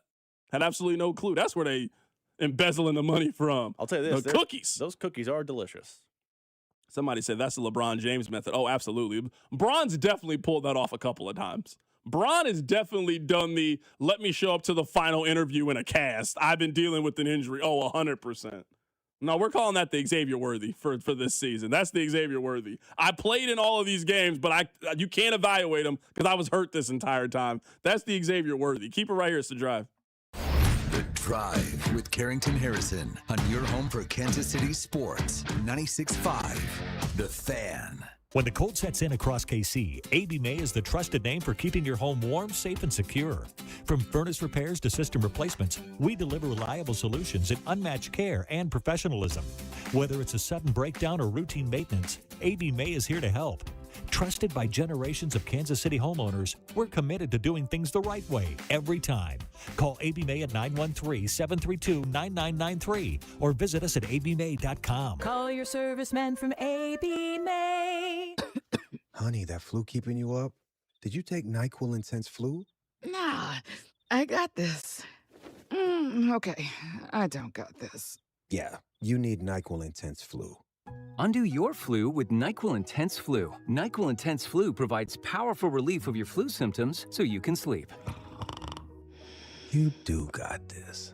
NyQuil Intense Flu. The nighttime sniffling, aching fever. Best sleep with the flu medicine. Use as directed. Keep out of reach of children. Fellas, listen up. It's 2026, and this is going to be your best year yet when it comes to sex. You know why? Because you're finally going to take the advice and try chewable tablets from Blue Chew. Blue Chew's tablets help you feel and perform at your best, stronger, harder, longer lasting, like someone gave your downstairs a pep talk and a gym membership. Be more confident where it counts. Blue Chew is a small chew for a big difference. You'll have flashbacks to your glory days, and dating has just got longer and better for everyone. Blue Chew's licensed medical providers work with you to find the right ingredient for your individual prescription.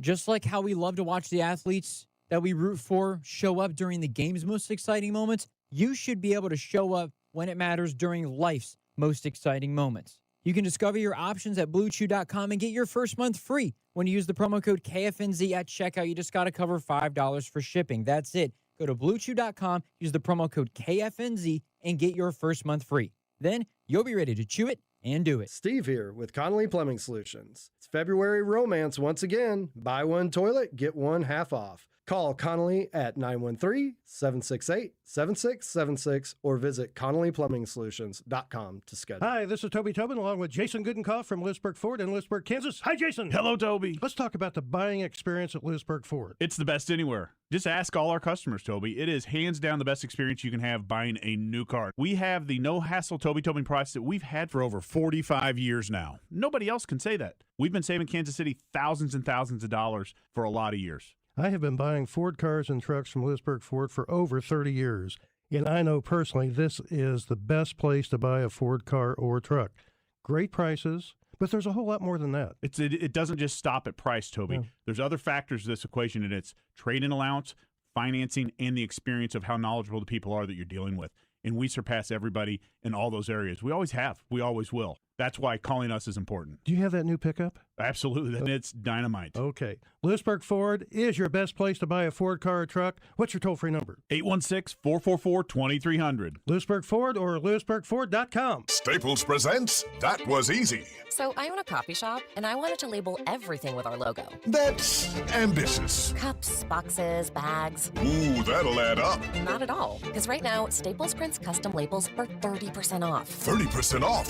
That's shockingly affordable branding. Yep. Now our logo and URL are seen all over town. Brand your business for less at Staples. That was easy. Shop Staples in store, online, or in the app by 442 Unlock. Exclusions apply. Visit staples.com/print for details. Welcome back to Winter Hack Radio, the place for clever hacks to survive the season. Icy driveway? Well, try spreading sand or birdseed to help with traction. Snowy puppy paws? Well, grab a whisk, brush it off, done. Catch COVID-19? Well, just get... Actually, there's no hack for COVID-19. But if you test positive, prescription medications for COVID exist. Ask your doctor if they're right for you. Visit PfizerForAll.com to learn more. Sponsored by Pfizer.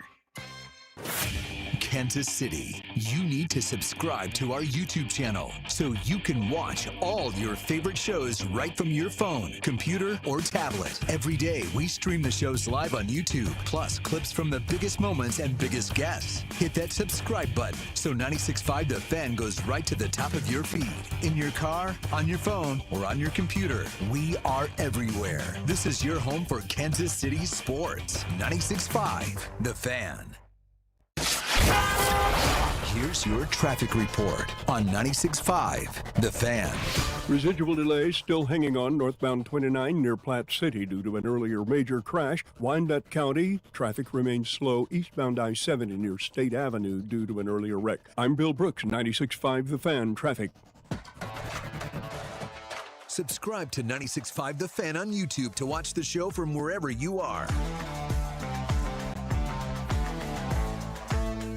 Rob, there was one thing that I really noticed today from us doing the Chiefs Roundtable. If you missed it, check out the podcast page. It was a lot of fun. I'm happy that we did it.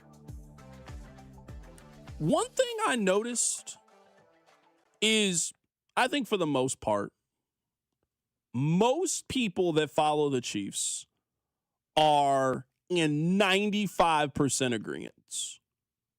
I think we all are very close. I really do.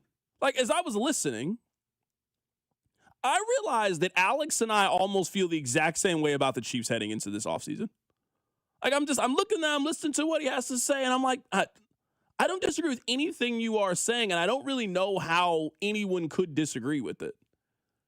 I think we all see the clear need that they have at running back. Now, we might disagree on how they should address running back. And maybe you want them to go get Jeremiah Love. Maybe you want them to go get Breece Hall. Maybe you want them to wait to the second round. But everybody acknowledges they have to make a big move at running back. Okay, that's cool. We can disagree on the how, but as long as we can agree on they need to do this thing, I'm cool for right now. Everyone acknowledges significant upgrades need to happen on the defensive line. Now, I think most people are on the side that I'm on. They need to spend the 9th overall pick on a defensive lineman.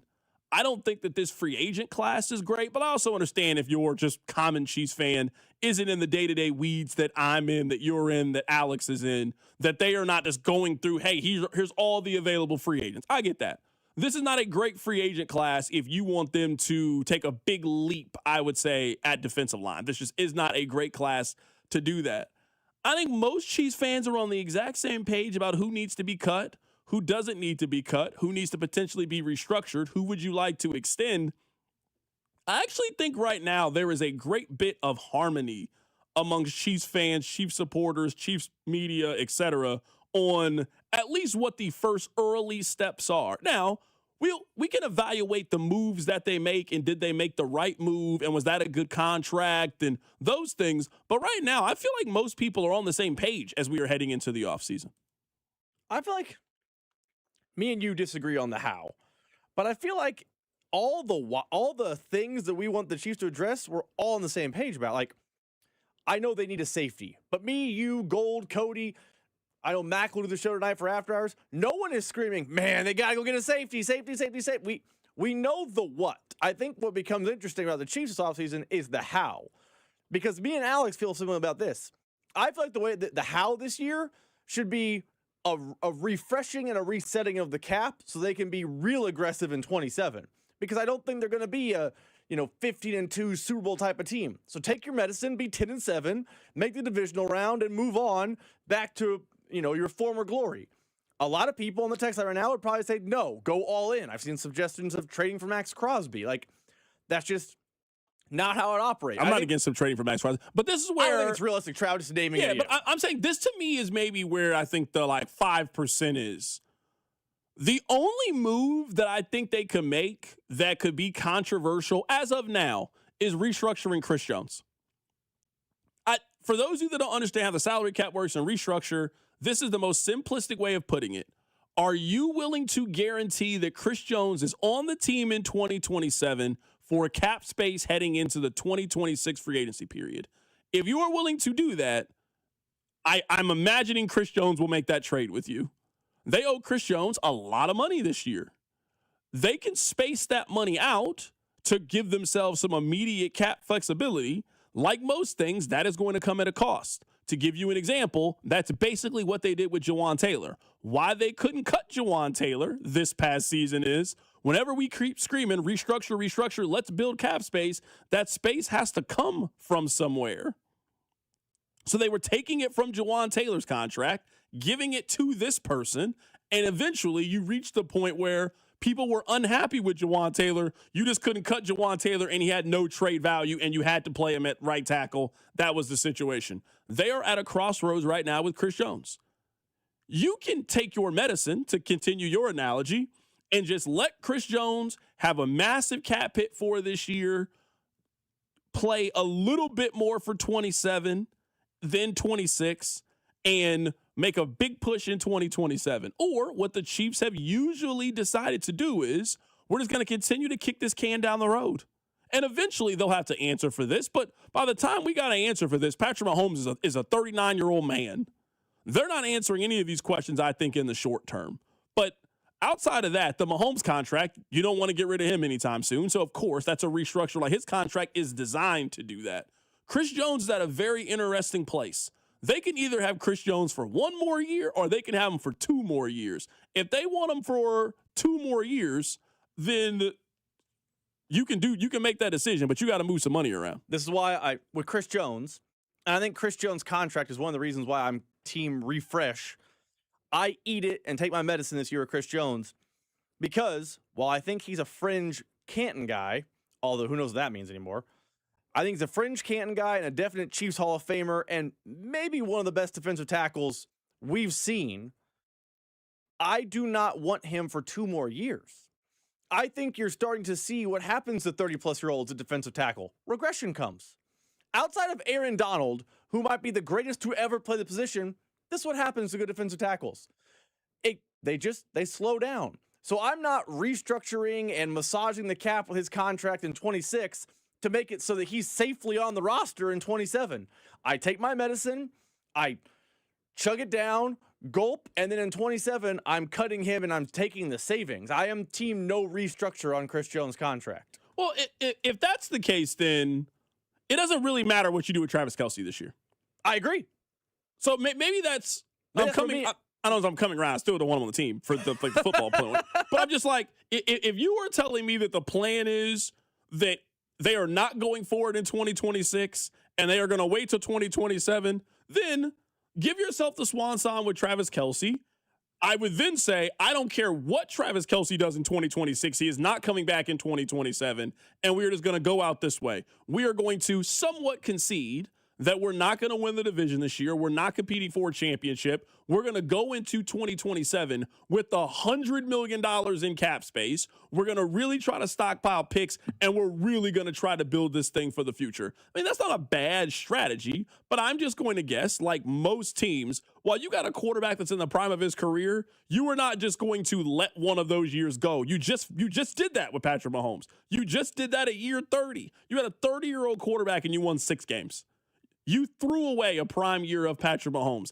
I'm just going to guess they're not willing to throw away 2 years of prime Patrick Mahomes. They're going to try to go for it in 2027, especially if they think that he's going to start week 1 for them. If you telling me you're going to have 17 games of Patrick Mahomes, they are going to try to go for it this year. This is why me and the text line, the Chiefs, and you all operate differently this offseason.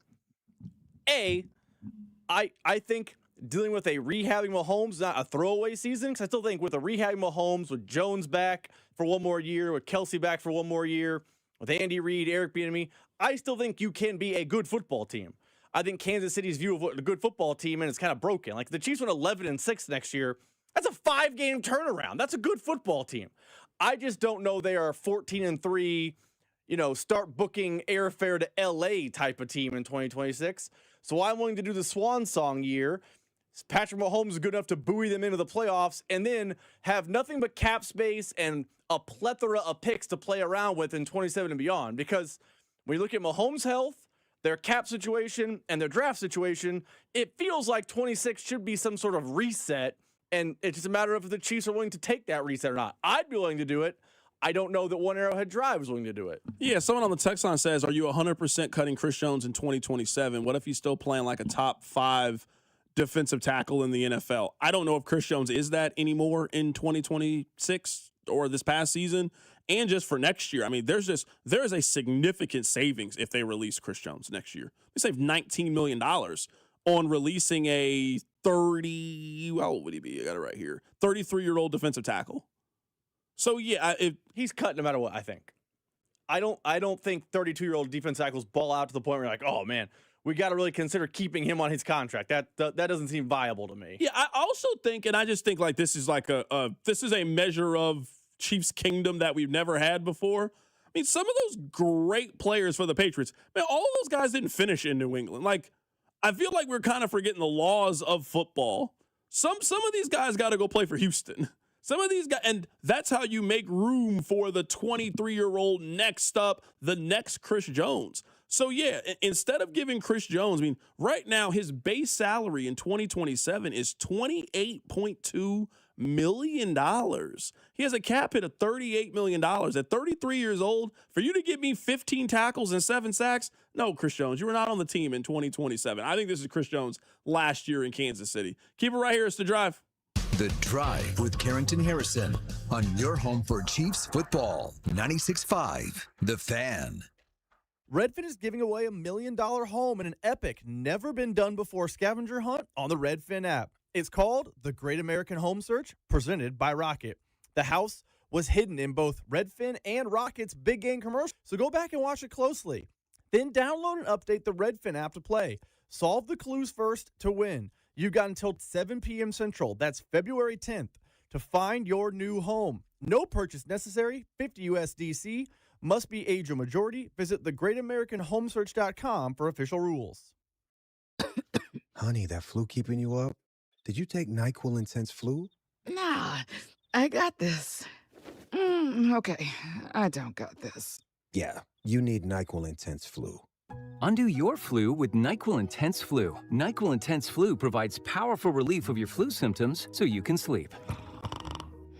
You do got this. NyQuil Intense Flu. The nighttime sniffling, aching fever. Best sleep with the flu medicine. Use as directed. Keep out of reach of children. Chiefs coverage sponsored by Renner Garage Door. RENNER forward and back. Hey, it's almost Andy Reid. Who knew a Halloween costume would change my life and lead me to Renner Garage Door? Renner's KC's go-to team for service, repair, and replacement. RENNER.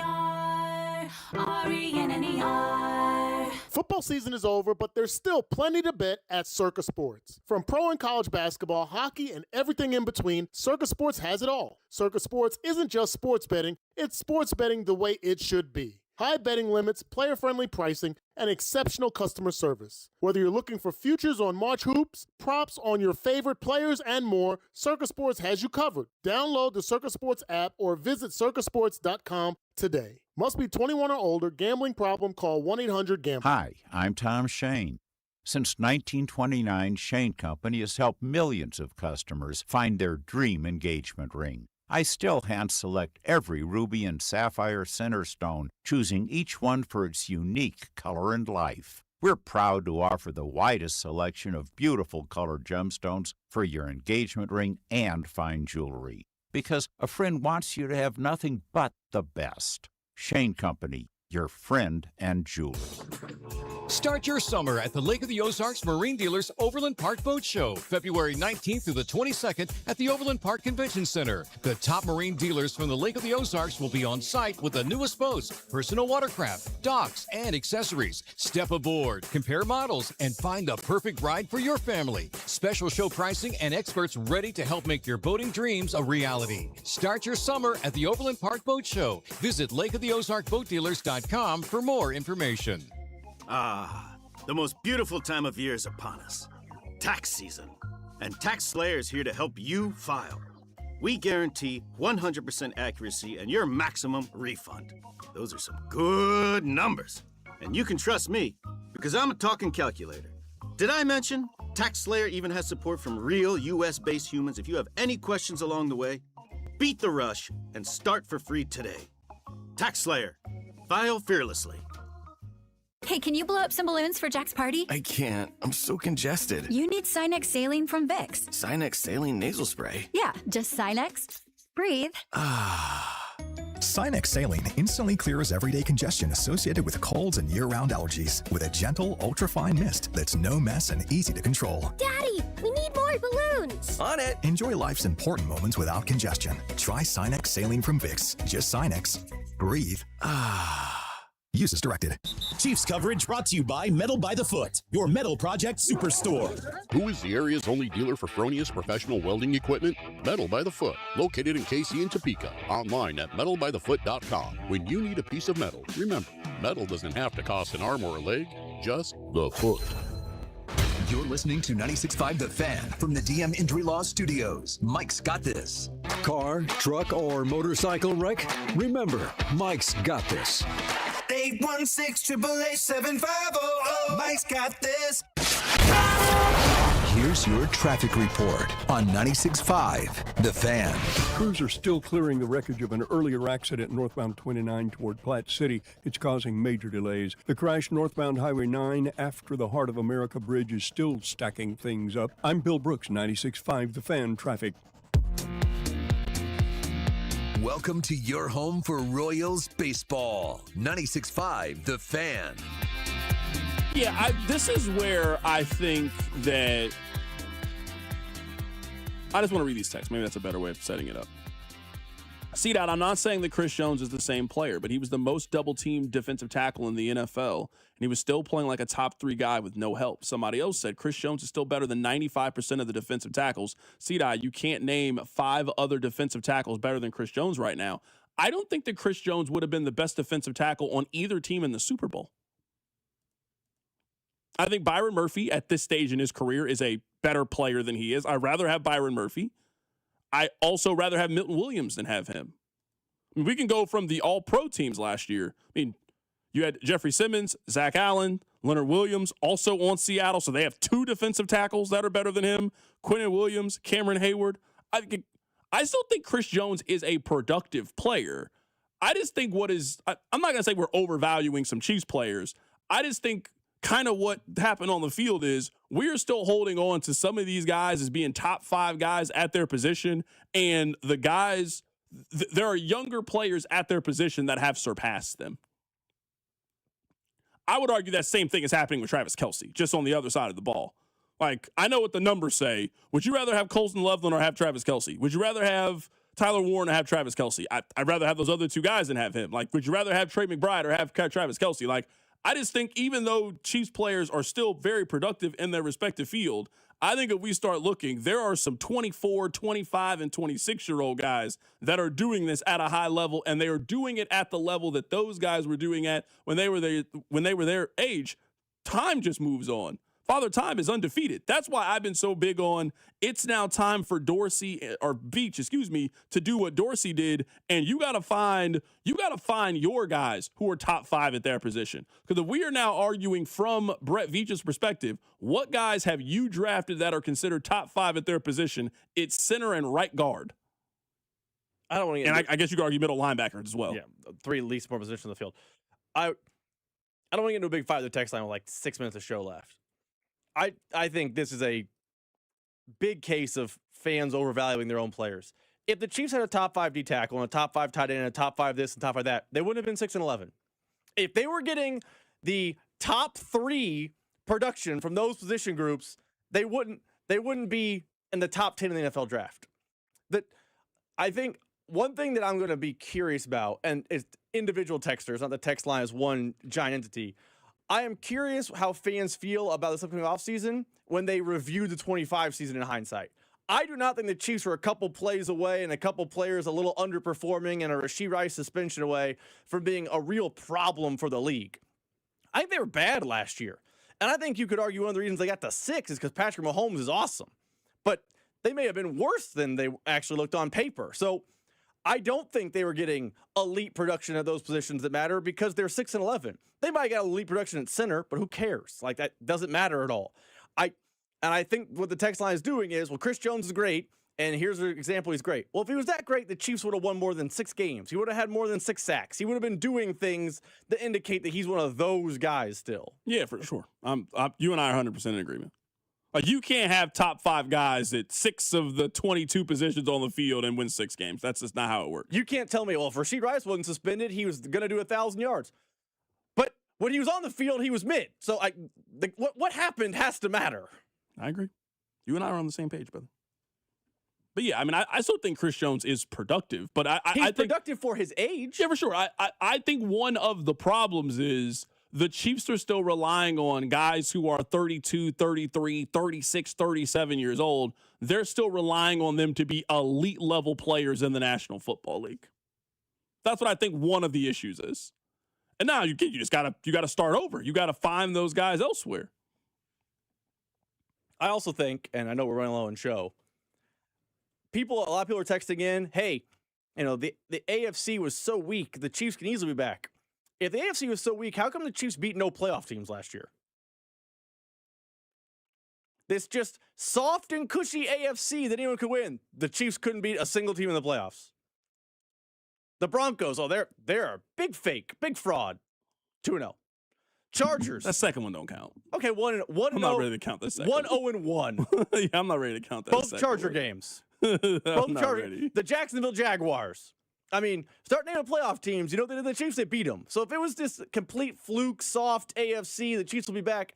How come they couldn't beat anyone good last year? I mean, they handled the dregs of the league. When they played the Raiders, oh boy, watch out.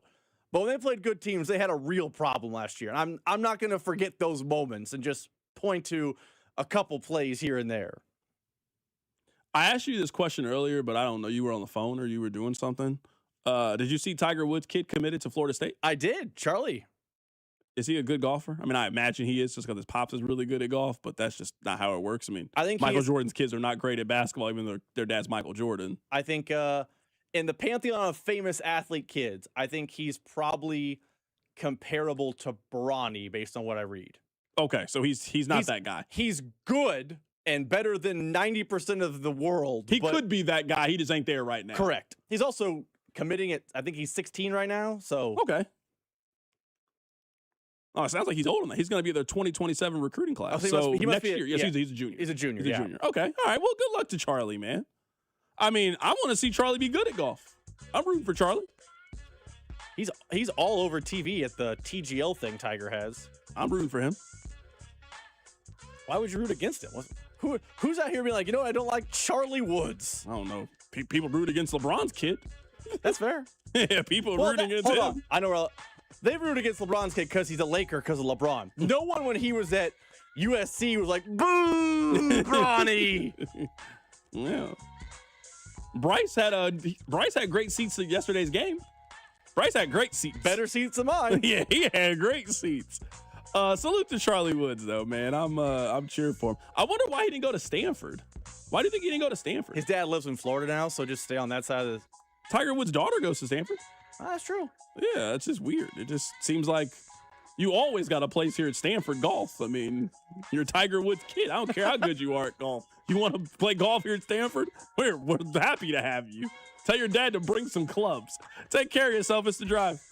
The Drive with Carrington Harrison and Rob Brenton. You losers is what you are. On your home for Kansas City sports. 96.5 The Fan. When shopping for a new auto insurance policy, AAA could help you customize your coverage to fit your unique needs and budget.